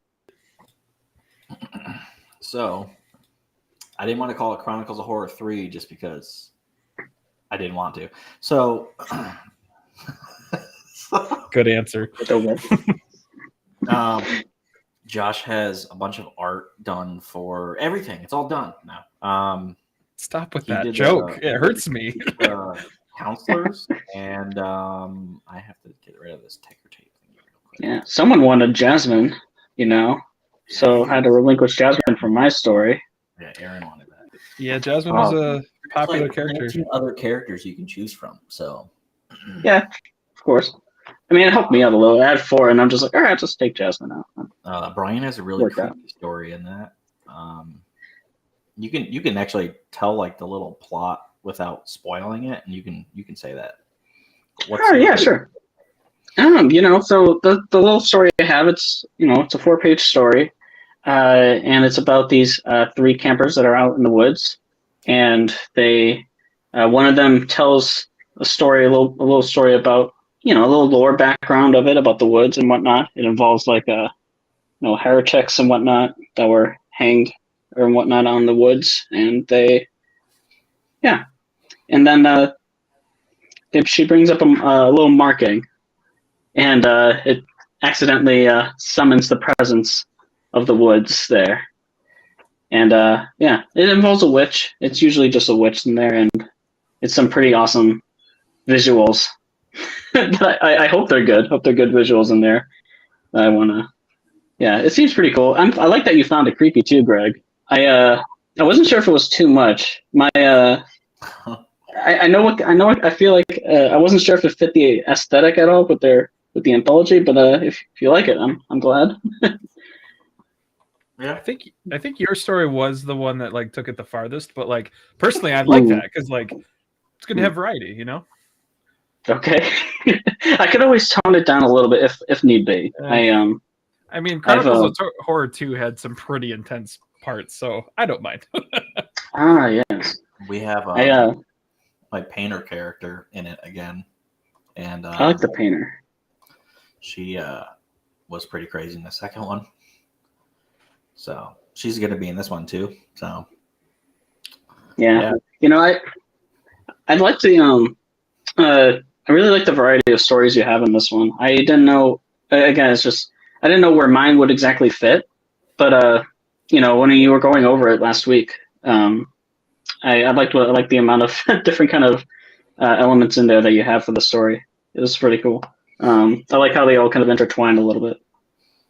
And it's going to be a pretty big one, big story, because it's like I have my story, which is Mr. Chronicle's story, and by just that one, it's like 20 something pages. And then we have every other person's story is 4 pages each, so there's like 10 stories. Yeah, that adds up. So it's gonna be yeah, I think there is 10. Oh my god, there's so many. Do you want to bring up the logo? Yeah. Showcase what we're talking about. Because Katrina's asking, what are we talking about? Katrina, hello. About how cats are superior to chipmunks. I can dig that.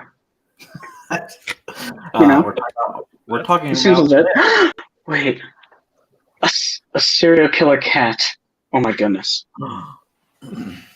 I see. This is what happens, Greg. You leave me with months to think about ideas, and they just keep coming.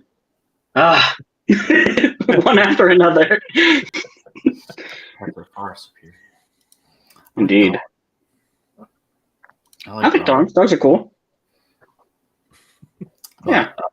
Yeah. So we have a ton of stories for the last Chronicles of Horror thing, and it all comes like full circle, and it's pretty awesome.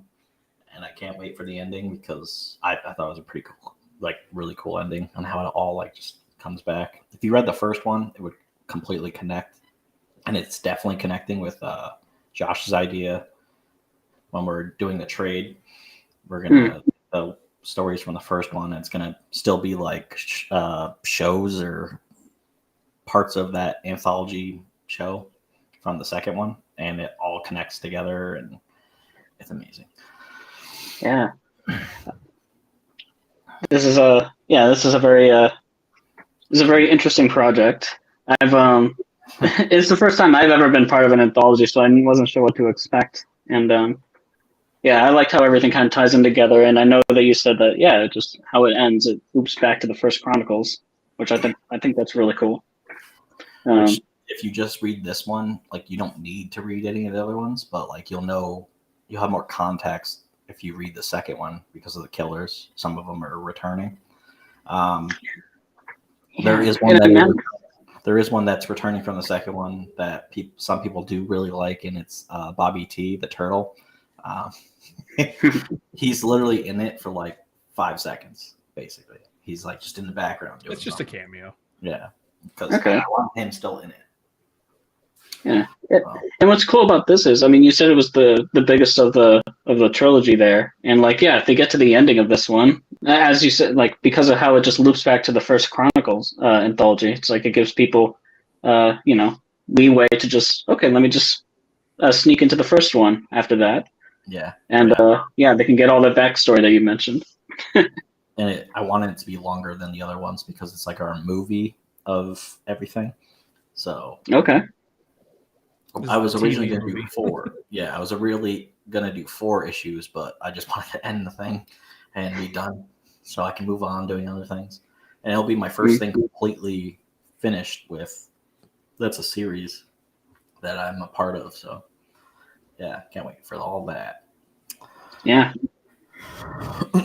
Well, any? Oh, sorry. Go for it. No problem. I was just going to mention this anthology is definitely unique because the typical horror anthology is very much just like random stories, but this one is going to be very interesting with how intertwined it is. Like all of these stories are actually happening at the same time. They're separate in their ideas, but they all take place in the same location, which I think is a fun, like, or at least around the same location, which is definitely not typical of your horror anthologies. So I think this will be interesting to say the least. This is pretty ambitious.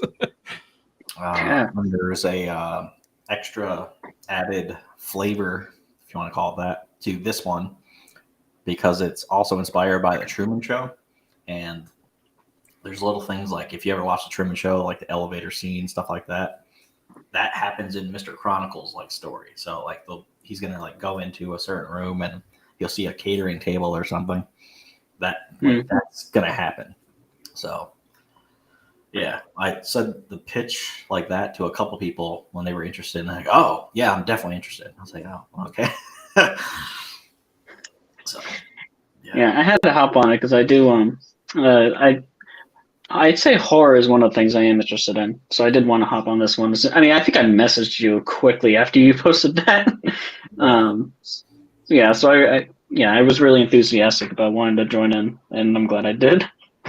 Also, writing 4 pages, like, I didn't expect it to be as. I mean, maybe it's because I had it in my head for so long, but I've always been told that writing for 4 pages of whatnot of stories are difficult to do usually. I'm surprised I was able to get a good first draft in, but like, I never read anything that short before, so I didn't know how I would handle it. But it's I'm glad I was able to kind of at least put something together that's coherent, that works for you guys. Definitely. Well, yeah, and that there's something to be said about that. Like if you've had that idea for a long time, and if it's in your head for a while, and you sit down and work on it, like if you feel so comfortable with the idea that it just kind of comes out, that's exciting because I feel like I can see that with like just reading your quick drafts of what you had. Like it seemed like there was a lot of like layers to it, very interesting without it being like. It doesn't feel like I'm reading like 20 pages worth of stuff in 4 pages. Like it doesn't feel like it's shoved in there. It feels intriguing, So I think that's cool. I think I started writing the ending page first, and then I just mostly worked my way back. That's a good idea. Yeah, because I didn't know how much I would be able to fit. The first page was the most difficult. I wasn't sure how much information I needed to provide in that, but so I kind of worked my way back, and I tried fiddling around with a few things. Greg liked my little chant that I sent him that seemed to work with the story. So I'm like, cool. Let's do it.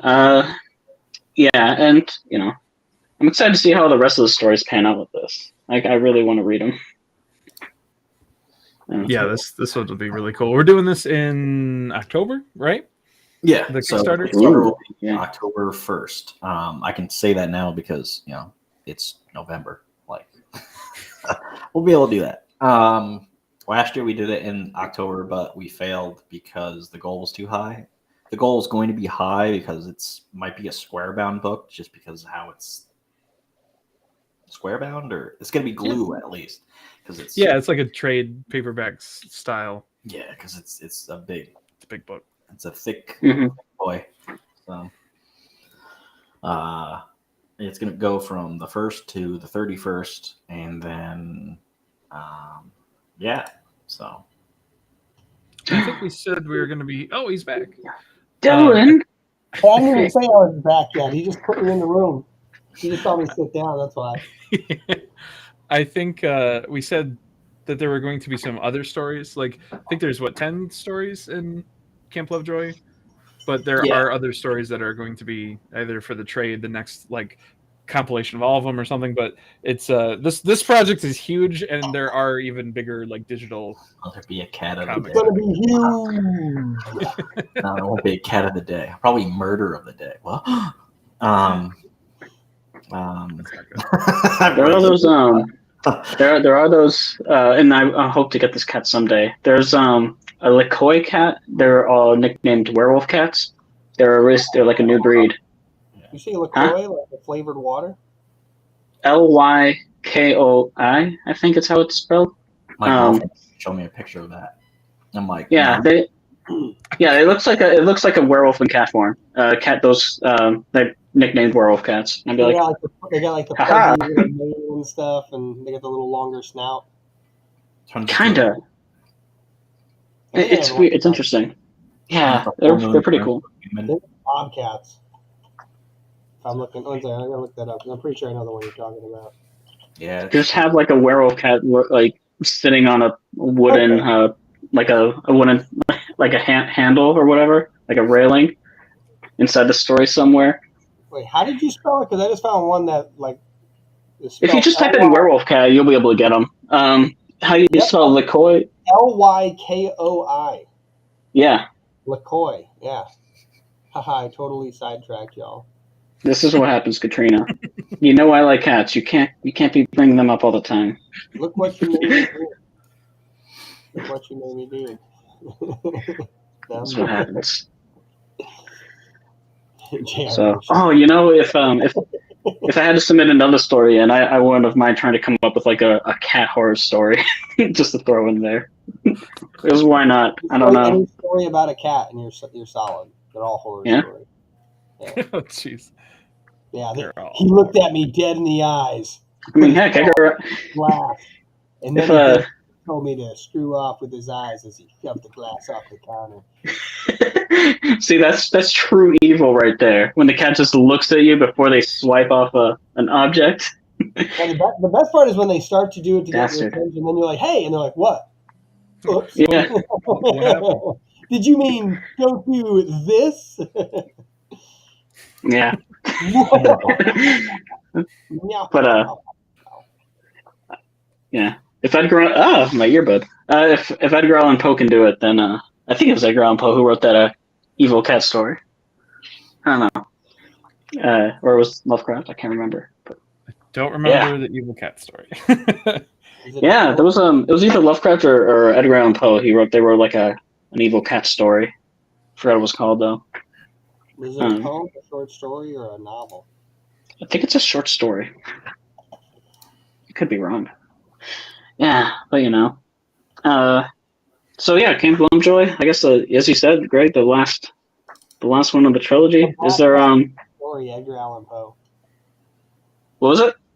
The Black Cat, a short story by Edgar Allan Poe. Yeah. Something about the cat. Oh, I heard it was gruesome too. That one. Oh, and also Junji Ito wrote a story about a evil cat.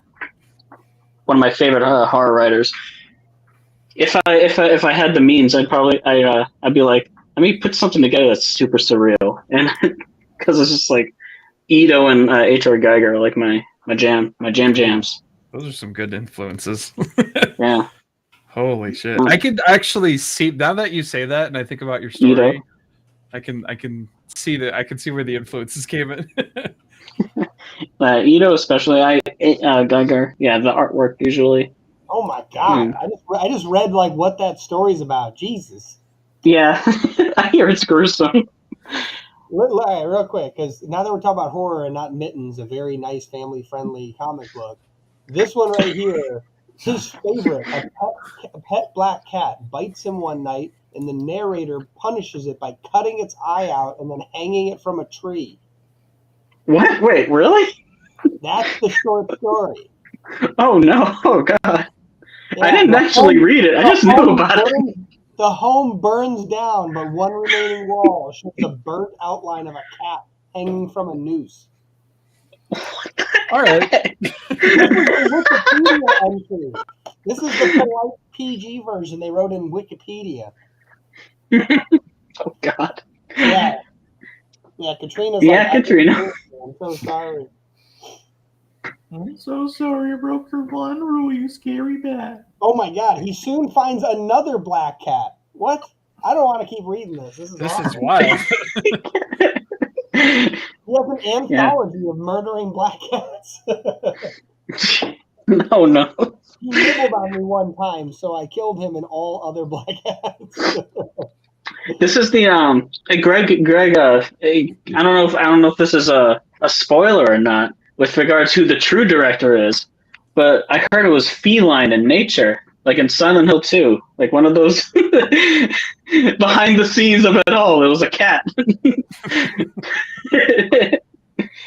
It'd be like the characters in shadow, and then the light shines on them, and it goes from a human shadow to like a cat.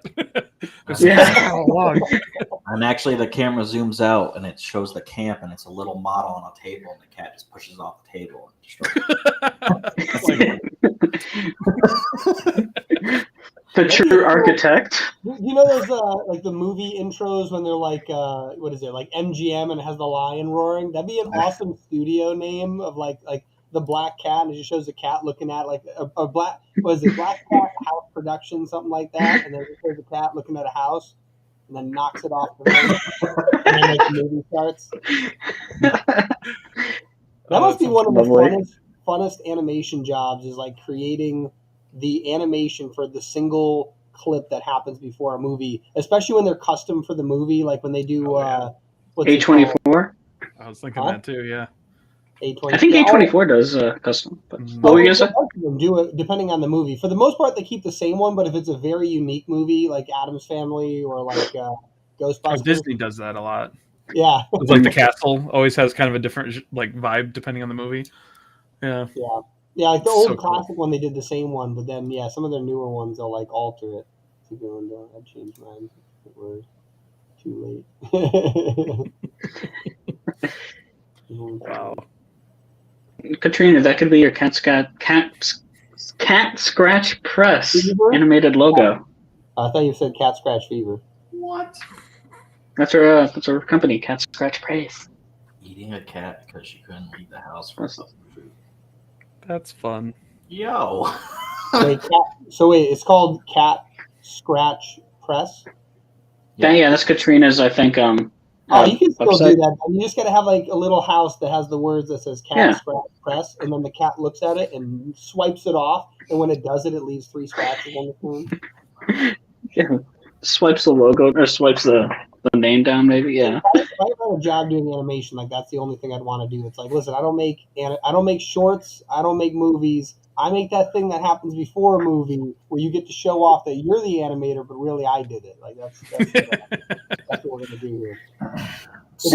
Because I feel like they probably do put them out to production houses to do that. They don't even do it themselves.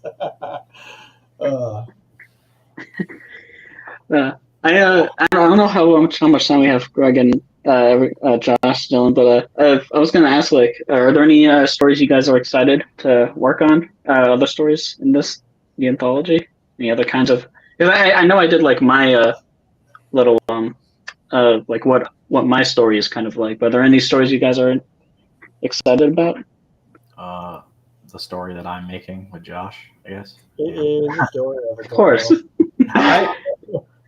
Aaron's story is pretty cool. I was gonna say Aaron's. We talked about it in our meeting about it. Aaron's really. I think I just nicknamed it the haunted Cosmos story. Ooh! Hey, there he is. Speak of the devil. Yeah, because it was like that one. I'm excited for because it's like way different. So I'm not coining that as the name. That's just what we referred to it as. But it's spooky, weird, cosmic shit. I don't even remember. That's up my alley. Oh no, Jasmine and the in between, I think is what I called it. Yeah. Oh, see, that's a great name. Oh, the in between. Nice. Yeah, he took Jasmine from Brian. You guys look, as soon as you sent the information out, I said Jasmine. So I said mine pretty quick. Greg, put yourself. You know what? I'll let you have it. It's all good. I mean, and you know what? Out of all the stories, I'm glad that Jasmine went to yours. I like the cosmic idea. Cosmic horror is like my jam too. Yeah, I hope it's not awful. Yeah, hope so too. Every writer's concern. Mm-hmm. Oh, every writer's concern. Yeah. So what'd you think of your story? Yeah, I don't know. Hope it doesn't suck. Yeah. Just please tell me it's okay. It's like yes. No. Yeah. So, do you guys have anything else to promote that's not Mittens or Camp Lovejoy stuff before I kick you guys out so we can do Aaron's panel? the hell out of here. I eagerly anticipate the kicking out of myself. But if I did, I would totes my goats. Promote something.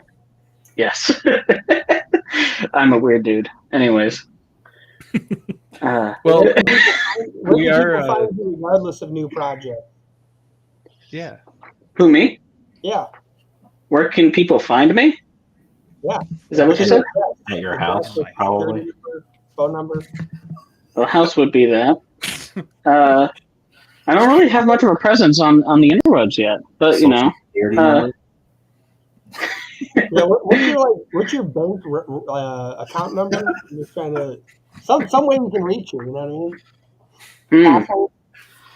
Don't do it, Brian. I can be found sailing sailing through the ones and zeros, known as the digital social media platforms of what's possibly Twitter. Twitter. I'll write a short story about you finding yourself. Ah, yes. That'd be an age-old tale. Greg, someone's here. He's sending a bunch of I'm stuff. doing that, so that is accurate. Yeah, I just blocked that. I am searching for myself, though. That is a good, accurate story. That's a good idea. Oh, there's Yes. It's happening. What is this? It's about to be the Brady Bunch if we add 2 more people. So Katrina? No, we're gonna fill up this panel. All right. Yeah, I mean, it'll just be 2 cats. Oh, it's 2 cats. Not we're, the black cats, because they got killed by Edgar Allan Poe. Just right. Yeah, no, those cats. Greg, if you wanted to share this cover of this comic that we just wrapped up on with Lucky 33, I don't know if you want to share that. Yeah, just block Aaron's face. Can you share stuff? Share stuff? Yeah, I'm trying to find it. Actually, could I just send it to you? You want to pull it up? Do whatever. He's Or like, I don't even care anymore. I don't want to live until Mittens 2 gets released. I don't want to live until Mittens 2 gets released. Right here. Where is it at? Right here. Okay, I'm just gonna send it to you to check it out. Pull up the image. Alex was actually just on a little bit ago. He's working on Mittens 2 with us, but we just finished up a comic called Max Axel in the Wild Circuit.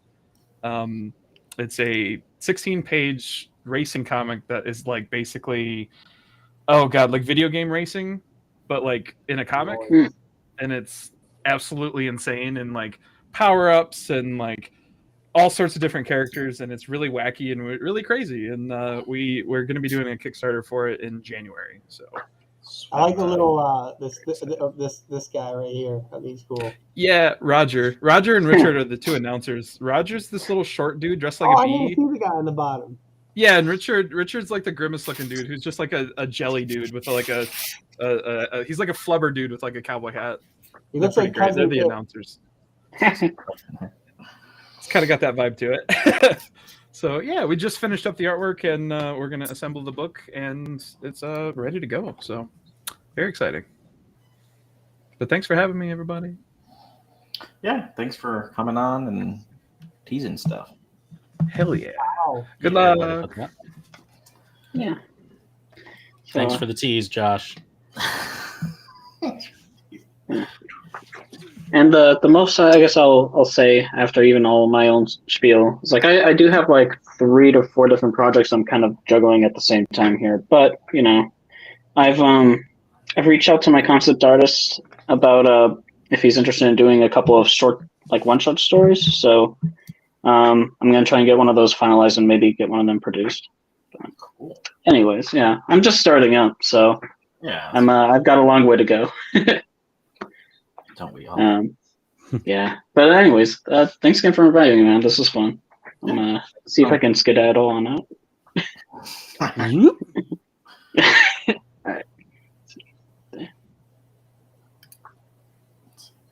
All right. Wait, what? No. Oh. There you go. All right. Sorry. Who were we missing? Where's the only Austin one? and Rich needs to be here, and You want to put me in the hallway, Greg? You want to put What? me in the, want to put baby in the corner? You? No, put me in the hall. What? No, in the hallway. Oh. I don't know if you want. I don't know if you need. Yeah, I'm gonna be over Solid there too exit. in a sec. What the heck is with these fucking things? Oh man, that spam's slaying Yeah. right now. That's really annoying. What is that on? Oh, YouTube. So yeah, I'm waiting for Rich, but I can add him in whenever he shows up. Okay. So, unless are you you want gonna to hang out? Are you gonna hang out with us? No, You're just gonna leave me? I thought you said I can leave. I mean, you can, but like, where's everybody else though? Wait, where the hell are you going? What? Right? No. So it's Aaron's panel. He uses me for breaks. Basically, I'm just a tool to him. And we got we have Davey, Austin, and Aaron. And Rich is supposed to be here. I don't know where he is. A tier was a possibility. Oh yeah. Should I invite him? I guess, yeah. Send him a link or something. I didn't do that. Jeez. Yeah. Shut up, Dylan. Oh, can't get in for some reason. I Can't don't get know in why to I what? can't get in for some reason. Did you find out what the comment problem is? No, I have no idea why it's like that. Sweet. Awesome. Oh, you mean the 69mega.com? Oh, that? No, that's a different problem. Yeah, I'm trying to block that nonstop, and they just keep coming back. Interesting. No pun intended. Is that something that normally happens using this platform? I have no idea. No, because StreamYard does that too. Weird. If I'm using like YouTube or something, or other people do that too, and then they just block them. But yeah, it's really stupid. They should probably fix that. It's okay. They're here to make it awkward, and I'm all here for it. So, well, I mean, Greg, you can hang out until somebody, I don't know. Well, how long have you actually been on doing this sort of stuff today? How long have you been doing this? Since 4 hours and 36 minutes. You've been doing this for 4 hours straight. Yeah. Yeah. Okay. Like I said, Greg only uses me to take breaks, so that's why he had me hosting. He's watching you guys, so it's not like any. Well, if you're gonna watch, you might as well participate. Fine. Yeah. I mean, you don't have to. I don't want to bully you. I just, where's the rest of the people is my thing. All right. Yeah. Well, this is a good intro. The art of storytelling has a lot to do with getting good teams together. And it's hard to get people to show up. Yeah. Too harsh? I don't know. I told you my goal might be to get Greg to not invite me to host anymore. No, I think you're dead on there. Yeah. Who are the other people that were professional enough to say they're going to do this and then or something heavy? Jorge Medina. He had something going on, and well, Austin. I don't even know Austin. He's already got my vibe. Yeah, I mean, I've got two films I'm finished editing to go to a festival. I'm taking the time out to do this, my man, because I appreciate you. Yeah. Thank you. You're welcome. You're welcome. Well, it can be just us. I don't care. Yeah, I don't care. Davey had said he doesn't think he's showing up on Facebook. So I don't know if anybody's still backstage or if the link's not working, whatever. Yeah, that's why Rich can't get in. He's like, oh, Davey is in here. He's just blocked out. Wait, that's weird. Well, anyway, hi, I'm Austin. Hey, Austin. Yeah. Go ahead and give an intro for people that don't know you. Like me, I know of you. I know we're friends on Facebook, I believe. I just,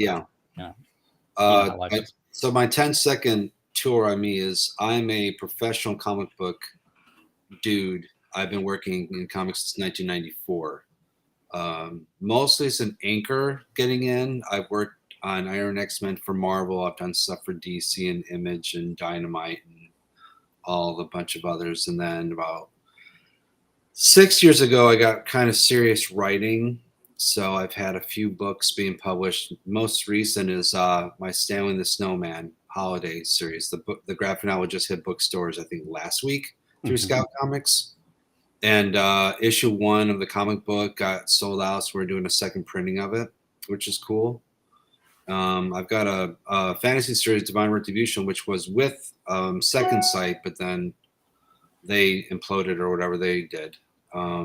And then I've got a zombie series I do through Kickstarter right now called Zombies Were Human 2, but I've got about 3 publishers who want to pick it up once I'm done funding the art teams, which is what kind of like we're all about. So, and that is about a collaborative effort with my zombies. It is me writing the main storyline with my artists, and then we tell zombie stories before and how they became zombies. And I pick up the art teams and they pitch ideas, and that's what the zombie stories are about. So we have between 18 and 20 creators per graphic novel that we do, and then we do some exclusive comics. Like we just did one where Joe Davison, Stranger Things actor, and Jonathan Hedrick, we did an exclusive comic for stories that they did. Besides that, I've been working as an actor-director since 2016. I'm in a Lifetime movie called The Soulmate Search coming out on Valentine's Day. I'm in an Apple Plus series with Vince Vaughn called Bad Monkey. And 45 Seconds, I found out, will be on Netflix in April. So nice. Yeah. Excellent. I do. Well, thank you for actually being here. And Yeah. You know what, Davey? I'm still going to give you credit, even though you're a black screen. If you want to we could make up anything we want about Davey. Davey has worked for Image since the beginning. He's one of the heads of Image, and that's wonderful. None of this is true, but he's not here and he can't correct me. So Sweet. Anyway, I guess we'll talk a little bit about storytelling. Yeah. For people that don't know me, my name's Aaron. Well, you are. I own and operate Catalyst Comic Studio. I also host Cool. Beards and Comics podcast, which is coming back in January. Congrats. It's been on hiatus for a while. I do books. I do all that stuff. I don't act. Anyway, let's talk a little bit. Well, if you don't know Greg's been on for 4 hours, so that's kind of on y'all. But what is our entire purpose? I guess is really where all this starts. When you're going to talk about what the art of storytelling is, why do we even tell stories to begin with? Yeah. Oh, for me. I'm sorry. Was there other options? Well, I thought David was going to jump in.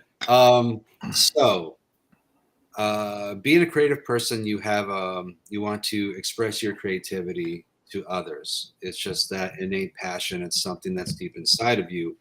All through high school, I was in theater, musicals, that sort of thing. But I loved comic books. X-Men 205 was like the first book, and I was ravenous for it ever since. I like to draw.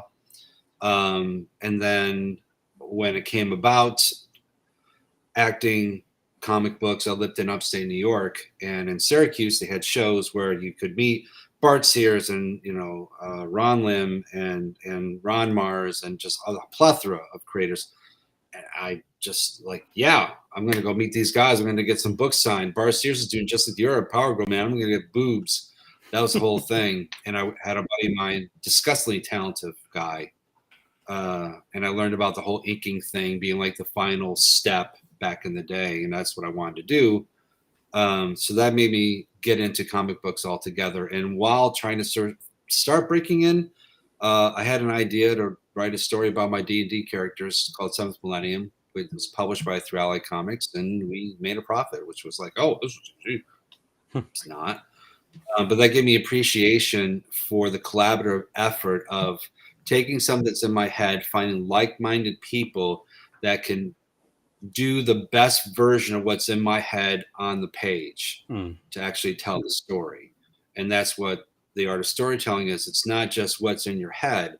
It's having like-minded people around you to make that version of what you're hoping to create come to life, and that you're all kind of happy about, and taking little bits and pieces of what they're doing to make and put the little stamp on it too. So it's not just like, it's all me. You have to do whatever you want to do. So that's kind of what I've been doing on both ends as an inker and also writing stories for about 28 years. In the collaborative side of it, and you just said finding like-minded people. This is something that I've talked about a lot But how important is it to you as a creator to find not only like-minded people in the sense of like, hey, I want to get a comic book done, but in the sense of this isn't just a paycheck. I like to talk to people about this kind of thing because people do have different views on it. There's a lot of people that say, let's just make it a paycheck. For me as a writer, I would prefer to have an artist that's like, no, this is actually an exciting story. And I'm glad that I get to be a part of it beyond getting paid for it. So, well, Jessica wrote something. At some point, I want to know how 8 to 20 people creators on a project and you still manage to make a profit. Funny thing, Jessica, I was not able to until I found Kickstarter, and Kickstarter made it able for me to fund it in such a way that I could take care of my creatives and also kind of break even. And then that's what I'm doing with my zombie series. But to answer your point, there are people that just like to do it because it's something they're good at and they want to make money at. They like the format, they like the genre, but they're not looking to be part of the story. They just want to do their job. They want to do what they want to do, and they want to make some money at it so they can get up down the road. Because ultimately, some of them don't have the storytelling in their head. Like they can take what you're writing and make a great version of it, right? They have an understanding, but they don't have the dreaming aspect, as I like to call it. So there's some people that love the genre and like being a part of it, right? And they want to create something. They can't tell a story, but you can, and I can help create that, and they jump on board. Now, as a writer, it'd be great to make some good money being an independent writer, but that's not our lot in life. That's just not how it is. And that's where the misconception is. These new up and coming people that you want to work with that might have like-minded, they need the justification that they have towards their family, towards their friends, towards spending money on a degree. So they have to make this money in order to validate that they're made the right choice. Right. That was the biggest thing with me in comic books. I was married to someone who did not appreciate what I was doing at all, to the point where I was at a after party for DC. I'm talking with Marv Wolfman. He liked what I was talking about. Went to my then wife, say, "So, what do you think about comic books?" She goes, "Oh, I think they're stupid. I hate it." Oh, thanks. Killed my whole thing with DC at the time. That's unfortunately, as a new creative or someone who's just independent, you're going to find that you're not going to be able to find people that have the love for it. Yeah. Unfortunately, it's a long journey. It's not short term. That's the biggest thing, I guess, Aaron. You're trying to find people that want to do it for the long haul with you. You know what I mean? Right. That's the professionalism aspect of it.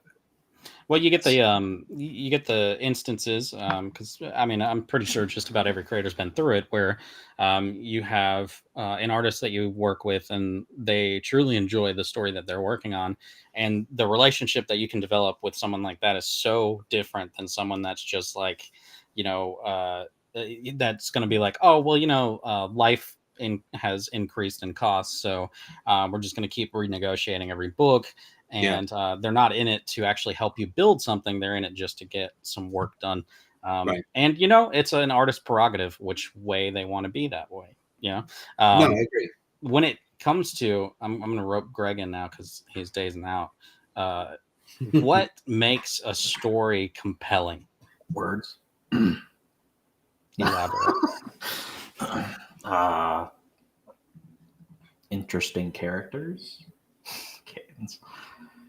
A cohesive story, so it actually makes sense. So it's not just all jumbled and put together, so it's actually polished. Well, that's what I think. Well, there's two different types of stories that you want to tell, Aaron. I mean, you got the beginning, middle, end, obviously, different arcs depending on what you're trying to do. Are you trying to write a story that could be consumed by a mass quantity of people that wouldn't necessarily be original, that's probably been done before or some fashion? Or do you want to tell a story that you want to read? And hopefully you'll find like-minded people that enjoy that sort of thing and have a slower build of people interested in the books that you're doing. I've done the slow way. I like between films and comic books, I do stuff that I would like to read and would be interested in, picking up and spending money on. There are people, like I found with Kickstarter, if you make a book about girls half naked with big boobs, or super bloody monsters, or both, you can make tons of money. But that's not the type of stuff I like to do. Now, is that a compelling story? I don't know. It might be a very interesting story. It might be unique. It's really up to you and what your preference is and how you want to marry yourself for 6 months to 12 months on a storyline. You know what I mean? You got to be able to be comfortable creating something in the process too. Right. How to piggyback off of that, one of my other questions, how do you narrow down your audience? What steps do you take? What things do you look at to try to get that audience kind of, I guess, to get a more focused audience? Well, for Stanley the Snowman, I wanted to write a storyline that could be read, kids to parents, or the parents read to their kids. Mm-hmm. I wanted to create actually a new holiday tradition. That's kind of the basis why I made the story to begin with. I've got kids and they're bickering about presents. And I'm thinking, man, when we were growing up, we had one big present and then we had stockings, and that was basically it. They have like, oh, one's more than mine, or one's bigger than mine. I'm like, man, I'm going to take all of these away. And then I thought about, family traditions are kind of pushed by the wayside. The commercialism's really kind of jumped up. We should do a storyline about trying to balance the two. And it's a holiday thing. You don't want to do a snowman. You don't want to do a reindeer. Well, no one's doing a snowman story since it's really frosty. So let's kind of do that. So that's my thought process between my Stanley the Snowman thing. My zombie series, I wanted to figure out and tell stories of who they were before they became zombies. I thought, every single creature, human and monster, whatever, has an origin story of some fashion, but zombies don't, right? You don't know who they were or what their life was beforehand. That's what this comic book does. So that's my thing. I try to think of interesting things about stories that I want to do, and then I make it. And then the genre is where you get your audience, I think.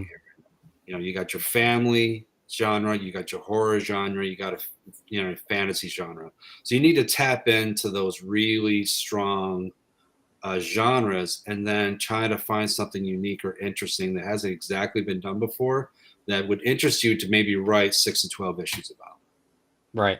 I think as well, like your personality, your voice is also part of finding what audience stories fall into. For me, like with my background and the way that I approach certain things, I should say more so the boundaries that I set or the lines that I don't cross. For instance, like you were just saying, like I'm not putting boobs in every book. It's not something I care about, and it's just to go ahead and get in trouble. It's not something I respect, because I think it's a cheap alternative to storytelling. If you can do it in some way that makes the storytelling more compelling, which me saying this is also hilarious, but then that's great. Is it possible? I don't know. I guess I'm not the one to judge. It is hard for a lot of creators to look at those campaigns though and see, $20,000-$30,000 for a first-time creator because they had a good artist job, 13 different variant covers with various poses of boobs. But for the rest of us, like yourself included, you care more about the actual storytelling side of it. And that's pretty much how I approach it as well. I see a lot of people kind of flounder between the two. And, I've lost respect for some creators just because it became a money thing. And I get it. And part of me wants to do, and probably will do, an episode where I interview some people and have that conversation about, is your goal here to get the money to fund other stuff?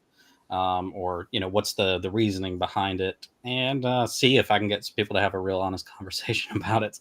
But I'm with you on everything that you just talked about.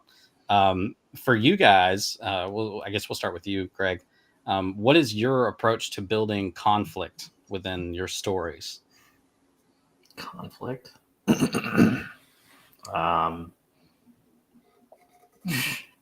Beating people up, Greg, just the whole game. I can't even think right now. for let's see, I'm trying to think of one of my comics. Taking it as an example. Mittens. All right. So Mittens has a nemesis, Griff, the panda bounty hunter guy. And you don't know this yet until later on in the story, but they have some history together. And there's history between Griff has a scar on his face, and there's a reason for all that and all this other stuff. There's so much backstory to it. The conflict is gonna build. It's gonna hit that climax, and then it's gonna be pretty cool. But I build that up by just putting little Easter eggs and little other things in the story, and it shows things like that. So the scar on his face, you're gonna be like, well, why is that there? And you're gonna find that out at some point in the story as it plays out. So I build it up with Easter eggs and just little backstory type things that aren't completely explained. I don't have to say everything. There's art for a reason. So and then use their imaginations for a couple of things, right? Yeah, make it work. I try to, when I write my storylines, I have an overall conflict, something, an obstacle that they have to overcome. It's yay at the end.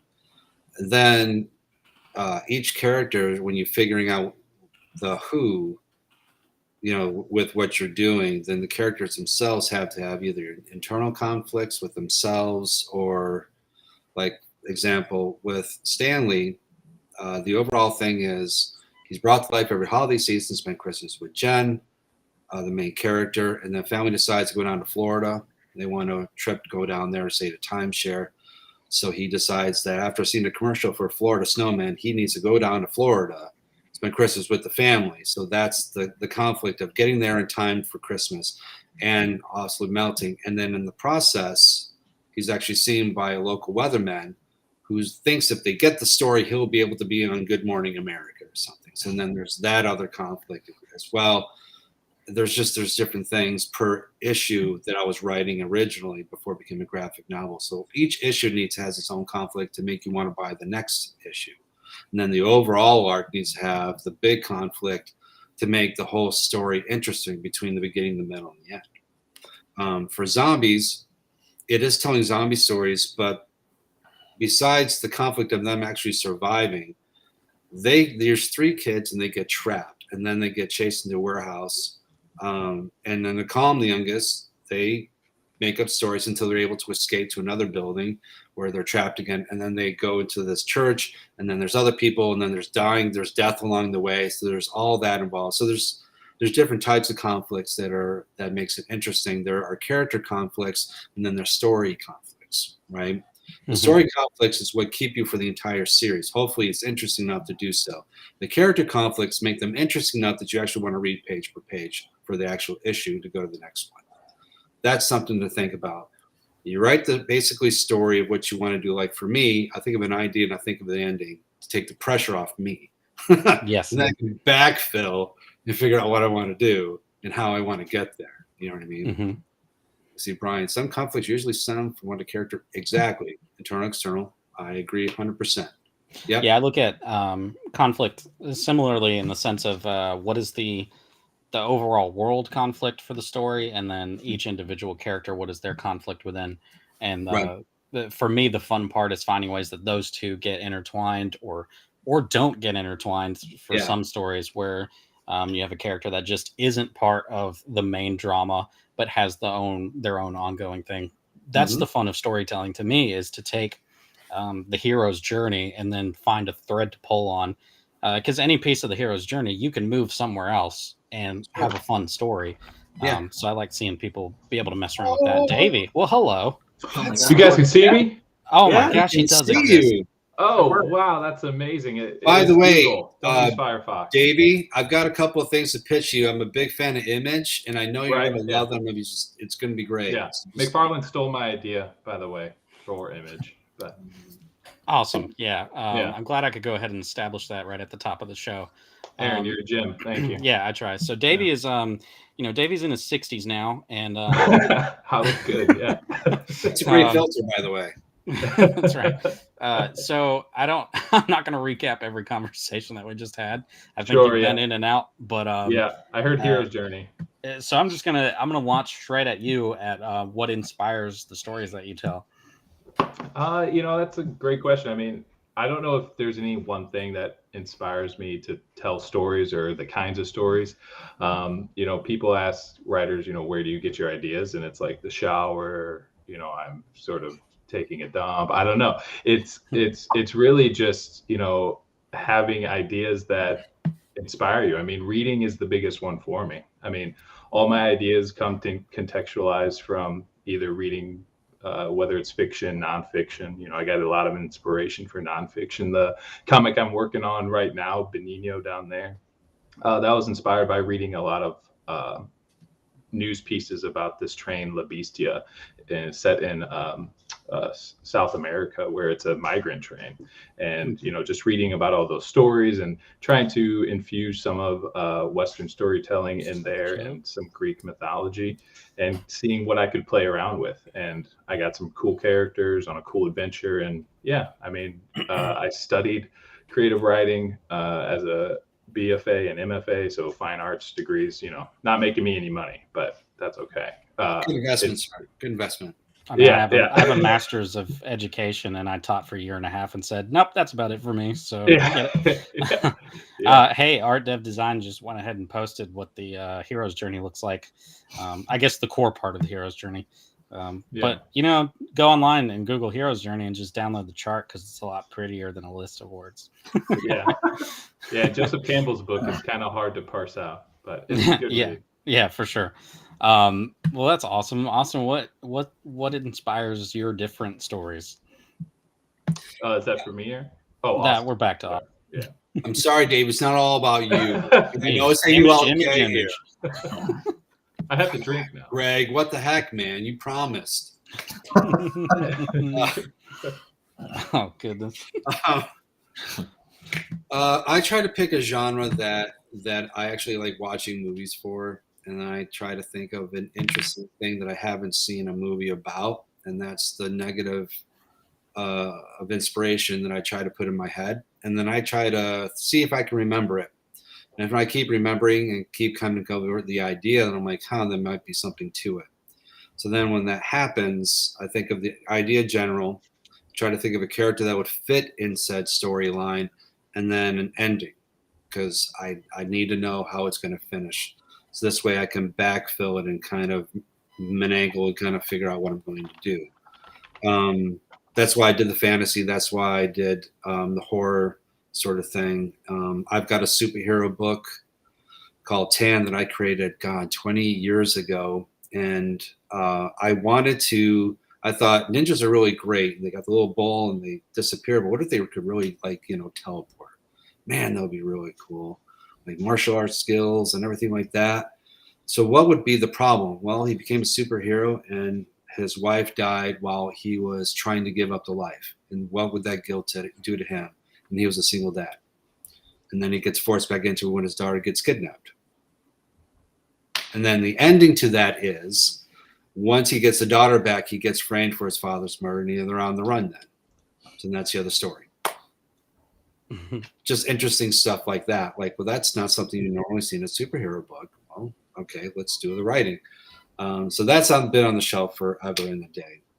So I'll come up with ideas that I want to read or want to do, and then I'll sit on it. Zombies I came up with the idea. I was in Wizard World Atlanta, and I was eating lunch. I met these really nice people, and I found out they were the first featured zombies on The Walking Dead. They were on the Entertainment Weekly magazine cover in the background. Yeah, that was them. So I jokingly said, man, it'd be cool if we knew who you guys were. They loved the idea. I love the idea. We're going to start doing it. Contractually, they're like, no, we can't really do it. I'm like, oh. And then Facebook did, hey, 7 years ago, you posted this. I'm like, man, sucks. I wish we could have done something. And people loved it. And I just kind of went with it. Stanley was 12 years in the making before Scout picked it up. So I guess my point is, how do I come up with it? I come up with ideas and then I let them think about it. And if they keep sticking around, I'll try to write it. And then I pick for the right time. It could be a month, it could be a year, it could be 10, 15 years. Who knows? That's pretty much the way it goes. Just a Yeah. whole stack of notebooks. That's right. And then they hit at different times where you'll just, going back to the being in the shower. That I don't really get new ideas in the shower. I more so just start thinking about all the ideas I haven't done anything with in a while. And then whichever one of those nags me the most is the one I'm just going to start putting some time into. I feel like the first question that hits me a lot when I any given thing that pops into my head, the first question that pops into my head after that moment is, but why? And once I ask myself, but why, then I'm going to start developing a story. So that's when I get a new notebook out. Craig, how about you? At work, because I have nothing else going on at work. I'm just security guard, so I just walk around the building. And I'm thinking of either the story ideas I already have, or I'm like, oh, I need to go back to that one. So then I open up that Word document when I get back to my computer and just start writing. Or when I'm driving, I see some weird fucking person just walking, and I'm like, oh, well, we're gonna play with you now. Mine's driving. Yeah, I do a lot of driving before COVID, a lot of driving for auditions, that sort of thing. And I would always have a audio thing and different ideas I just kind of like talk about. It's funny, I would be playing and my wife's like, what are those? I'm like, those are just my genius ideas. Right? They're going to be worth $1 million at some point. She's like, okay. I'm like, go make something. Stop it. But that's how what I'm working on now just kind of came about. I have to pop my head. I tried the notebook by the bed when you're about ready to go to sleep, but I'm over 50. Sleep's more important now. Mm-hmm. If it's really that important, I'll remember when I wake up in the morning. Otherwise, God didn't want me to do it. Yeah, you have to convince yourself it's not that good of an idea. I don't know if you guys watched Seinfeld. Seinfeld had a huge impact on my humor. But there was an episode where he came up with a joke while he was sleeping. And he had the notepad beside his bed and he wrote it down. And the whole episode was him getting other people to read it because he couldn't understand what he wrote. And then at the end, they finally uncoded what it was. And he was like, that's not even funny at all. So like, that's my biggest fear of doing that kind of thing is I'm not going to be able to read it. Yeah. Aaron, I want to go back to that interesting thing you brought up when you ask yourself, but why? Like, what's the follow-up to that? Like, but why is this story important? But why should people care? Is that kind of what you're going at? All of that. Yeah. Pretty much for me. Let's see. Let's take the Welcome to Everville. It was an idea that I had. It was originally called Detention. It was just a group of kids in a school, and there's like an alien monster in one of the rooms. Super simple. So simple of a little plot line. So the first question, of course, is but why? Well, that falls into the whole, but why is there even an alien? But why is there a group of kids? But why is this in a school? And so then from there, I just start kind of not sketching, but I guess with words, sketching out how I'm building that world. And I kind of do that with everything. It's just if I think it's a credible thought, I guess I should say, I don't do it with everything in my life because, I would never get anything done. But I like to pull threads. That's how I look at everything, is just answering questions, because the more questions you can answer about your own stuff or your own thoughts, I think the better your story becomes, as far as being well-rounded. Yeah. I know when I teach, creative writing, a lot of times on the re-edits, I focus on my students and ask them like, but who cares? Like, who is supposed to be caring about these people and why? And I think that's the biggest, when we're younger, we're really good at writing tension immediately. Like there's a big dragon that just swooped down on the school. Like I read those stories because I teach middle school as well. And those really get me. Like they know the tension is there. And I think as you get older, you realize like backstory is very important, right? Because when you're little, it's just an adventure and you want to see somebody grow and the hero's journey, character arc and everything. And then you start to really pad out that beginning where it's like he was born in 1937 to his grandmother and whatever. Yeah. And then you kind of lose the plot of the tension. So it's a delicate balance you got to start doing. Well, I actually taught creative writing as well. But that was one of the big things with the students is also for me was, okay, well, that's cool. That's a cool storyline. But that is the first question, like you just asked. But why should anyone care? If you have a main character, what is there to like or dislike about the main character, preferably Yeah. both. Right. I mean, if you're going to create a compelling story, which is what we were talking about earlier, if you're going to create a compelling story, you have to bring people into a point of actually caring about the story in the first place. Yeah. It's almost a trick. Yeah. Yeah. Yeah. So just to do everything on a lighter note, why is the comic book industry floundering? Oh, I'll answer last because I've been around it the longest. Oh, I can tell you okay. exactly why. All right, Greg, why is the comic book industry floundering?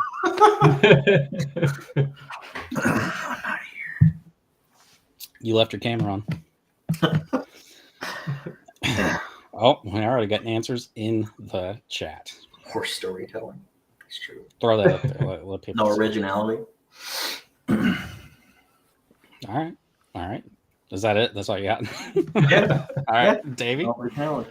I don't know. I would just say, if you have a good product and you have a good product, which I think a lot of comic book companies have, then it's just a marketing issue. It's getting in front of people. I know, I've heard Marvel and DC really talk about like digital sales potentially, hurting their physical copy sales. And I just don't see that. I think it's a great way to market your book. And like, if you release them all digital, because we're all still people in the end. So like having that physical copy, I think is something that people get that inherent urge to get once they read the first issue or a couple online and go get it. So I think just being open to the new world that we exist in online with comics and not being afraid of it, and maybe potentially having that free marker next to it, it definitely is a selling point for people because we want that in their hands. Yeah.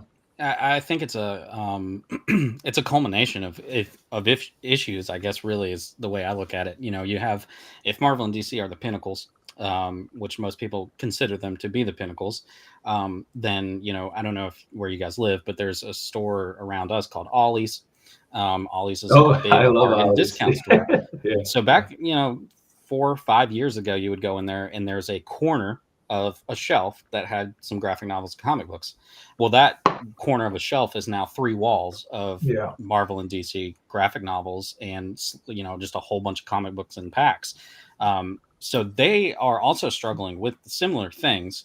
I think we're just struggling we're struggling in different ways, but they're still struggling with sales just like everybody else is. The difference is they've been around longer and have the capital to maintain while they try to fix it. I'm not going to get into what I think is a bunch of the different issues because I'm just the host. So Austin, go ahead. Get ready. Get ready, Jessica. Get ready, everybody. Good. Also, Jessica's point is a big one that I keep coming up against. I guess that's because she's my partner, so she says it to me all the time. So that's probably a reason. But yeah, Jessica's not wrong. Okay, so back in the 80s or so, back in my day, but back in the 80s or so to early 90s, comic books were a collectible market. You bought comic books not only for the reading aspect of it, because they were valued, they were collectibles. It was just what it was. And then unfortunately, the collectability went by when, fraud and inflation of pricing and all that happened with Wizard and all the whole nine. What's happened now is that you have 1 to 2 generations that are far more interested in video games, in the movies, in everything than actual comic books themselves.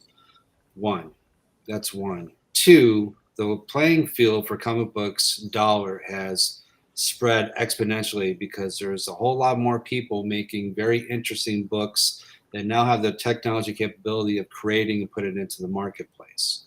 That's 2. 3, Marvel and DC have now gotten into having art teams or storytelling for 12 or so issue contracts. They come up with ideas that are 6 issues at most so they can make a graphic novel.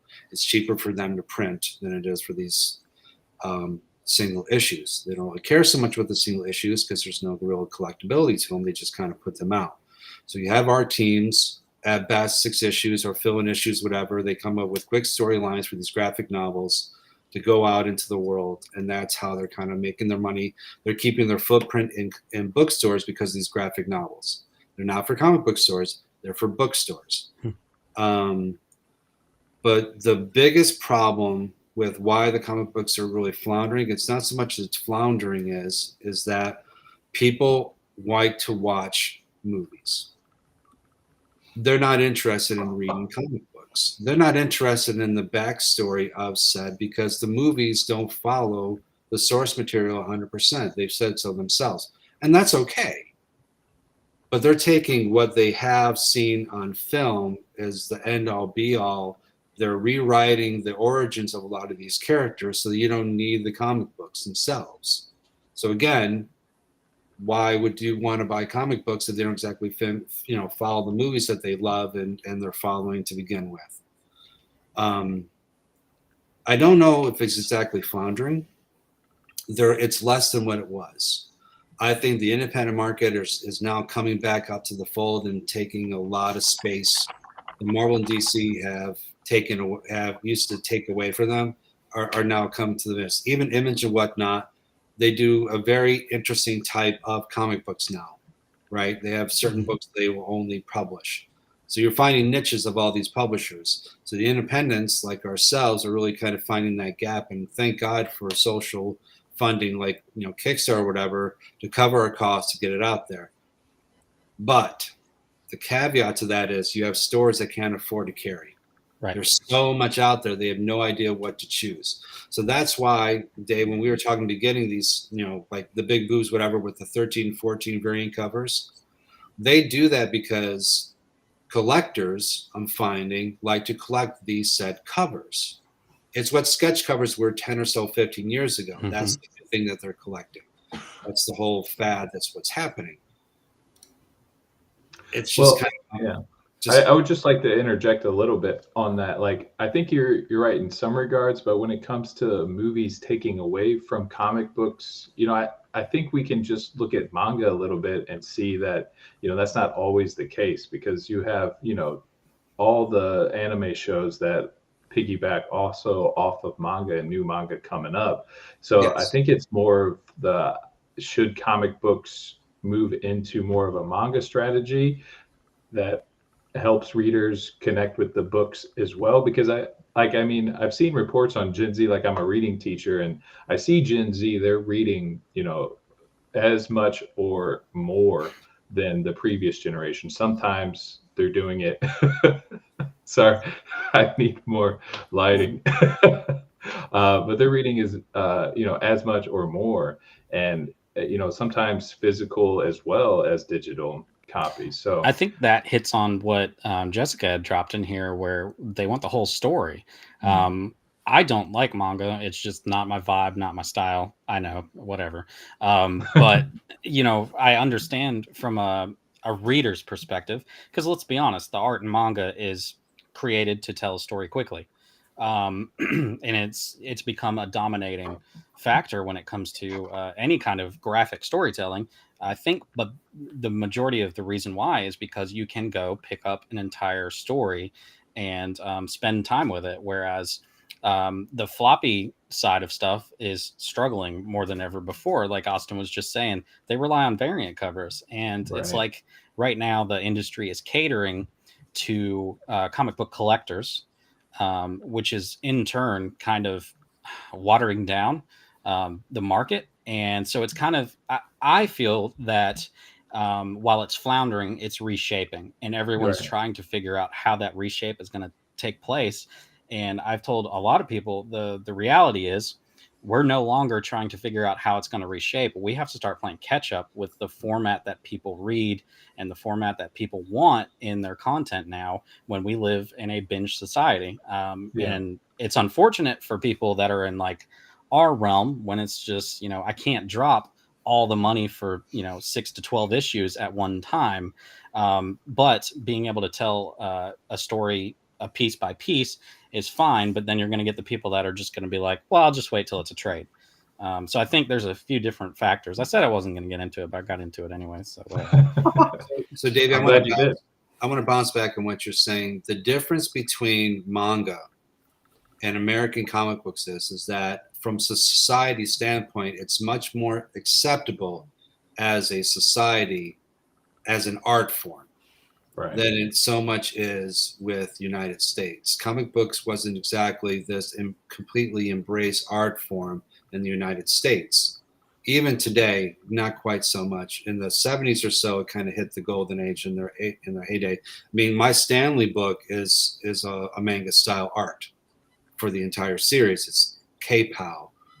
There's like 4 different styles. I didn't really know. My son is all about anime. He had to explain the different styles to me. But I like this one. Oh, that's K-Pow. Okay. It would be nice if the generation had that same sort of acceptance that over in Asia does, but unfortunately that just hasn't quite translated from generation to generation. Yeah, the floppies are I mean, Spider-Man used to do 150,000 copies a month. Now you're lucky if you get 25, and that's Spider-Man, and that's even around the movies themselves. So just by and large, it's just kind of just is what it is, I guess. Well, look at the price points too. Another thing that I think often about is, $5 used to get you 5 different comics, and now it gets you 1. Yeah. And we don't live in a society right now where it's plausible for everyone to get all 28 issues of interlinked story with Batman and 14 of them. I mean, like I said, I think it's changing and I think the consumer base has already shifted. The major consumer base, I think they have already shifted into different formats, and now it's time for us to actually start playing catch up. And I mean, when I say us, I mean just figure it out for yourselves. But I'm in the same boat as everyone else, But just looking at what's working and what's not working, and talking to some people that have put out books for years through like Image or whomever, and they're all in the same boat too, where they're like, look, things changed, and we're looking at some interesting alternatives. I'm not saying anything because I'm not trying to get anybody in trouble, but I think we're going to start seeing it shift more and more because something has to happen. We all want to keep telling the stories we want to tell.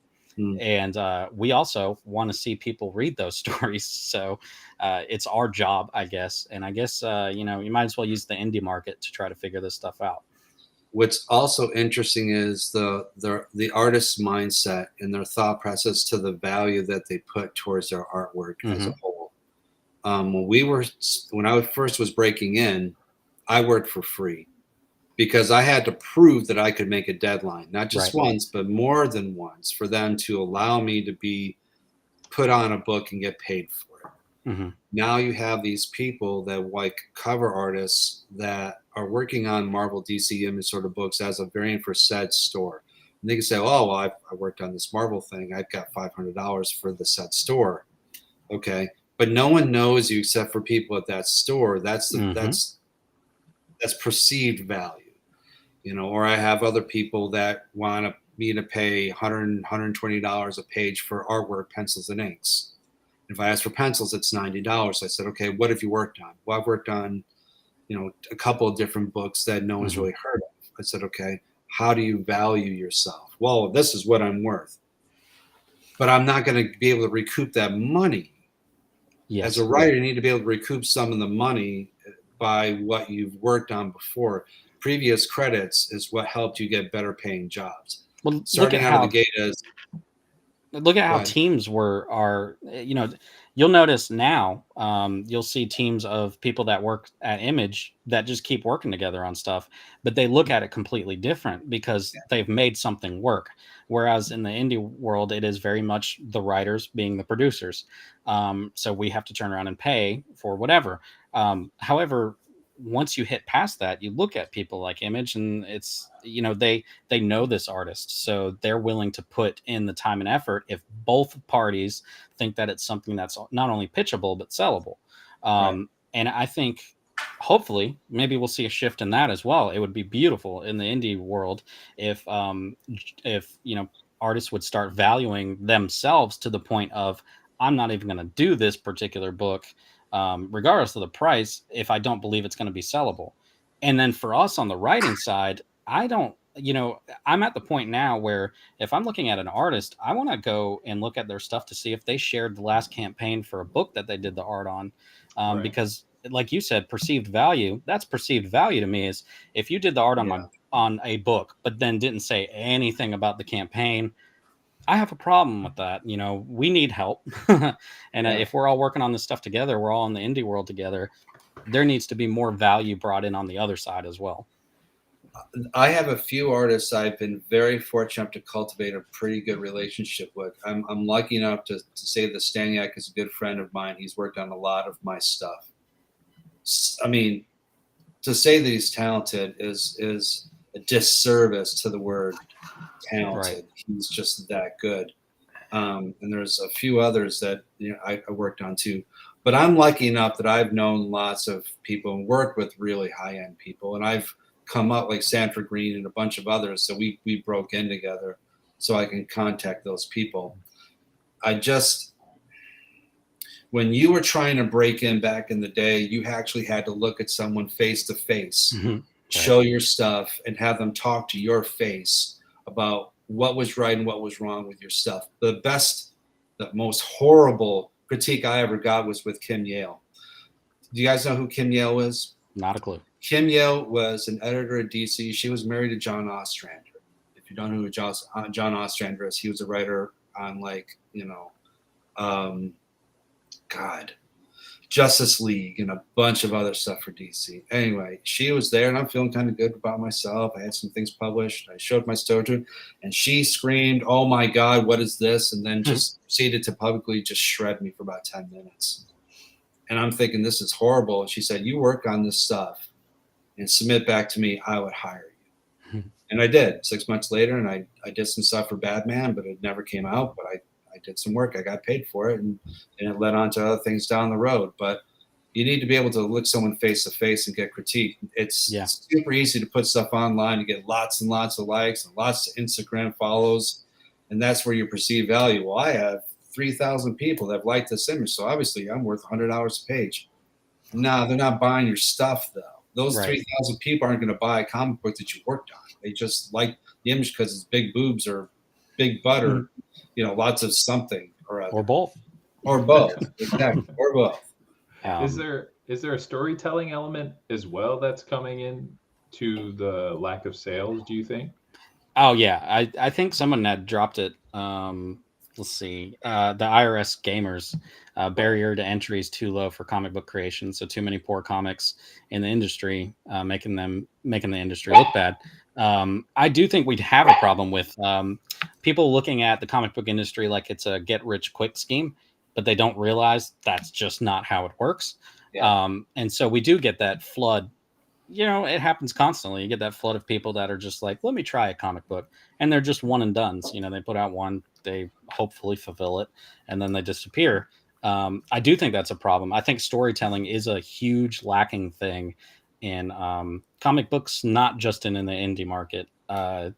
I have started becoming so selective over not only the books that I'm willing to try, but even ones from people that I know, like if the writing quality hasn't increased, like I don't want to be a jerk, but I'm not going to back your book to the point that I actually want a copy of it. But I can help promote. But I think that is a problem. Absolutely. There's a lot of independent people that don't take constructive criticism, I'm finding. Even with me, I had a writer and art team, and I was looking at their book, and I'm like, this is interesting. I go, I would say a couple things if you don't mind. They're like, no, that's okay. I'm like, okay. Okay. So then I set the book down and walked away, and the owner of the store goes, do you know who that is? I said, I'm no one. Don't even listen to him. And they explained everything. So then they were very nice, and they came over, and I worked on Iron Man. Oh, you worked with Bob Layton? Yes. Yeah, whatever. And I said, you've got too many panels per page.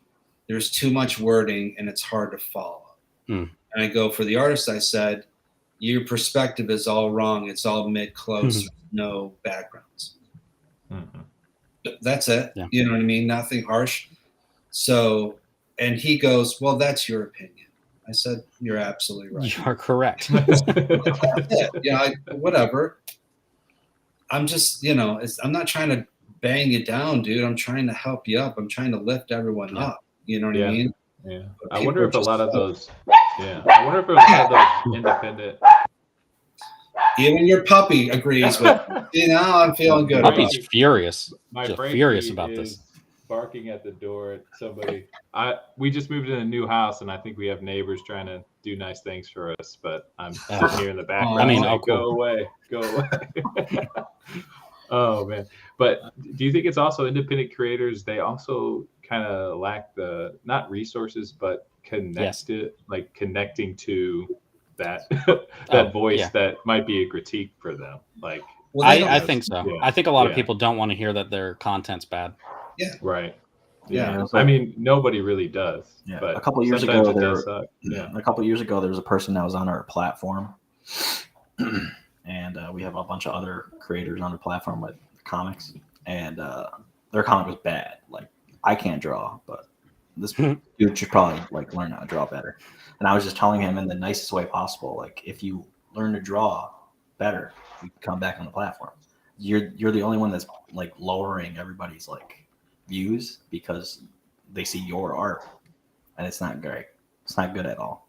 And I'm trying to be nice about it, and they're like, "Oh, well, you know, I think it's good." I'm like, that's fine. So if you don't want to practice and get better, then that's on you. Joe just hit another thing on the head. Doesn't everyone use their teams as sounding boards? Most don't, and I think that's a problem. I can speak on behalf of Joe on this because he did Tilt, and then we're working on something else right now together. And it is very much that where I want to talk to the teams. Yeah, that's another huge problem. As long as mom likes it, it's the same thing with American Idol when they come in for auditions and say my mom says I have the most beautiful voice. Right. Look, some people like don't know how to tell a story. I mean, and that's just point blank. Like, if you don't know how to tell a story, don't try to make a comic book. Go sit down and educate yourself. I don't know. That's the best way I can say it.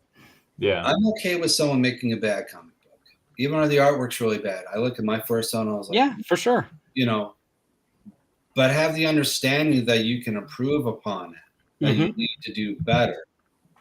Right. That's all you need to do. That you have the willingness to want to improve, right? To be able to tell a better story. Because, David, when we said in the very beginning, as creative, you want to be able to express your creativity to others and have them appreciate what you're doing. And in order to do that as creative, you need to be able to constantly challenge yourself, to better yourself, to try something new. Otherwise, creative gets stagnant and there's no point to it. So to get to your point, Aaron, of those one and dones, they're just doing it for the sake of doing it for a possible cash grab, or maybe there are people that just, this is what I'm going to do. I'm happy with what it is. It just is what it is. Yeah. And Greg, they're not going to listen to what you have to say, unfortunately. Now, do you put them back on? Yeah, maybe not. Let them kind of do what they're going to do. From a film standpoint, I got a buddy of mine, great actor. And he could be really good, but he is very happy in his little niche doing whatever he's doing, and he's fine with it. All right, dude, go do your thing. You know what I mean? But I'm not gonna call you an orange when you're an apple, right? Don't expect to be called something else when it's this. You know you're this, accept that you're this, and don't get upset when I'm calling you this. If you don't want to improve, then that's what you are. You know what I mean? I don't give unsolicited opinions. I ask if you wouldn't mind hearing it. Right. To hear it, I'll just say from my years of experience, I feel that you should work on your feet because they look weird. You know, I like this. I like this, but maybe if you work on these other things, that would have elevate your art and all that all together. But there's a lot of generation like my mom, this or this or this, and they just get likes and they don't want to hear anything about it. And those are people that you don't want to work with. Bottom line, those are not the people you want to bring into your team to do your storytelling for your books, because they're not interested in the medium itself. Yeah. Honestly, they don't have the love for the medium. I got 2 more years, and I told myself by my 30th year, I'm done. You know, maybe I'll do a Kickstarter or 2, maybe I'll do something. I've done pretty much everything I'm going to do, and then kind of go on from there and let you young guys do the stories and do all your stuff. It's too much gray in here to be calling you. But you know, I'm enjoying helping other people break in or elevate, and I like the collaborating effort and doing that because I love this medium. I love putting groups of people together to tell a cool story or a cool, comic book thing. You're not finding that. It's all about quick money, and Right. that's the sad thing, at least from my end. And I'm rambling a little bit because I'm drinking water. You're fine. To start wrapping things up so we can get done. On Joe's point, a lot of one and done crowd do it to fulfill a dream. That is awesome. However, hire an editor if you don't know how to write. And secondly, you don't have to campaign for it. If you just want to create a book for yourself to fulfill a dream, that's cool. But yeah, I mean, you can do whatever you want. We can all do whatever we want. I think that's cool. But it's also a shame when you end your story and it doesn't have an actual ending. I feel like a lot of one and done, that's what ends up happening, or they get discouraged and you get a first issue that's like pretty decent, and then they didn't make what they thought they'd make, so they just never make a follow-up. And then I just want to hit on Brian's, and then we'll pass it around the panel. Yeah. Based on what you've seen and the critiques you've given, what should new creators do to better avoid being more than just a drop in the water, flooding the market? And then they just asked another question: how much would you recommend people take classes in writing and art? Can that help immensely rather than learning on your own on the fly? Classes always help. Always. I mean, even if you're just online looking at stuff, for me, like, I would even tell people, if you just take a class that talks about the hero's journey, just start basic. It's going to help you understand storytelling, at least on the bare minimum. And then I like to tell people that's when you can start finding threads to pull to make it more interesting or whatever. So the first question about being more than just a drop in the water, marketing yourself, I guess making connections is the biggest thing that I didn't do when I came into it, and I'm still trying to work my way up to that. So to me, that's a big one, is if you don't want to just be a drop, then start meeting people. Everybody else. Yeah. Yeah. I mean, that's pretty much it. Go to shows, go to conventions, meet people, get into get into different groups if you want to learn stuff. Yeah. Network. You take classes. There's YouTube stuff. There are books to read. There's these things called a library you can actually go to. There's books, and I know it's weird. Or ask people to check it out. Like if you know writers, exactly. like just bounce ideas or whatever. It's always helped me, at least. And that's interesting. Don't be afraid to share your stuff with others. Yeah. They're not going to steal your stuff. And if they do, tell us. Yeah. If they do, then you don't have to worry what other people's opinions when you're writing great stuff. You just make another idea. But don't be afraid to share with your stuff. Don't be afraid to accept people's opinions. I always tell people, and now I've told this for 20 some odd years at shows, who bring me stuff to look. I said, share it to as many people as you can. At the end of the day, sift through all the information that people mention, different theme or themes to work on, like feed, perspective. That's what you need to work on. Because I remember getting critiqued at Marvel with 3 different editors and getting 3 different things. Like, oh, I love your shading work. It's really great. Oh, I hate your shading work, but your blacks are really great. Oh, well, your shading's bad and the blacks are bad, but man, your rendering of the figures is great. Wait, what? And all of it's like, well, your line weight's different. And okay, I'll work on my line weights. It's all, I don't know. But yeah, improve yourself by learning is always a good thing in any form or fashion that you do. And don't be afraid to talk to people. Yeah, I think that's the mark of a good creator, is wanting to learn more. Definitely. Yeah, I come from the literary world, and we're used to just shopping our stories in either a big group setting, or I still have friends, that I kept that, I just got a short story back last week.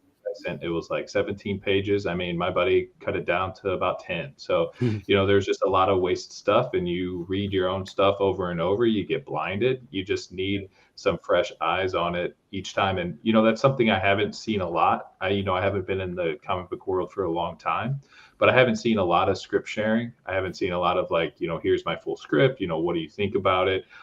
Maybe that's something that comics could work on, or other groups, or I'm just not talking to the right people yet. But yeah, I think just sharing shopping scripts and seeing, before you send them out, maybe even to an artist, is find some writers, find what's worked for them, and see what you can make it, improve it. Yeah.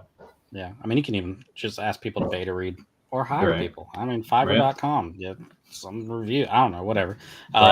But I'm going to hand it back to Greg to close it out in just a second. I just want to thank Austin for being here. Davey, thank you for getting in here eventually. Yeah. You get credit for being here the whole time, only because you were a black block for most of it. Yeah. But hopefully this helped somebody when we're just talking about storytelling, but we also talked a bit about the industry stuff because I promised Greg that I would try to cause problems. But yeah, so thank you everybody that that showed up and started asking questions. That's awesome. Please reach out if you do have questions, probably to any of us. I assume everybody's open to answer questions if they email us. So or email message us. Shoot. All right, that's it. Greg, it's all you. Just take it. I guess Rich was gonna come in, but I guess his Wi-Fi was being weird or something. I don't know. Anyway, you're dead to me, Rich. Yeah. So thanks for doing this. This was a pretty cool panel, actually. Where can we find people? Where can we find Aaron first? All right. So I own and operate Catalyst Comic Studio. So catalystcomicstudio.com. I also am the host of Beards and Comics podcast. That's everywhere you get podcasts. We come back in January. Personal writing, aarondown.substack.com. I do short stories as well as comic books and all that kind of stuff. And I'm all over the interwebs. So, I mean, Google me. I don't know. Google me, bitch. Yeah. That's what I tell people. Yeah. Yeah, I'm at Dave_Scribs on Instagram. I'm there a lot. You can check out my comic book right there, beninocomic.com. See what I've been working on. Cool.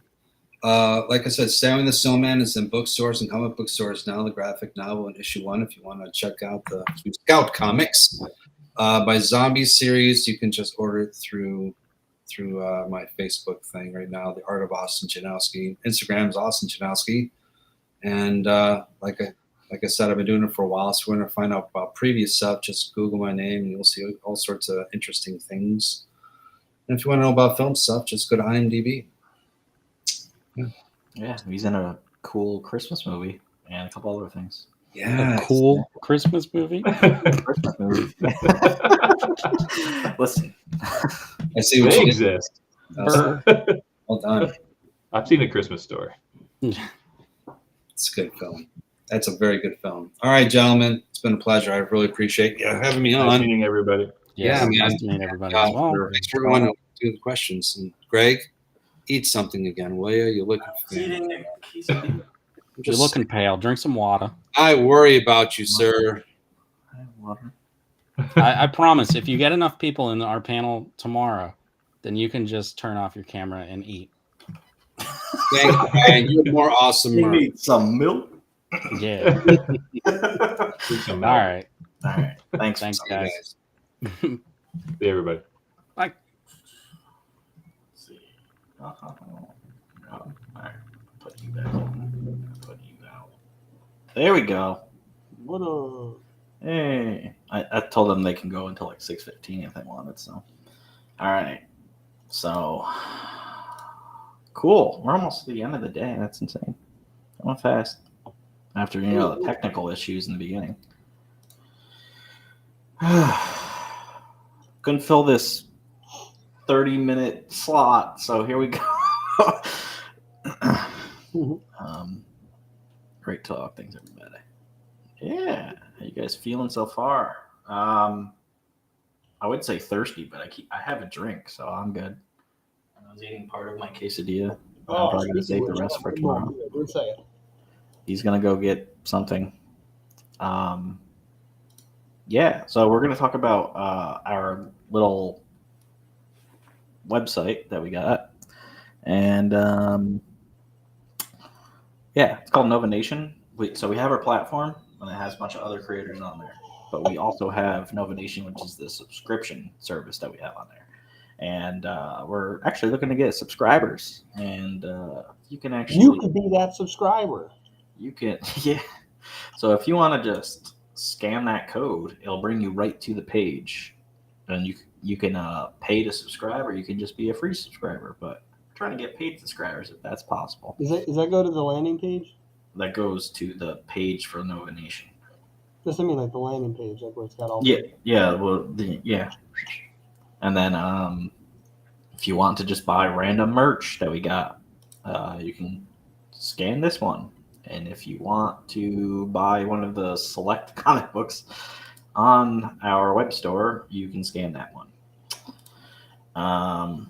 So I'm going to play this little thing, and it's about like a minute or two. And yeah.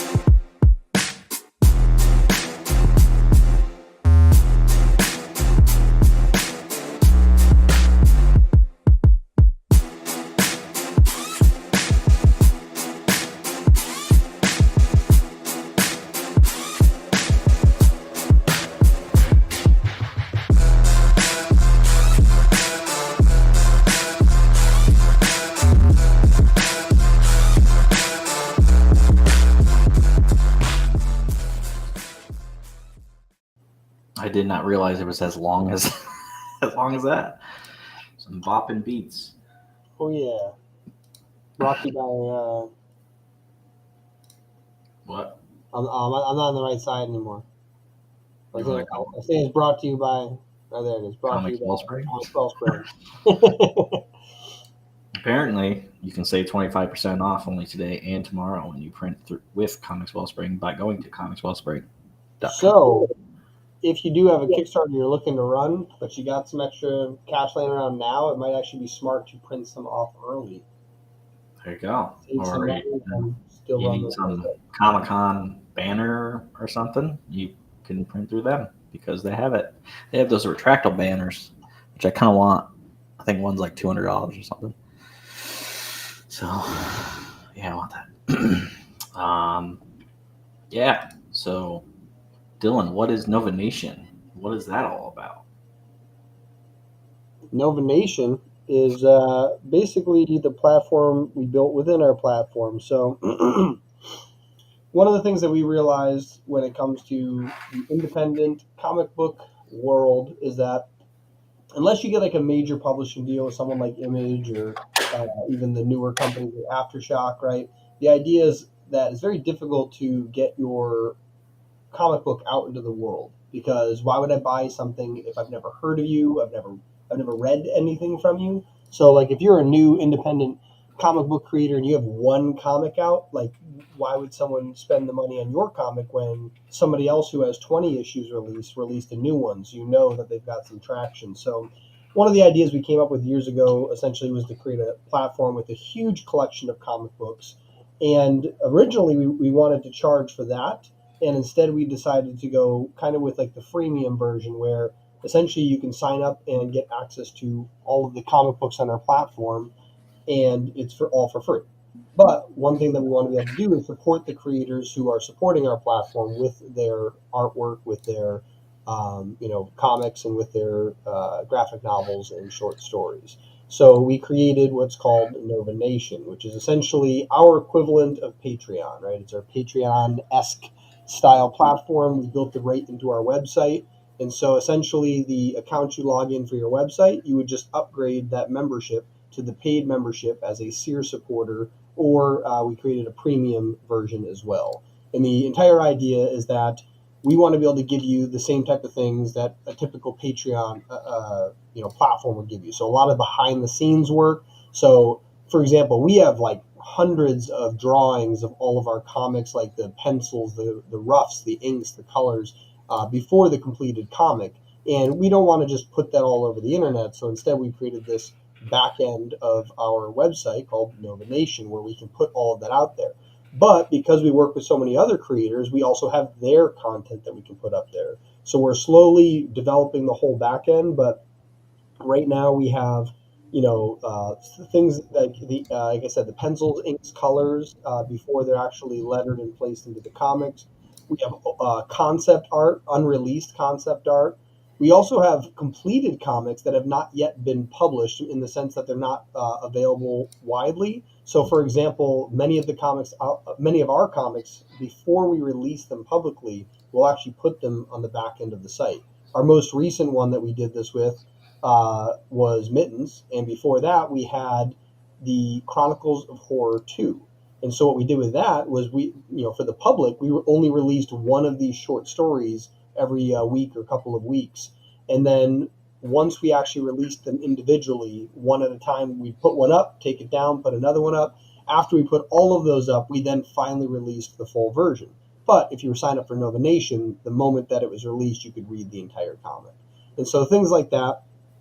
We also have podcasts that run way too long sometimes, or sometimes we talk about things that maybe they're a little spicier than what we talk about on the front end of our podcast. And so we'll take that and we'll actually put that into the back end of Nova Nation, where you can see some exclusive contents from some of the creators on our platforms, as well as other creators that we've interviewed on our podcast. And we kind of just go off for like anywhere from like a half hour to potentially an entire other hour of content for our podcast. So essentially, we're just trying to take everything that we do, double that effort, and put it on the back end, while still providing as much, as much content that we can. So that's the reason why I say it's a Patreon style platform. It's not really just a membership platform, because we do give away probably half our content for free, and the idea is that we want to create an entire other half where those who want to support the indie community, including ourselves and anyone else who's on our platform, outside of just buying some merch, you can basically become a supporter of the platform and all of our creators by becoming a supporter. And if you want to sign up for Nova Nation, again, you can just scan that QR code. I just realized that QR code being blocked by the banner on the bottom. Yeah, that's why I take it out. And and the little the other thing. Yeah. Which I had to find. There it is. Yeah. So if you scan this, it'll bring you to the page, and you can either be a free subscriber, which you can do everything.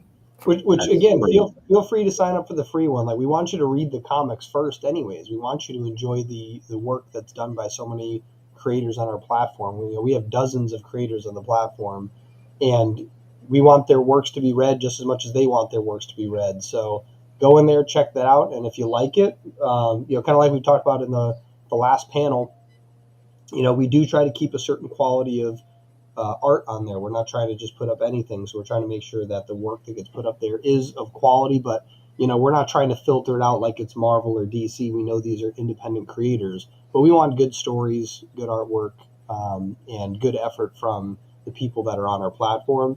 So basically, feel free to sign up for free, check out these comics, and if you like the creators on the platform, then you can sign up and start supporting them. Mm-hmm. If you, again, want to just buy something, we have mugs and hoodies and all that other stuff. We have a merch store that just has like that kind of stuff. You can scan this code to do that. We have breakfast talk stuff on there. We're probably gonna have more podcast stuff on there because we're bringing that Sierra Nova TV thing to be reality next year. And finally, if you want to buy some of the comics, because we have some that are available on there right now, I just added Mittens issue 1 on there. You can scan this one, and you can buy Mittens or Codename Hunter by Ian Miller, Triple Threat Comics. There's a couple other ones on there that you can actually buy. Some they still have to like set the comic up. Technically, I think Ian does, but you know, you can still do it, and then we'll set it up, and it'll still be fine. But yeah, so scan that, and you can get a comic. Cool. So the last panel of the day is in a couple minutes, and that's with Timothy Flang. It was going to have Peter Welmerink, but he can't make it because he's doing something with family. So I'm going to invite him now, and then we'll be able to start that in a couple minutes once we figure that out. Hey, Greg, I'm looking at the website, and there's a new plugin on here that I might have installed, but I don't know. What is it? It's called Burst Statistics. I don't know what that is. I think it was installed by one of the... I just saw the developer. Yeah, I think it's from the SSL cert. That's funny. Yeah, after they broke our website. No, there was a new menu item I'd never seen before, and I'm like, what the hell is this? And then I looked into it, and There's a couple things when I looked, and I was like, oh, that's new. Yeah, I just did a memory swipe, and I actually have questions for this. Huh? I think I have questions for this one. What's the next one we're looking at here? How to survive a tectonic cataclysm. Gotcha. I guess so. Before that comes up, 1 second. Let's do a little here, and then move this over here. Do a little bit of that and this, and boom. For the last, I don't know, 3-4 years, I wanted like snow on our website. I finally have that, so it's pretty cool when it's like wintertime. I hate snow, like driving in it, but I don't mind looking at it, especially just driving when other people are on the road. I hate driving. So yeah, we switched our logo to our Christmas logo because holiday season now. And also, if you didn't know, we kind of do go away in December on social media. At least we still am on Facebook, like myself, just doing whatever. But yep, it's like frozen or something. And am I frozen? Can you hear me? Oh yeah. That's funny. My audio is still coming through, but yeah, everything else froze. Oh, your video is fine now. There we go. Yeah, everything just updated. That's because I stopped the screen share. I don't think Restream likes when you do screen share onto a full screen. So I made the video full, or the website full screen, and then everything froze on me. Gonna have to check out. Who said that? That was the word. Yes, it is. I hate snow. It's nice when it's first falling. It's not all slush and stuff. Yeah. Slush on the homepage. What? There's no slush on the homepage. No, there's no slush. Yeah, so we're gonna be talking about sci-fi world building in a couple minutes. So if you like world building and you like sci-fi stuff, you like whatever Earth Dog Studios does, Timothy Flang, you'll like this one. So I'll just bring him in now since like 5 minutes. Is he here already? Yeah, he's here. Oh yeah, he's hanging out. Yeah. Yeah, I was gonna show off the website, but my what's it called? My screen was like freaking the hell out. How's my audio? Can you hear me? Good. Yeah, I like the new backdrop. It's looking nice. Thanks, man. And you know, it's we're going to talk a little bit about that, right? That's one of the things lately where I've been trying to be on brand, and people say, "Well, what do you mean by be on brand?" In my case, it's something where a logo or one of the titles is always available in the shot. But honestly, like for a split second, I thought that you did like the virtual background, like it's that clean, and I was like, "Whoa!" And then I saw you move, and I saw the shadowing, and I'm like, "Oh wow." What is up? Total excellence. Yeah, now Greg's got to step his game up. What? He said Greg's got to step his game up. I got my little name right here. See? Yeah, I got a curtain and a wall. Oh, yeah, Well, first, I just want to say thanks to you guys for inviting me. It's always nice to do this virtual Comic-Con, and this is, you know, we did it last year, and we kind of had some fun with it. And I did, depending how much time we have too, we're going to talk about some sci-fi. We're going to talk about some new projects. And I also brought a few samples of our Kickstarter roundup, if you'd like to see a few of them. A lot of us are friends with the same people, and I always try to give a little bit of a shout out. So if we have some time, I've got some of those ready. And some of them were even people we saw today. I think I got John's book is that right in there, right at the top. Yeah, I have it going until 8 because I had nothing else for the last like 30 minutes. So yeah, you're good. All right, gotcha. How are you guys doing? Doing good. Okay. I ate part of a quesadilla, so I got Red Bull, so I'm doing great. We're doing. Well, I'm going to launch right in here and see if maybe I can get some people interested in some of these books, because I think you might think that some of them are kind of cool. And I'm a fan of indie comics. I know you guys are fans of indie comics. First up, I got one by my buddy, Mr. Don Westhoff. That's Drumsticks of Doom. yeah. That's so metal. Yeah, so metal, right? And this is a really interesting book. Interesting design choices, interesting stylizations. I think that one of the things that's interesting in this case, you know, John goes with the black and white book. The first thing is I'd want to ask you guys, do you think that because he would ask this question. I'm a fan of the black and white art myself. Let me just make my opinion known up front. But would you say that black and white art is in some cases a detriment for a book's sales? No, there's like there's some like first off, that's what manga is, so clearly that's a working style. But no, I definitely think that there's actually two things I like about it. One is that black and white art also allows you to visualize what you think it might be. I think that sometimes leaving certain things to the reader's imagination lets them build their own world in their head, and so Sure. I definitely like that a lot. The other thing too is that if it's done in black and white well, typically it will be done in color well, and so you also have the future potential of going, hey, maybe I'll run a Kickstarter just to make a colored version if people like the black and white ones. So you can save money on the Right. creation, and if it's done well, it doesn't need to be colored. And it, Well, and look, you got a great point. If you actually point to some of the biggest sellers, they are black and white titles. You know, don't forget, Walking Dead was a black and white title, and they said the same thing about that book in the beginning. The first issue was something like 6,500 copies. It's a terribly low print run, and of course, it became Walking Dead, right? Like soon it was 27 covers for each one, and something that went beyond what everybody thought. So, you know, I'm of two minds about it. Like I say, I love the black and white art. So, because I love the stuff from the 70s, you know, the black and white horror books, all that stuff. I love it. So, that's actually another good one too. Is that depending on your genre, it could be beneficial to have black and white. Like horror comics in black and white can make it more threatening. Like if you have colors in there, it might soften the hysteria that's drawn in by the mesmerizing. you know, I read in an interview one time, it was they were talking about Charlie Adler, who was the penciler for Walking Dead.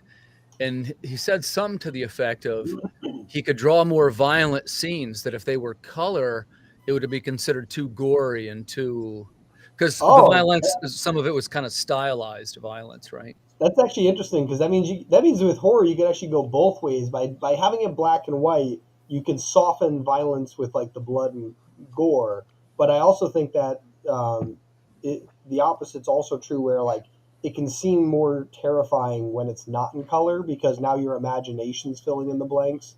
Where Right. like, yeah, like that's kind of what I mean. Like if it's colored and the person running away is wearing bright orange and yellow, right? Like that's a very happy, vibrant color. Even if it is a violent scene, it can still like soften it.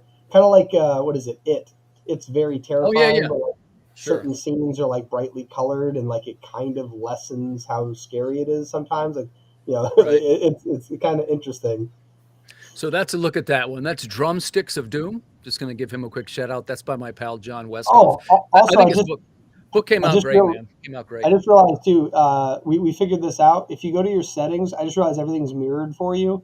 So it'll be hard for people to read, and for whatever reason, they don't display it on Restream that way. If you hit the little gear or hit the letter S, and you go to video, there's like a mirror. You can turn on mirroring or turn off mirroring, I guess, for your Yeah. camera. Because see, now we can read everything. Timothy, the Hunchback. There we go. Now I can read those. All right, Because cool. like with artistic lettering, it's hard to read. So I'll show that one more time then. Yeah, That's we the go. Drumsticks of Doom. Nice. There you go. So that was the first book in our Kickstarter roundup, right? I got another one. This guy's a friend of mine. He was supposed to be here tonight. Very angry about that. Very angry about that. I'm going to see if I can get used to it. Of course, I'm talking about my pal Peter Welmerink and Big Jack #3. That's the Erwin Arosa cover, who I love Erwin. I guess there's some kind of keep calm and survive trading card. I love trading cards too. So I've been loving this series. By the way, another black and white interior book. I'm pretty sure. Fellas, I haven't. Some of these I just got. I opened it to take a picture, Yeah. but I haven't opened the book. Yeah. Right. Oh, So yeah. a terrific looking book and a very sort of a cinematic look to it. And honestly, one of the ones that I was looking forward to the most. I like. I've said before, I like Pete's writing style, and I mean it as a compliment. He doesn't necessarily love it when I say it, but he has the characters that are sort of along the lines of like Walking Dead characters, in which case, I mean, there's, they're betraying each other. There's like a real sense of tension between the characters. That's that more of an ensemble cast. And I dig that. It's one of the things I liked about Walking Dead. And it's one of the things I like about Peter Welmerink's writing style. He also sent me a copy of his novel. That's Faces in Perdition. I haven't read that yet, but I sure do like that cover. That's a nice cover. That's the other thing too. I was just thinking about that. Like with black and white, there's also like the Sin City style where you can black and white and then just single color, and the only color is like red or whatever predominant color you want to showcase throughout the world. Like in That Yellow Bastard. Do you know that one? I don't know that. It's just black, white, and yellow. It's called That Yellow Bastard. That's awesome. It's in one of the movies. It's in one of the movies, Sin City 2 or something. That Yellow Bastard. So yeah, I like the black and white titles. I sort of lean toward them even a little bit. And like when I was younger, I used to love the magazines like Creepy and Eerie, and I loved the old Curtis magazines. They did like the Man Thing and the Planet of the Apes magazine. And what they were is they were retellings of some of the movie scripts, at least in the case of the Planet of the Apes movies. And then of course they were drawn to go with it, right? And there was a couple of new storylines in there and new mutants and the kind of things that they met during their travels. So go ahead. I was just saying, I just thought of something really interesting. Do you know Dragon Ball? The show? Yeah. A little.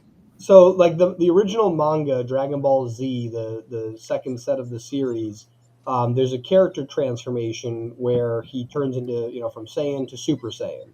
And the interesting thing was, because it was all drawn by hand, in order to save time and ink, they took his hair that was all black, so he had to fill in the hair every single time, and made it, just made it empty and supposedly yellow. And obviously in the colored and animated version, it's yellow.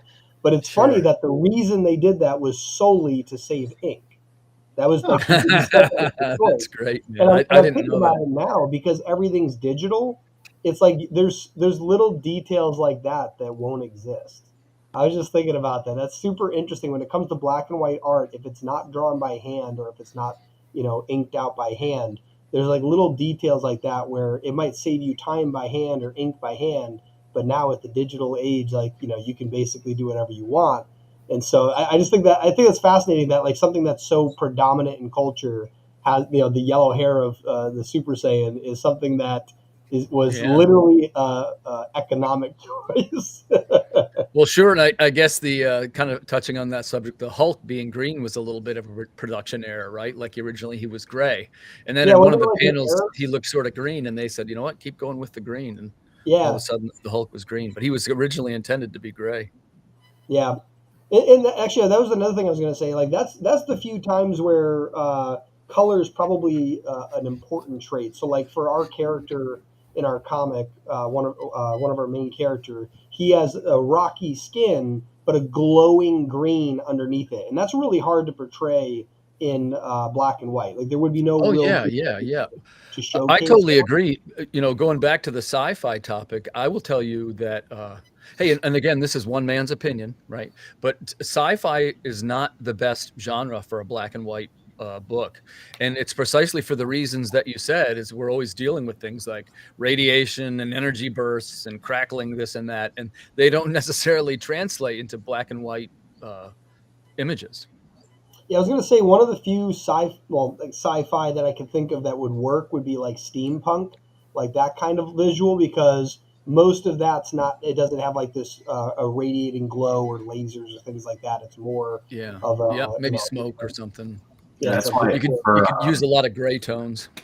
for Mittens we didn't do black and white. We did like that bluish color because we thought. Yeah, that book came out great, by the way. Yeah, that's why we used a blue tone instead of Yeah. just black and white. Yeah, so interesting production choice there, Greg. So Yeah. you got it's basically it's sort of like a black, white, and shades of blue, right? Yep. And then Yeah, there's a whole reason why it's that color. It's because he's colorblind. So. Oh, gotcha. Yeah. Gotcha. So it's like looking through the eyes of him until obviously when he's not around anywhere, it's in color. So like the after credit scene is in color. Well, I'm a fan of that one too. And this is like a bonus book that Pete sent. What do you mean it's the end? It's autographed. I just make a quick comment about that, and I'd like to ask you guys and ask the viewers, which is, you know, when you see the signed books, like that's very personalized. It's from Pete. You know, I no longer do the signed books, and I'll tell you why. I sign books at conventions, of course, for free or anything like that. But I'm use a fulfillment service now. So for me, in the logistics sense, it's economically preferable for me to ship the book from the printer to the customer rather than ship it to me, unpack the stuff, sign it, repackage it, and do it again. The cost would be the customer would eat that cost. Yeah, it's also interesting too because it not to say like any particular indie creator is going to have some famous signature one day, but it also does increase the value of getting signed copies. Like now it's a tier that if somebody really wants it, then that's something they can request as opposed to Yeah, I having. did start doing. I'm sorry, I don't have one here, but I started doing now what they call a witnessed signature. Like I do the graded and slabbed books, and I do CBCS and CGC books, and I offer them during Kickstarters, and I sell them at conventions too. And like at conventions, like this is a very surreal experience for me. Like they come up and the guy has to witness you doing your signature, and then it goes off to be a yellow label book is what it is. Yeah. Yeah, I now do it as a tier and just sign like 15 instead of 300. Yeah. So Also for the indie creators out there, yellow book, or I forgot what it's called. What's the name you said? The yellow tier, yellow tab. Yeah, yellow. No, what's the name of it again? I forgot the name of it. Oh, it's witnessed or something like that. Signature series. Signature series. Yeah, there you go. Yeah. And basically, all that means is that it's that the signature was verified at the time, or had some chain of custody where somebody saw the signature allegedly. Like in my case, the guy came right up to the table and he witnessed it, and it was a guy who, he's a comic collector. His name's Andrew Garland, and he collects Antarctic press books, even the foreign ones. And how he stumbled across me is the Water Wars series being picked up in Antarctic press fairly often these days, so that. It came across his radar through that, and he wanted to have one graded and signed. It's like, well, hell yeah, man, let's do this. So I was real honored to do it, and that was kind of I tell you guys, we've talked about this because I haven't been doing it very long, but these are kind of life moments for me, right? Like this year, I've had a couple of these things happen that made me stop and go, oh, okay, I'm a writer now. Like that's things that happen to writers. Oh, yeah. That's awesome. Okay, next up, I got another fella I'd love to talk to you about, and this is I like to use him as an example because he is a good writer, and he is trying to do something that's a little similar to the wheelhouse of what I'm doing. And what I mean by that is that he uses high quality line work, high quality artwork to convey science fiction in a book that is colored, that has all the elements that we were just talking about. And when we would point to science fiction books being great books, I would point to this fella's book. He's Edward Davis with the Immortal Era. Yeah. And I think he's up to, 7 issues or maybe 8. And I'm a fan of Edwards, and I'm a fan of Immortal Era. I'm one of his backers also. And he has a nice digital package too. You know, one of the things I want to ask you guys is toss some questions about there. We all like to learn from our other creators and see what we could potentially level up on, which my question would be, what is the most effective way to deliver digital content? And my question has 2 points for you fellas. The first is, when you deliver it through your Kickstarter, do you send it through the Kickstarter update or to the email, or both? And then the second half of that would be like, do you do issues as a bundle? Do you do 1, 2, 3s? How do you do it? So I do through the update, and then I'm like, I'm going to send it through the email too, just because people don't look at the update half the time. Yeah. So I do both. And for each, actually, I was going to say on that too, it's also important. It's not just the convenience for yourself. Like, you definitely want the convenience for the reader. So yeah, definitely want to make sure they're getting. Right. I've mostly been doing. I've noticed that when they're going to the email, a lot of that stuff goes to spam anyway. So I like hype it up a couple days. Hey, in the next 3 days, you're going to see the next song or whatever it is. So people start to watch the update a little. And then once I get to a certain level, then all the things that were stretch goals, that's all in every update, so that they can go back. Oh, I didn't see number 7, but here it is at number 8. Because I did, because, we make the songs now, right? And so we just had our 10th song. And I've got the digital swapping, guys, which actually I think I even got one of your books in there, guys. And what we do is, we swap digital copies. I think I'm in that deal with you also. And I think I got 16 titles in that, right? So you get 10 songs and 16 indie titles before you even, that comes with every package. And then the package is, you either get the single issue, right? And all this comes with the maps too. There's maps. Or you can do all 4 issues and is the next bundle. It's 4 issues of Water Wars. Or there's everything together. It's Release the Digital Kraken, and that's like a $15 package. And that's got like every book I ever wrote. It's got Socket, it's got Water Wars, it's got the Hunchback books, all the variant covers. It's like a big digital, the Earth Dog Palooza. But by the way, something that I'm going to, am I sharing my screen? Yeah, I'm sharing it. Can you pop that up? I did. Oh.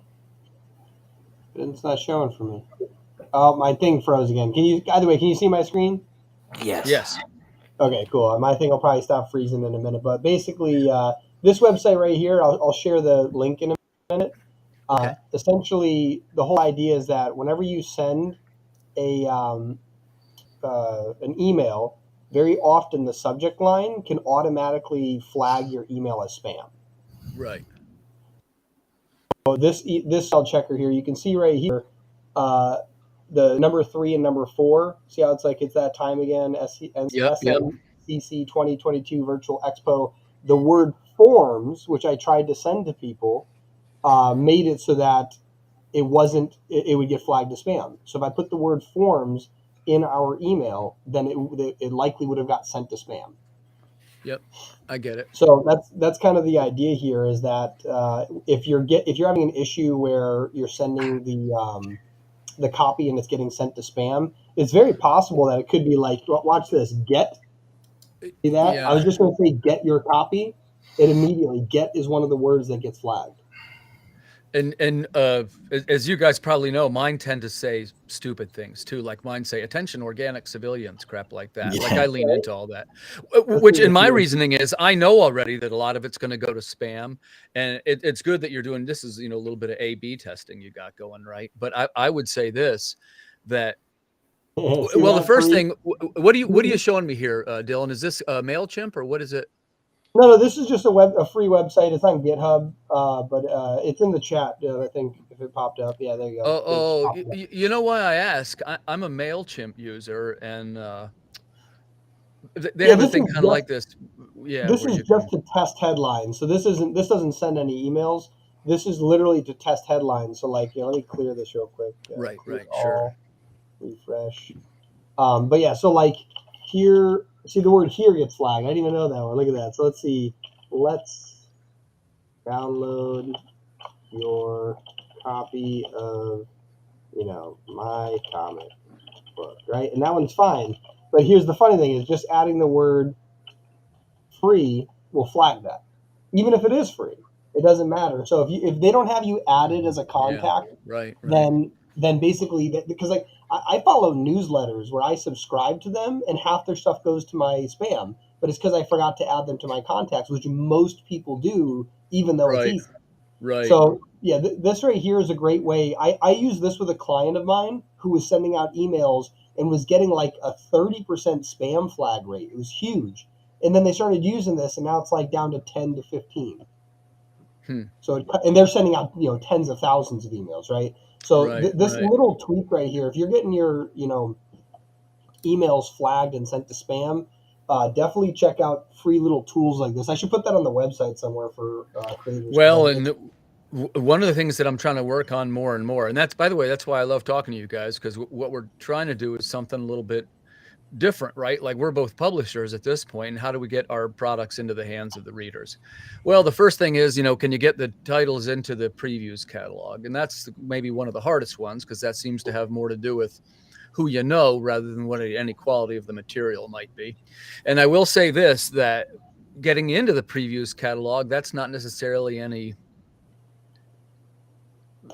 it's no guarantee of future success, I guess is what I would say. You still have to be, you still have to be putting out the books, right? And I say this because you guys have put out some quality books. I know that you're doing great work over there. And when I talk to other people that are publishing books, it's all about like, okay, well, what are you doing to get the books in the hands of the readers? And that's why I like when I see your A/B testing on the email headlines. And like I say, I'm a MailChimp user. So I've been trying to emphasize people that are already following and who try to follow these things, they're more or less likely to consider this spam anyway, maybe even have me whitelisted, right? You want to try and give those people more. And so like the ones that like to really hook up the main fans. And, there's a lot of topics that are, a lot of tactics that are developing that I don't necessarily agree with. And I'll tell you one. The new thing is they power spam everybody in the Facebook message groups. Have you had this one? Like somebody you don't even know, like, hey, it's my book and I did it and I did it. And, because I'll tell you what I always want to say, and this is probably kind of shitty of me, but by the way, you guys are friends of mine. You guys have always supported my books, and I always wanted to support yours. I'm a fan of the horror material, and I think that we even share a cover artist there. So I appreciate the support. But guys that just spam me on a group chat, I want to say, look, dude, I'm a creator too. Like for you to do this shows that you don't know me. You could have probably reached out and asked me, and I would have said yes, but not like this. And the other thing is, where were you when it was my book that I was advertising 10 times a day? I think that's the big one there is like, so one of my favorite content creators, not like in the comic book world, just in general, is Gary Vaynerchuk. He's a big marketer.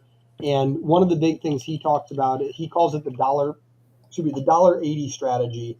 And it's this idea where, you shouldn't be reaching out when you have something to sell. You should be reaching out all the time so that when you have something to sell, it's very organic, right? Yeah. And he has a whole book written about this called Jab, Jab, Jab, Right Hook. And the whole idea is give value, give value, give value. Now you can ask for something, right? And right. Yeah. Even deposit, withdrawal.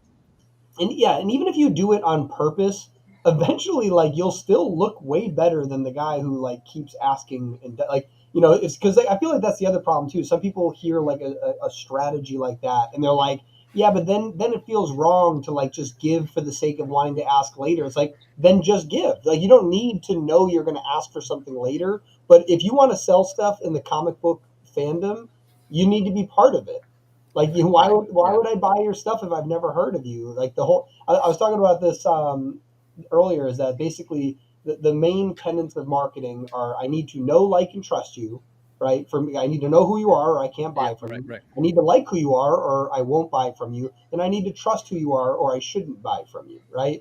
And so you have to get through all three layers of those. And then step two is reduce all friction, Well, right? yeah. And by the way, I want to add something to what you said, Dylan, which is that Yeah. now all of us in this room being successful Kickstarter creators, now you know which group I'm talking about. There are others in this room that don't fulfill their books and the thing never comes out. And it's like, you see them and you're like, hey man, what's going on? I do this part-time and I put 4 books and it came on. You know what I mean? Like, look, and like, I'm not a dick or anything, but I'm starting to call people out who didn't deliver on their Kickstarters. I got a couple that are over a year. And I realize now that's part of the thing, right? But the other thing is we all support each other. I think we should hold each other accountable too, especially when there's like 1 or 2 bad apples that make the rest of us look bad, you know? I was going to say, we had one comic that it took us a year, but we were constantly updating people who felt awful about it. And it's solely because one of our artists had to drop halfway through the project, and we already had a projected end date. We had half the project done because one of the it was our what's it called, the Seer Chronicles 2. We already had one issue created, so we knew that we could finish the other one by a certain end date, and our artist had to drop off. And you know, I think he had like a big project coming from a larger publishing company, which honestly I still think is very wrong to do. But Well, and I wasn't necessarily referring to you guys, as you know. you've Got the track record of that putting happened to us, and we felt so guilty about it that we want our comic books 99% done before we even launch the Kickstarter. Right? So like, you know, I'm the same way. Yeah, but we learned that lesson one time, and we'll never let it happen again. Where like other people, you're right, like they'll run a Kickstarter and then not release their comics, and then they're like working on their next Kickstarter, and it's like, maybe you should work on finishing that last comic that hasn't gotten into anyone's hands. So I want to show you a quick panel from this book. This is Immortal Era by Edward Davis. And this is going to kind of show you the color in a particularly violent scene. And this is where I was going with it. And I'm pro. I'm not saying I'm against that in some way. I think that the color, I think the current environment of what we're trying to make, particularly in the science fiction vein, to my mind, it demands color. And I had a fella say to me once, by the way, it was Martin Dunn. Do you fellas know Martin Dunn? He's a musician now. He was a comic publisher back 5 years ago or so. Anyway, yeah, you'd probably recognize him if you heard him. And anyway, he said, he said something to the effect of, the thing about making your book in black and white, we all say, hey, we love the stylistic choice, but what really happens is your book tends to get lost. Oh, yeah. That's what he said. That's what he said. So, and by the way, he was making the recommendation to me because I had a black and white book and I switched over to color at that time. Yeah, it's interesting because, like I said, with horror comics, it's definitely like, first off, obviously it can save you money on getting the comic created, or alternatively, it can give you extra money that you would have spent on coloring that you could hire a high quality illustrator. Do 8 more pages, or 16 more pages. You can add more content, etc. Yeah, and so because of that, it can definitely be a choice if it's not going to limit your story. But yeah, definitely, like if you've got sci-fi and lasers, like what's it called? Star Wars is cool because the lightsabers are glowing green, red, and blue, right? Like if they weren't, sure, cool. Man. And by the way, I'm quick to point out, like I say, your mileage may vary. I'm just telling you what I did. I made the determination earlier on because my books were black and white. And I said, you know what, I'm going to jump into this color water and not look back. And I think that for me, it was the right choice. And what I mean by that is I would say that, learning to work with color has improved my projects immensely. And enough to where now having a critical eye between different types of colors and, realizing that the color can be every much the star of the show as much as the lettering can. So, and particularly in my case, where it tends to be sort of, what we're doing is a little bit more like a weird sci-fi, right? It's not necessarily Star Wars or anything. It's weird scenarios. So we want a little bit of oomph on some of these panels. And what I mean by that is not necessarily like one panel that'll be colored differently, like where it's like the one that's shocking about it is all of a sudden it's a green panel with red eyes. Like it's something inventive. Yeah. We do that kind of stuff a lot. And speaking of inventive, one of my pals I'm going to talk about here on our Kickstarter roundup, my pal Mike Teener. He is the guy from Bad Bug Media, and these guys just put out the quality books left and right.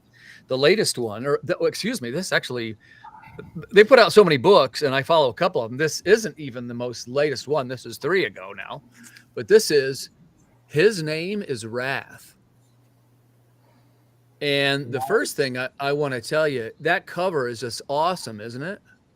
Oh yeah, I love the choice of like the dark, cool colors on the bottom and the warm, bright like sunrise. Yeah, exactly. It almost looks like a movie poster, and I would say that this is exactly what I'm going back to. Like if you saw that image in black and white, you'd go, "Wow, that's freaking cool," right?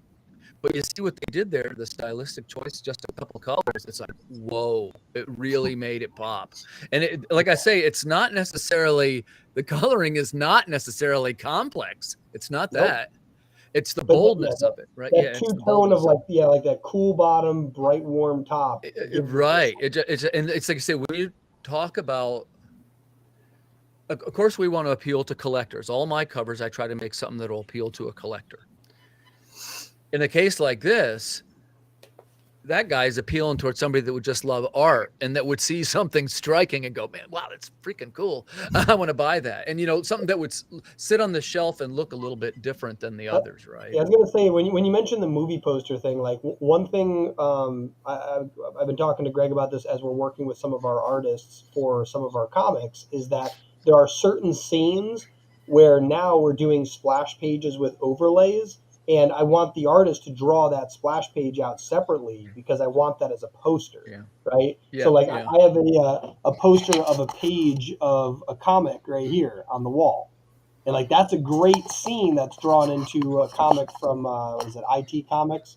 And like that's very powerful to have that visual, like where you have a panel that just like looks incredibly, like I want that as it. But if you get the cover art to look like a poster, then yeah, you can just put the comic on the wall and now you've got great art. So yeah, it's very good. And we realize, like I say, we're all publishers in this room now, not just writers, because we're writers also, right? All 3 of us.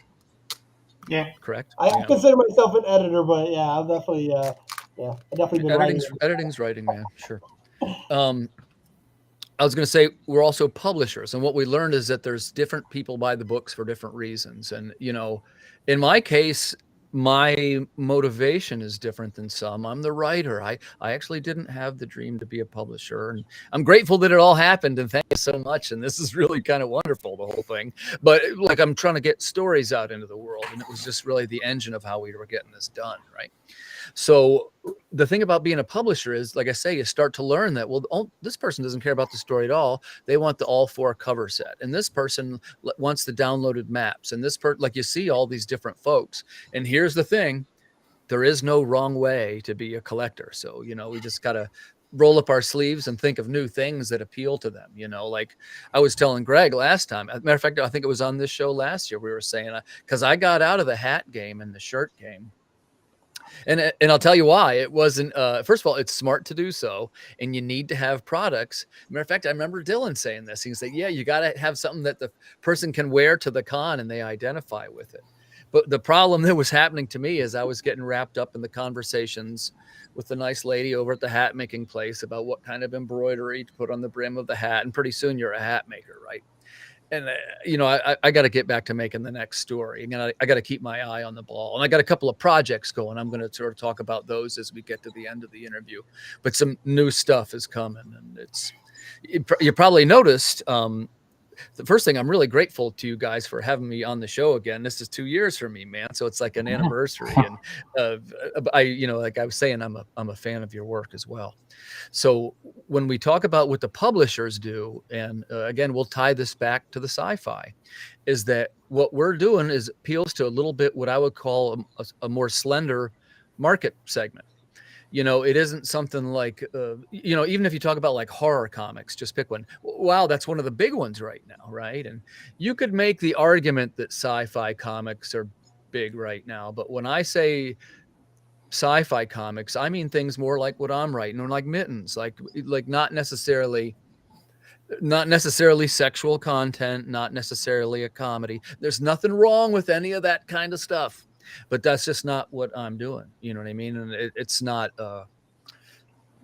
when I come on here, sometimes it probably sounds like I'm disparaging this in some way. I'm not. Of course, I realize that the secret to selling 10 times more book is to have a couple of sexually explicit covers. So I guess what I'm gently backing my way toward talking about is that I just can't see me doing it because it doesn't match the interior of anything I'm doing. I can't see myself doing that ever either. But, yeah, I was gonna say, like, it's definitely like a marketing, like, what was it, like, didn't Carl's Jr., like, very briefly, they did a very huge sexualized commercial of women, like, eating their burgers on cars or whatever. But like it is something where if it's done tastefully and or humorously to add sexuality into something, it's not bad. But you don't want to destroy your own creations just to sell more of it. Right. But you definitely shouldn't ignore sellable traits.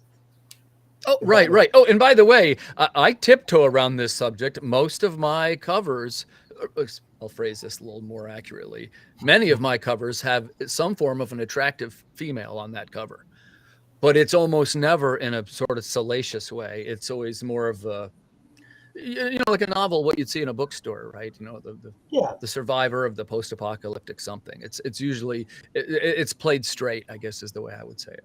Yeah, honestly, and that's true for marketing almost any product. There's a general rule that people buy people, they don't buy products. And so, yeah, oh man, that's phenomenal.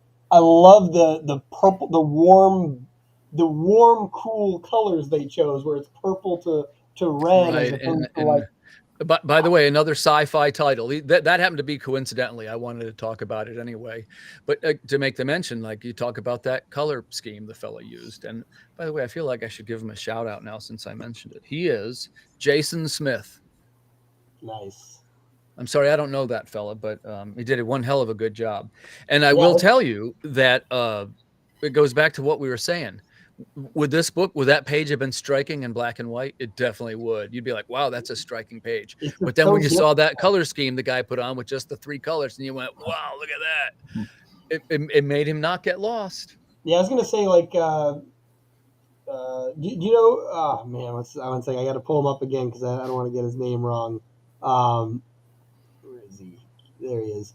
Oops. Oh, come on. Accounts. Just lost him again. There he is. Do you know the artist Kim Jung-gi?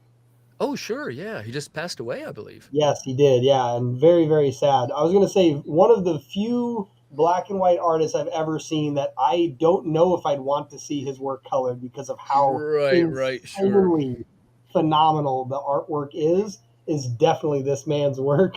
Yeah, like I was just pulling up some of his work, like absolutely ludicrous, and even like just the way that he draws with like no like pre-drawing, like he just right from his brain immediately draws this incredible scene. So there's and he does draw a lot of sci-fi, or did draw a lot of sci-fi works, so it's not like it can't be done. But like that scene you were showing a second ago with like the purple to red colors, I feel like if I saw that in black and white, I would visualize it cold, blue and black. Like I would that's how I'd visualize it. But with this warm color, it feels more like a like a desert planet at night versus like a cold, barren wasteland. Well, and the whole book has sort of these. It's not quite monochromatic. It's but they're like, I get it though.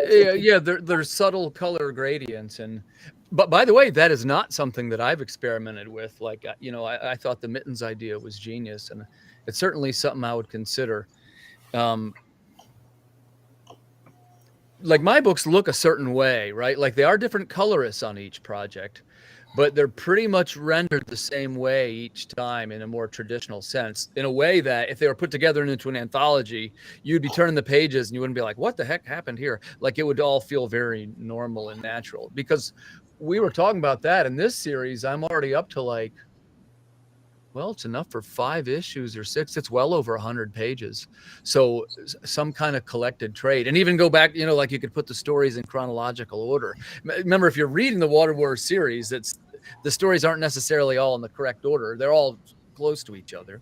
But, you could, if you had them organized, you'd be like, oh, so that's why, oh, so like helping. I just thought of something really cool because I think we were talking about the maps, that we were really into the maps last year. One of the things I just thought about is that the old comic books that would come with the red glasses where you could yeah, of course, man. I just thought of something awesome that you could do, because if your maps change over time, right? If there's cities that get destroyed or not destroyed, or there's just different areas that are developed, you could have your map drawn in 5 different colors that are just the color of what, that particular era is, and basically have like visual glasses that would block out the other colors so you just see this particular shade. The maps, we do like a little bit of evolution on the maps. Like they have,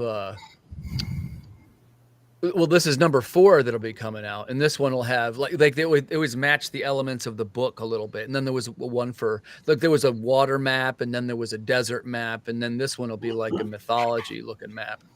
And it'll basically, when you open the book, it's going to be on the left-hand page. It's your interior cover, what they call an interstitial right there, a little reference of a map. And then it'll match the wheel. They complement each other when you're looking at one big image. That's one of the few pre-production design things that we do. You do that on both the inside covers? Are you saying like if you took off the cover, the whole inside cover would be the map? Oh no, the map does come separately, and it's like a map on an oversized card on a hard stock, and it's chrome logo and trim, and it'll have some cool wording and stuff and locations. And then the back is a print. But that same map, a portion of it is the interior cover of the Water Wars 2288 series. And each book opens that way. If you took all 4 or 5 and opened them all up, the maps all match each other. Yeah, they're thematically connected also. So cool. Like, in other words, that's always what you'd see. When you open it up, you always see the map first and the path of the 2 travelers and like how far they went.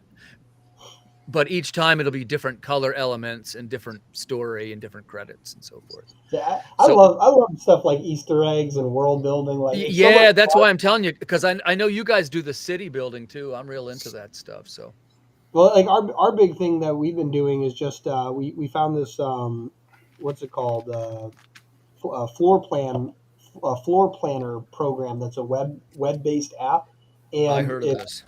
Yeah, it's free, and then for like $5 a year, it allows you to create 20 projects that you can save. And so we've created like every building that our main story goes through, and so now we can view it in 3 dimensions and like go, oh, okay, this is like we literally did this for our next comic we're going to be launching, and we're going to be announcing it on Sunday. But basically, we made an entire warehouse just to figure out where our character would go to sneak into it. Like we went way too in depth in it just for this, but like now we have those visuals for the artist, which are phenomenal.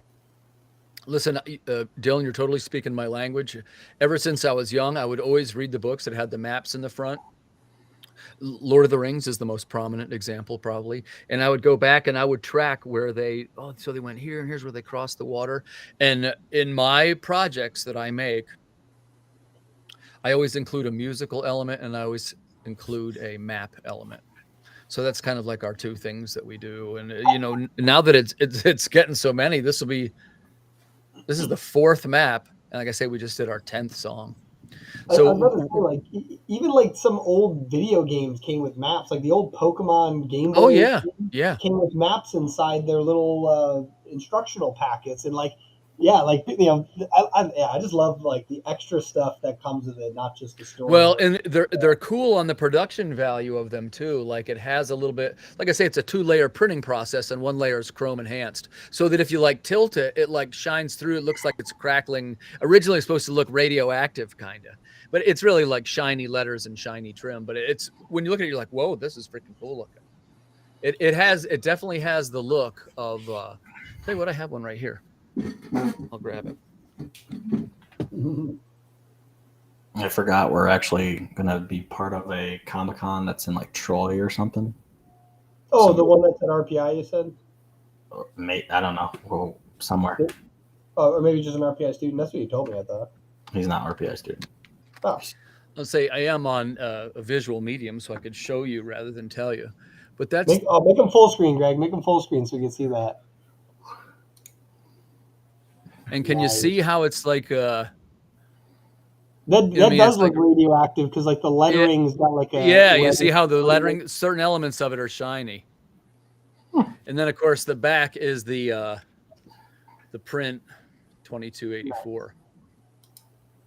Yeah. So that one of those goes into every issue, and that's what we do, like the pack-ins, and we try to make them a little bit more interesting. And I've done pretty well with the trading cards. I know you guys do trading cards a little bit too, but I do all the upgrades for the cards. They're chrome enhanced, the rounded corners. Like the new one that we have it's an organic civilian ID badge. Like you'd have to show your badge if you were getting your DNA scanned. And so it'll look like a little futuristic driver's license. And on the back it says Water Wars 2288. It's pretty cool, man. Yeah, I was gonna say those little cards. Oh yeah. Wow, that's a nice looking one. Show the front again. Yeah, see, I like that a lot. John Benson. Yeah, that's cool. Yeah, and then we got the Chronicles of Horror ones. Yeah. On the flip side of them. Yeah, I'm a Chronicles of Horror. I'm Chronicles of Horror backer. I think I have you on my list if we go back far enough. This next one I'll show you. Green Zone: Life in the Blocks. Familiar with that one? Yep. Yeah, I just got that's that. Freestyle Comics. Yeah, that's by a friend of mine, Fish Lee. He writes and pencils and inks and colors and letters. When I see people that do stuff like this, it blows my mind. Look at that splash page right in the front there. And he's got some nice subtle coloring. But, he does it all himself, right? It's everybody's journey is a little different. I'm just the writer on my end. Well, I'm the writer and the production guy at this point. But as far as I could only dream of a world where I could draw and letter and it's not to pay to do it. But I think I told Greg this before, which was I was a writer first and foremost. I'd been writing short stories and never really made any progress with having short stories published. And of course that's a different path, right? Like you send in short stories to magazines and eventually you get to enough where you got to collect it and you blah blah blah. And then what they talked about was, hey, you ought to try and get some of these stories illustrated. And once we started doing that, I started having success with them right away. By success I mean moderate amount of success, you know what I mean? Enough to where I was making enough to cover all my expenses and then even get started on the next issue, though, which is usually how it works around here. Yeah. Okay, I got one more to show you. This is Joe Corrales. I hope I'm saying his name right. Mary Selinsky and the Wonder Kitty. That's one I do not know.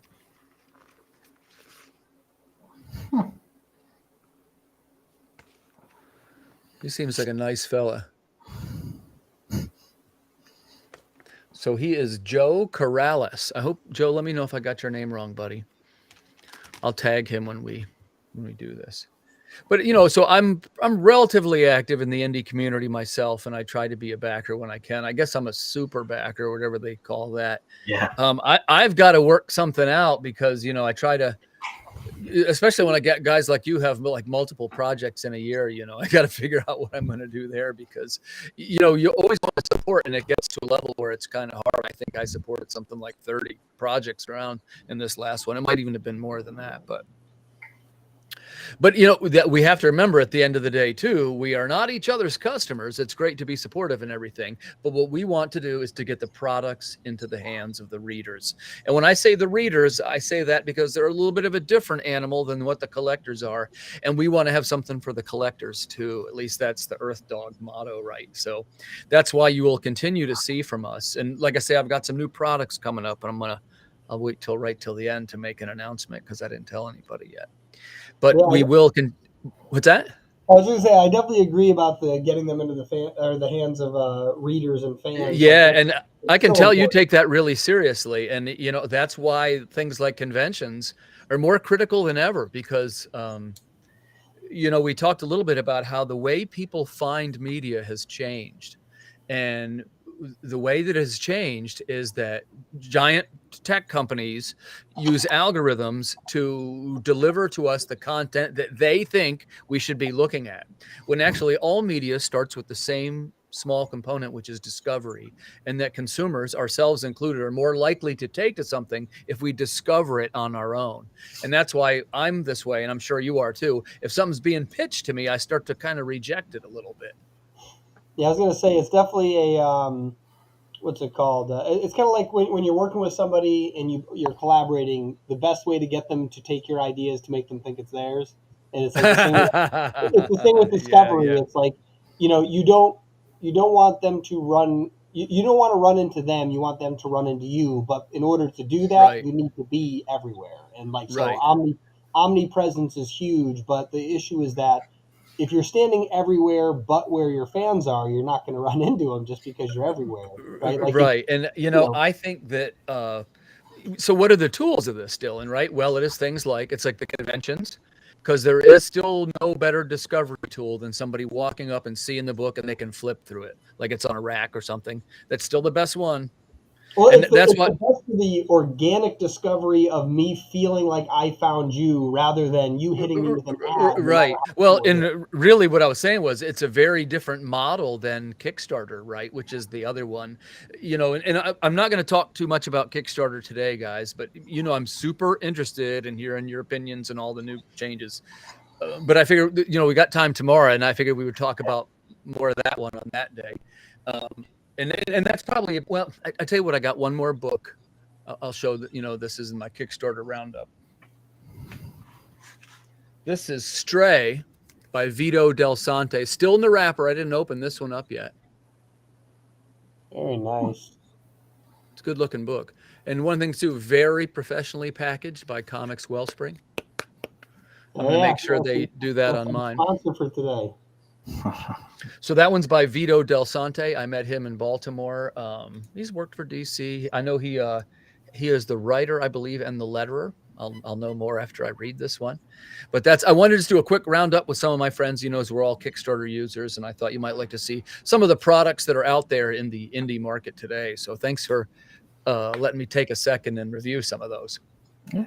Getting back to what we're doing over here in the world of sci-fi, over at Earth Dog Studios, we're trying to make the best sci-fi comics in the world. And, you know, I have had a little bit of time off, and I wanted to tell you guys I did something and I didn't tell anyone. And last year I didn't make it. And somebody said to me, hey man, you ought to get in on this NaNoWriMo. And what it is, it's National November Writing Month. And I kind of got started and it fizzled out. I didn't do it, but I rolled around to this year and I had a concept, an outline, and about 10,000 to the good to start with. So I had just finished, you know, I got a couple projects going on. I'll mention them in passing because they're actually very important. You got the production of Water Wars 2288, Volume 4 is just coming to its close. That means fulfillment, by which customers will be getting their books. It's already lettered. It's just editing now, and we're doing the build, which is these interior maps and things I was just mentioning to Dylan. Once that's done, the book goes to print.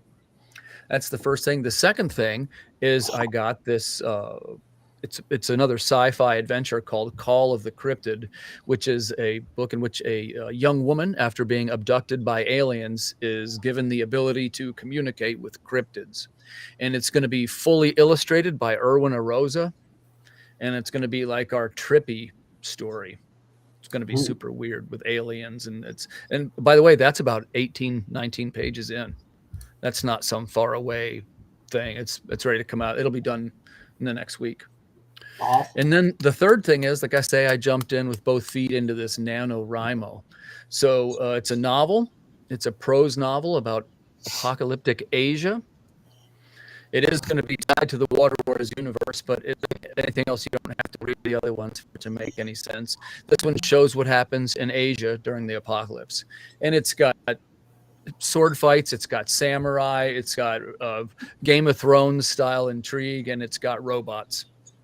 That's cool. So yeah, it's going to be amazing. It's called In the Shadow of the Red Goddess, and I'm probably about 37,000 words into 50,000. It'll be done here.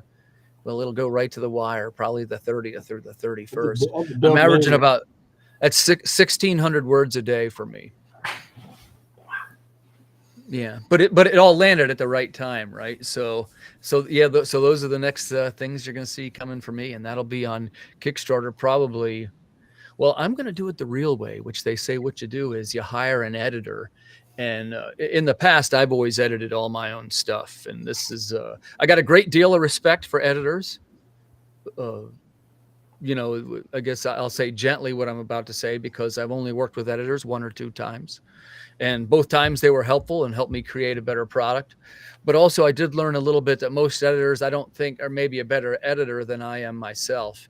And what I mean by that is most editors tend to be things along the lines of, well, they're checking for any style errors or punctuation errors, which of course is critically important, but that's one of the things that I need the least. I would like things like character coaches and drama enhancement, stuff like that. You know what I mean? Pacing coaches and right. I was gonna say that's something that I've been enjoying a lot when working on the stuff with Greg is that I rarely look for like spelling errors. Like that's important, but like I think that like if some reader of your indie comic points out to the public a spelling error, you just got free marketing for your comic book. That's what just happened. Right. Like, Sure, so sure.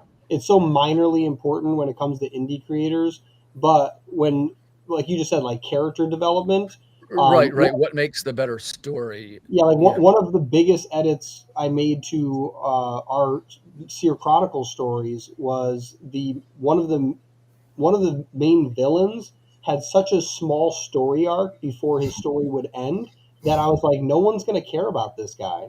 Like, we need to care about him. And we basically developed a whole story for just this one character. And now he's one of our most interesting characters when he was going to be like a flyby villain and then disappear.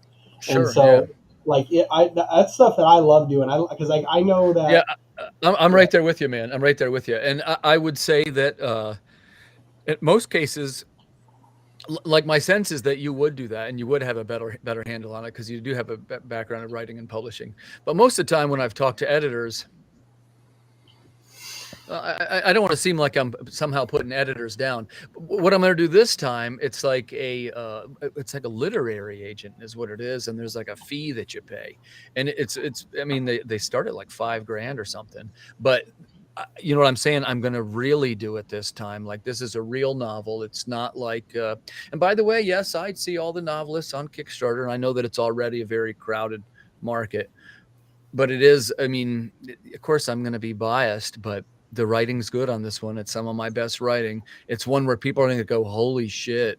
If you like things like Game of Thrones, you'll like it. Yeah, if you feel like Game of Thrones should have more robots, then you will like Red Goddess.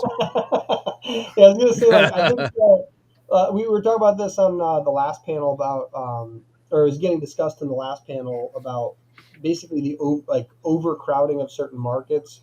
When it comes to creating content such as comic books, I think the barrier to entry has been lowered so much that's part of the reason why the market's flooded. It's not because there's a bunch of really good competitors. There's just a lot of people that are creating stuff. And so Sure. I think that as long as you do enough to make yourself stand out, then your quality of content will do the rest of the work for you. But definitely, no matter how good your content is, you can't be fooled into thinking that if you build it, they will come. Those ghosts were already in the field. That's the only reason they came, right? You need to have a place for them to hang out before you try to sell them something. Well, and I'm glad you mentioned that, because that's something that we've really been trying to do. And this is with any of the Earth Dog Studios products. They're all covered by our guarantee, meaning any damages are covered. I also make the deal with somebody, look, if you don't like the book, I'll give them their money back. I make the bold statement, look, these are some of the best books you're going to see this year. If you don't think they are, I'll refund your money. I'm not necessarily in this for the money. I think I can speak for all of us. We're all comic book writers, so we're all incredibly wealthy. Am I right?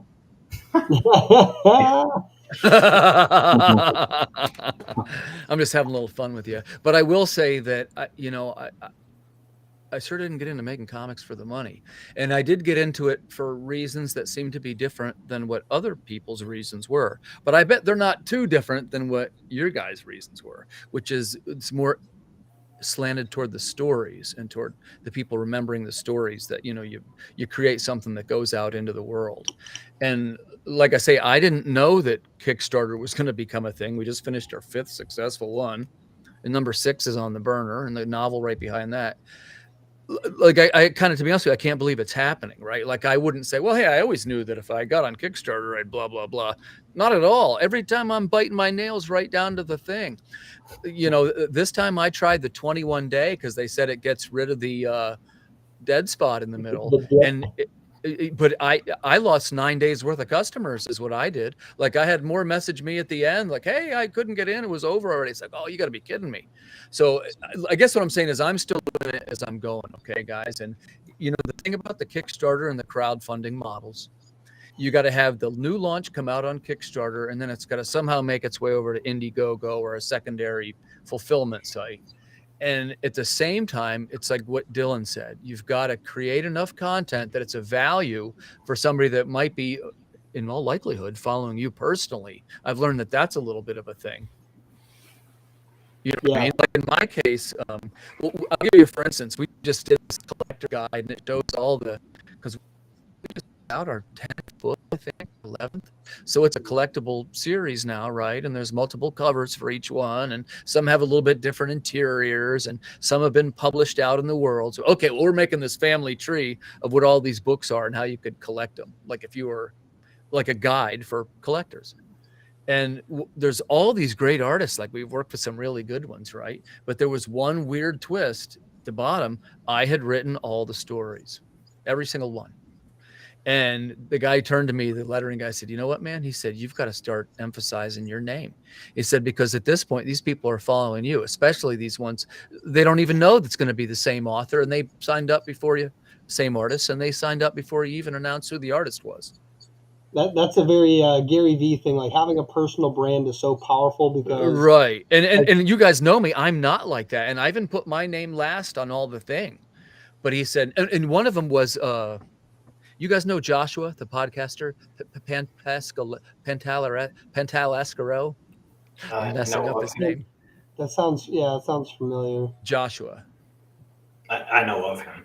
Yeah, but anyway, he's a big guy. Believe in yourself, achieve your dreams, and he's great with the motivational quotes. And he said, "Look, man, you're missing the boat. It should be the new book by Timothy Fling. Put your name out there. Don't hide behind it." And so that's why you're going to see a little bit of a change here for me in 2023. You're going to see that a little bit now coming back, and because I've already done most of the anthologies. There's still one or two I want to get into. But at this point, I've had almost better luck crowdfunding my own books than I would through any publishing deal. And that comes from a fellow by the name of Charlie Stickney. Do you know Charlie a little bit? He's a big comic publisher guy. And he does these whopper Kickstarters, right? But what he did, he left Scout, right? And he does everything on his own now, because once you get your name up to a certain level, that's when it becomes profitable. And you see, that's what I need to do, is to develop multiple income sources from my writing. And it's going to have to be things that are in my wheelhouse, right? Like, people don't necessarily come to me for superhero scripts, but I do get written to for sci-fi and horror scripts, and I've even written a couple of them. Very cool. Yeah, it's Yeah, so- definitely something to build some clout around. Because like I was actually just thinking about this. I might write an article for our website about like how to sell more comics, and like so far we've already mentioned a bunch, like having high quality cover art so that collectors want it, and then also in like generally beautiful artwork so that people who just think that the artwork's nice could hang it on a wall. Making sure you could work with artists who already have clout, as hey, this is a blank person's cover. But one of the other really important ones for the long term, those are all like short term wins. Long term wins is getting your personal name, or even if it's your Right. brand name, attached to it. So like that is why they want to buy it. But like you said, if you're writing for other people and not just ones that are published under Earth Dog, like that's important to have that name ring value so that people are like, oh, this is one of his works. Yep, Like, yep. And I'm starting to get those kind of deals too. I guess the Hunchback, the main one who I work with is Ben Dunn, which is over at Antarctic Press. And I don't even wait for the submissions now. I just, hey, Ben, thought you might want to see this. And he's never looking for anything. He's like, oh, I can use this. So I guess the Hunchback will be now coming out of, it'll probably be Planet Comics again. Because, they do 2 anthology style books that indies can get into, which the first one is Exciting Comics. And that is like superhero comics or, manga type stuff, I think goes in there too. And then the second one is Planet Comics, which is it's like their sci-fi brand. So basically they take my art and interstitials, and I just take the raw art and they put the Planet logos on them. And sometimes it'll say Water Wars very small somewhere, you know what I mean? But that's cool. Yeah, so I appreciate those guys too. They've been really awesome to me over there. And by the way, that's a paying gig. You get paid by the number of pages, I guess, that go in. So my path lately has been a little bit more something like I launch them on Kickstarter. They're for sale online at the web store, and then I submit them in for pitches to various publishers, which is usually Antarctic. I have put in one I didn't do it yet, but I'm going to try and do Lost at Sea at Scalp. I figure I'd take a swing, That's cool. Yeah. So I've done pretty well. We'll tie this back into the sci-fi element. Like, I've done pretty well with writing the sci-fi. I did have I feel like I could write a broad range of things. Like, I've been working on a Western and stuff like that. But I don't think that heroes are necessarily my thing. And I say that somewhat not without a judgment on myself. Like, I guess I could do it if I had to, but I don't know why that is, because I loved heroes when I was a kid, but I haven't written anything that you would say is like a superhero comic. And when you tell people you write comics, that's always what they think of. Oh, so it's like 2 heroes beating each other up. It's like, oh no, I'm not really doing that. There's this one-armed robot and they're trying to get across this. Like, wait, what? Like, it's really weird to explain what I'm doing. I was gonna say, like, there's like always a hero, but whether it's a superhero or whether it's something else, like there's always some form of a protagonist or antagonist. Right. Yeah, exactly. And I think that, and your protagonist can be likable. It can be somebody that you hate. It can always work. They're always a hero of some form, though. You got a point. Yeah, and so like even if he's an anti-hero, he's still the protagonist. Exactly. I was gonna say, yeah. I think the biggest thing is earlier, like way earlier, when you first started mentioning like the different, like you're targeting like a niche group of people with sci-fi. It's like, yeah, like you're getting like there's all of entertainment, and then there's the comic book industry, and then because Marvel and DC and even like Image and the other what's like Dark Horse, they're so prominent. Like that's now there's like mainstream comic book and independent comic books. And then you're taking even that and diving even deeper into the niche of sci-fi independent comic book entertainment, right? Like it's such a niche thing to get into. So, the struggle with that is that your audience is very small, but the Right. positive thing of that Right. is that also means there's very few competitors, and so you have the ability to really collect like some hardcore fans that will buy anything you ever make if you get a name out there for yourself. And I think one of the first Well, and that's really smart that you say that, because I really wasn't aware of that before, and I didn't. And look, I'm not even saying that I have a name that's worth anything, but it's definitely worth more now than it was a year ago, and way more than it was 3 years ago. So it's like sort of noticeable now. So it must be because of the virtual Comic-Con. That's right. Hey, and and by the way, I appreciate when people do podcasts too. Like I can remember a time when I had never even done one, and it was like the first one, and now I sometimes do 20, 30 a month. Whoa. During a Kickstarter, I definitely do. Sometimes they're 2 or 3 a day. During the last one, there was 4 in one day last time. I can never find anybody that actually wants me on their podcast. Well, I do here's my secret. I do every low level 3 watchers. I do them all. That's super important. I love that you said that, because I think a lot of people try to go for the big wins when in reality, tons of small wins way better. Yeah, right. And hey, I'll tell you this: if you're worried about not getting onto the good shows, by the way, this is one of the better ones. Like you guys actually have some viewers, and the interviews are actually kind of fun, I think. But you go to some of these shows and there's 6 views, 7 views. You're not getting any customers from that. So that's why the other thing I started doing, I do the YouTube channel now. Yeah. We do interviews over there. Their top 11s is what they are, and what we're trying to do. And by the way, I sure hope I could have you guys, or maybe we could do something. You can tie it into promoting your book, but it's things like the top 11 scariest robots, the top 11 female protagonists. It's like a list, and we talk about it, and it's all things like, hey, if you like that, you might like, and then you talk about your book, No, that's very cool. I've done better with that, because what I'm trying to do, and Dylan, you're going to love this. How do we find new ways to get the products into the hands of the readers? The first way is to create some kind of meaningful content. What is meaningful content? That's the harder thing, right? Like, I think tonight we have like a good amount of meaningful content going. But what happens on a lot of these creator shows, which I'm as guilty as the next guy, I go on all of them, is we all get on these shows and we go around in a circle and we say, buy my book, buy my book, buy my book. And the only people who really watch those shows to begin with are other comic creators. So how do we find the way to reach our fans? It's got to be somehow content based. And that's how we came up with the idea of the list, which is a very simplistic concept, to be sure, but better than doing nothing, and better than just me saying, buy my book every week. Yeah, that's actually something. I'm glad you said that. It actually made me think of something. One thing that we're currently doing, like an active campaign that's been running for a while, is Greg and I created a online quiz where you can determine what your preferred comic book genre would be. And essentially, I put out a series of like shows or movies, and I go, hey, for all of these, which one would you select? And then we ask that in a series of different questions. Sometimes it's even comparing a series of superhero shows, because like, let's say if you like Batman over Iron Man, you're probably more likely to like crime than you are sci-fi.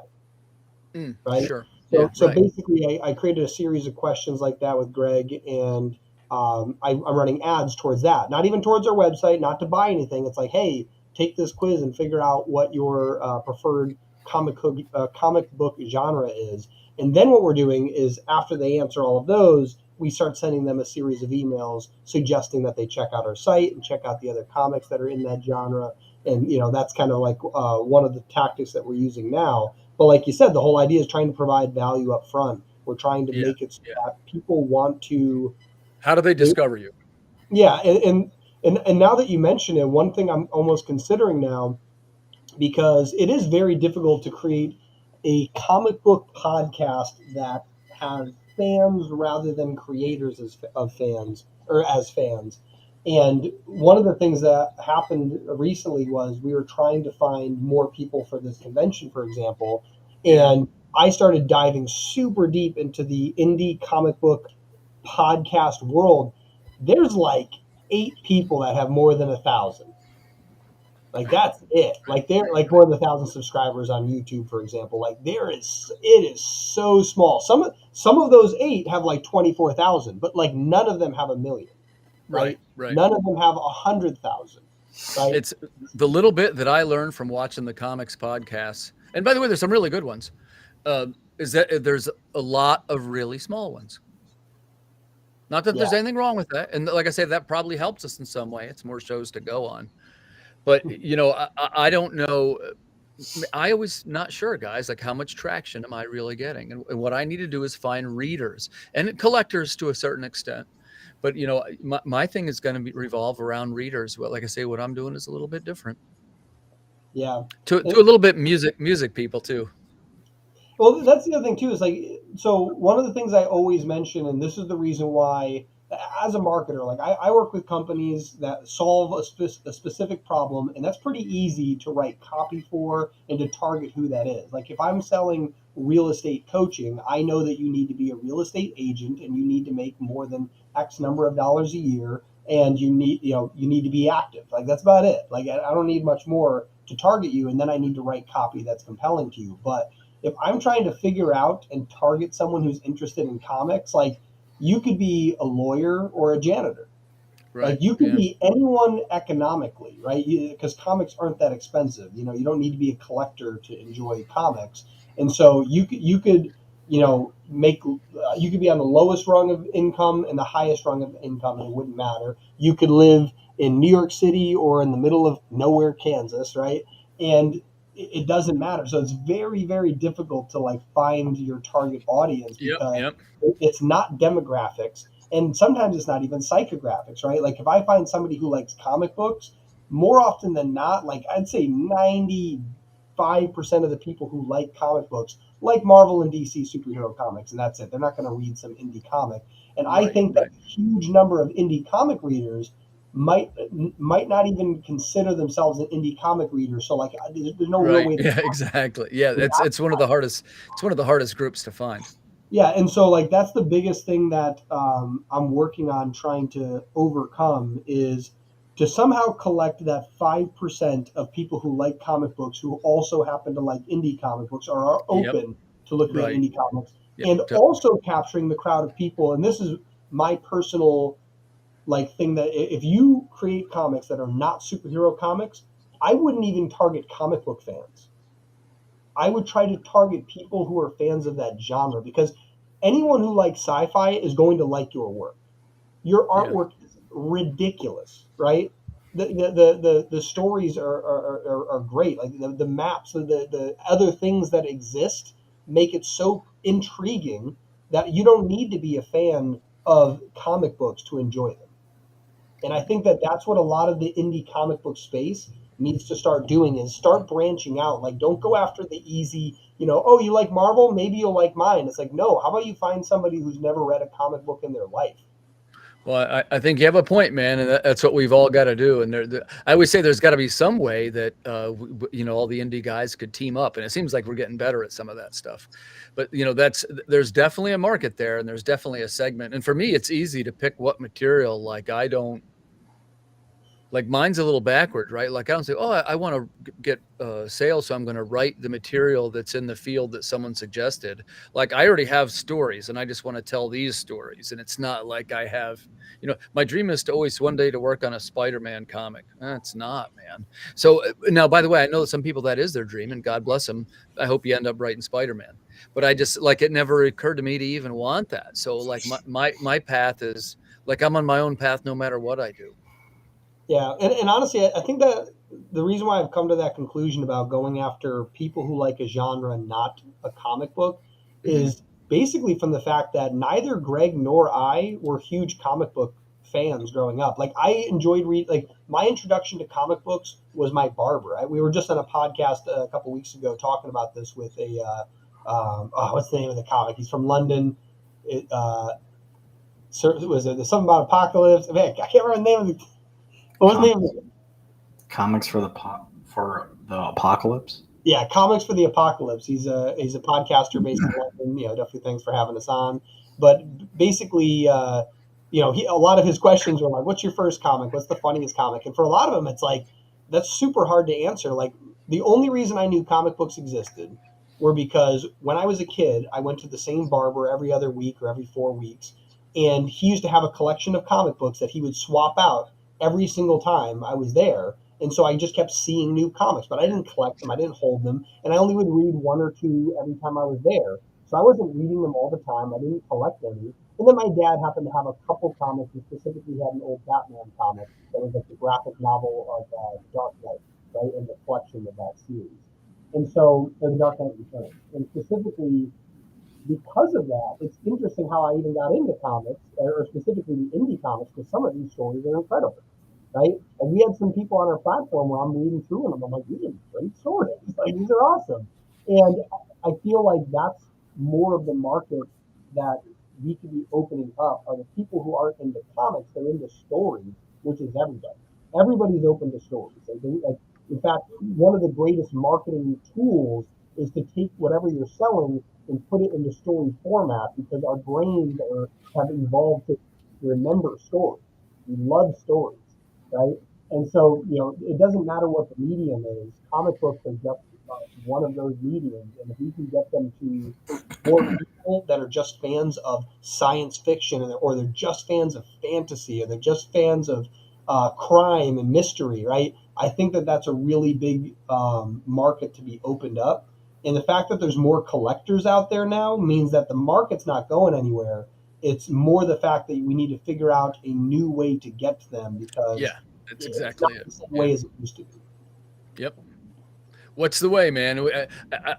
You say there's a very slender share to start with, but I only need a very small piece of it. So I'm still figuring out how to get my piece. But I had a pretty good year. So, like, I'm already at the level where if you would have said 3 years ago, I would have been surprised. I'm still surprised by it, to be honest with you. And it's one of the things, and I noticed you guys do this too. Our books keep coming out. Now, of course, we start to meet some of the guys like, oh, that book never came out. And some of the guys aren't. Some people don't ever release their product. We're putting books out into the world. So now we just got to sit back and wait for the money to roll in. Well, that's why I'm excited that our first comic that's in stores, we were talking about it earlier, is Mittens, right? Yeah, And that's a good one. Yeah, it's super cool to like it. I actually, it might have even been with you last year that we talked about the fact that, like, until you get to your 5th published comic, most people aren't going to invest their money or time into reading your first one, because they don't know if you're going to keep going. Like, there's nothing worse than like a story that doesn't end, and there's no, like, you'll never get it. Like, that's why, like, The Sopranos is a great example of it. However, the idea that it lasted so long, there's really is a full story. Like, they left an open ending, but could you imagine if that was like the first episode? Like, everything builds up and there's going to be something, and then they never tell. Like, that's why Firefly, that's actually a better example. There was one season of Firefly, and the what's it called, the networks thought that it was bad and took it down, and there was such hardcore fandom for it. They were required to make a movie, because people would have lost their minds if they didn't get a conclusion to this story. And so that's a really good, like, that was an example of something that became mainstream. It was on live television, and even that, when it ended, people lost their minds. So why would someone invest their time in some indie comic creator after one issue? So people that go out there and create one comic and think they're going to get a bunch of fans, are crazy. Like, you really do have to create a lot of work, because one, your work will get better along the way, and two, a reader's not going to invest their time or money into a platform that doesn't have any promise. And most of that promise comes from you working hard and getting more than one issue out there. Well, and you got more shots too, right? Like, anytime, like, say, for example, at a convention, you have a booth, and if you have more than just one or two or three, if you've got 8, 9, 10 choices, they're more likely to find something that trips them. Yeah. And then that said, if they find something that they do like, especially in my case, well, you probably would like this other one then. I was just about to say, the other big one too is I I kind of bust on some of my clients in marketing for this. Like, very often, remember I said earlier, the know, like, and trust, but the second part is reduce all friction.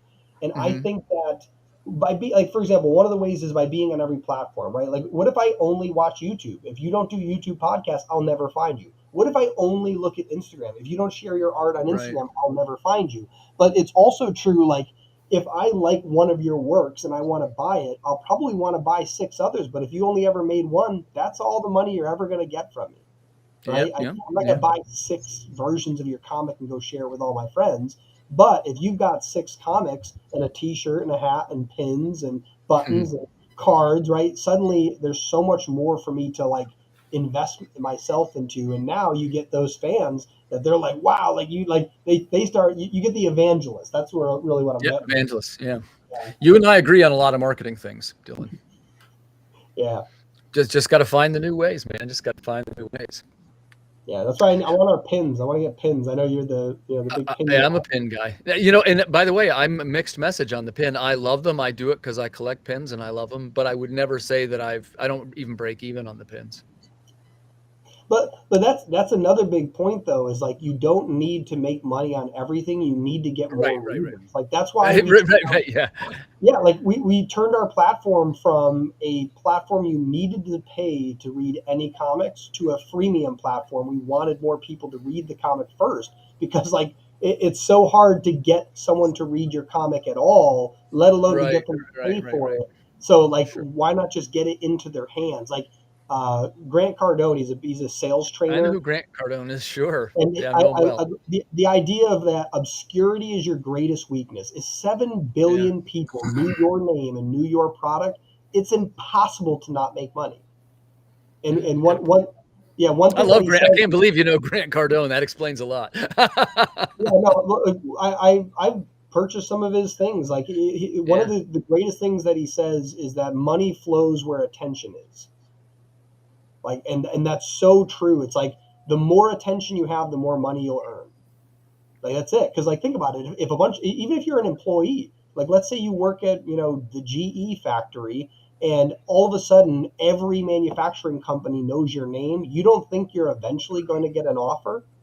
Right. Yeah. Actually, right here's a great example. Ironically, for my music businesses, I was trying to get sponsorships for a show.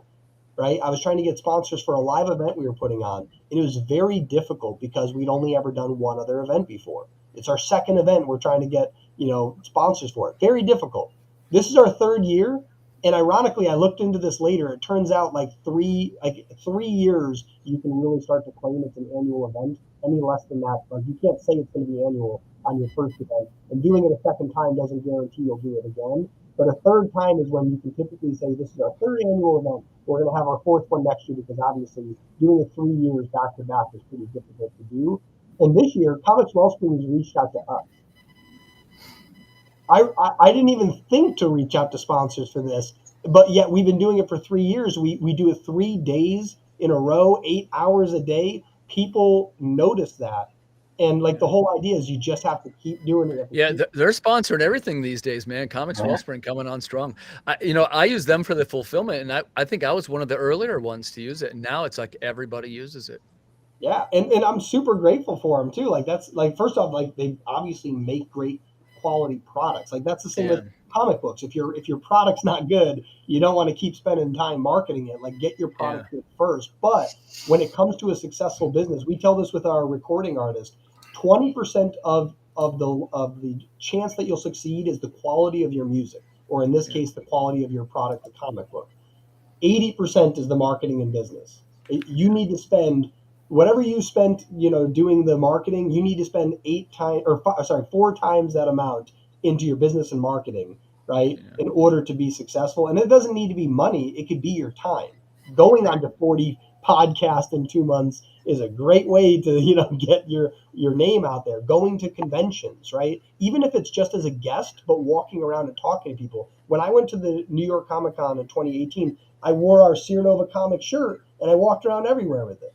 Even if I'm in the background of somebody's photo and then one day they remember that name, that was worth that investment. Yeah, you probably noticed when I was in Baltimore Comic Con, I had, we take pictures of the cosplayers, which everybody loves to like and share, and they love to see them. Every shot, man, has the banner in it. Yep. So like that's the important part. It's like you just need to figure out creative ways to be everywhere all the time, so that I think the general rule is it takes 7 touch points for me to remember your brand or name, like to like recognize it, so that if I saw it again, I'd be like, that looks familiar. It takes 20 before I consider purchasing. So that's a general rule of thumb for marketing. So when people are out there going like, I spent ad money, or I posted this one time, why is no one seeing it? It takes 7 times. And those 7 times don't mean like you need to, you don't need to retarget someone with 19 ads to sell somebody. But like, if I see your poster, and like, let's say I see a billboard once, I will never remember that. But if I see a billboard, and then I see a poster, and then I see a Facebook ad, that's 3. And then I tell a friend, that's 4. Someone else sees it and they tell me, that's 5, right? So it's getting into a bunch of places so that someone can bring you up, and they might even respond and understand and recognize and want to talk about it. Sure. Well, I'm always grateful to talk to you guys. Thanks for having me on. I went a little bit past my time. I hope that's okay. There's nothing So else. Pete wasn't on today. I don't know if we'll see him tomorrow or not, but I'm going to catch up with you guys tomorrow, right? Yeah, I think he will be tomorrow. So What? I don't have it right in front of me. You don't know my time, do you? I think it's 3. What's the name of the event? Yeah, crowdfunding corner. It's at 3 Eastern. And I do have some material to. I got some stuff to talk about for that. Oh, Greg, cool. I saved all the good stuff for your show, man. Awesome. But thanks for having me on. It's always a pleasure, and I'm always interested in talking about sci-fi, Kickstarters, making comics, all the regular stuff. And I appreciate what you guys are doing over there at Sierra Nova. Thank you. All right, man. I will catch up with you guys. Thanks to the listeners for tuning in, and we'll see you tomorrow at 3. Yeah. Sounds good. Have a good one. Thanks again, guys. Ciao. Cool. So before we end this stream, Gregory, we should actually post up, what's it called? This guy right here. Let me get this over here. Oh my God, don't start playing yet. Why are you doing that? And so first off, thanks for all the guests coming on today. It was definitely awesome. This actually went by really quick, surprisingly. And obviously, my butt hurts though from sitting in this chair. But. Yeah, I'm glad I got up a couple of times. But then, secondly, thank you to our sponsor for this event. That's Comics Wellsprings. Yeah, let me get the where is it? Share my screen. Hopefully, my screen doesn't freak out again. Actually, Greg, I just realized. Oh crap! I think it's already doing it. 1 second. Let me stop. Am I sharing? Don't show it. You share your screen because your audio comes through, and I don't know why my audio doesn't come through. But pull up their video. I can send you one if you need it real quick. No, I have it. All right, cool. So yeah, pull that up and make it full screen, and then do it. Okay.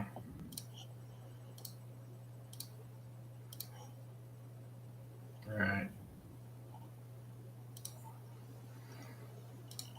My comic has to be printed. Because I get to feel all the late nights and hard work pay off. And there's no better printer than Comics Wellspring. Whoa, foil options too? Ooh, look at that shine. Print your comic books with Comics Wellspring. Nice. Yeah, mine's like so broken over here. I'm like, not even gonna try it. Cool. All right. Now we have 2 more days of this.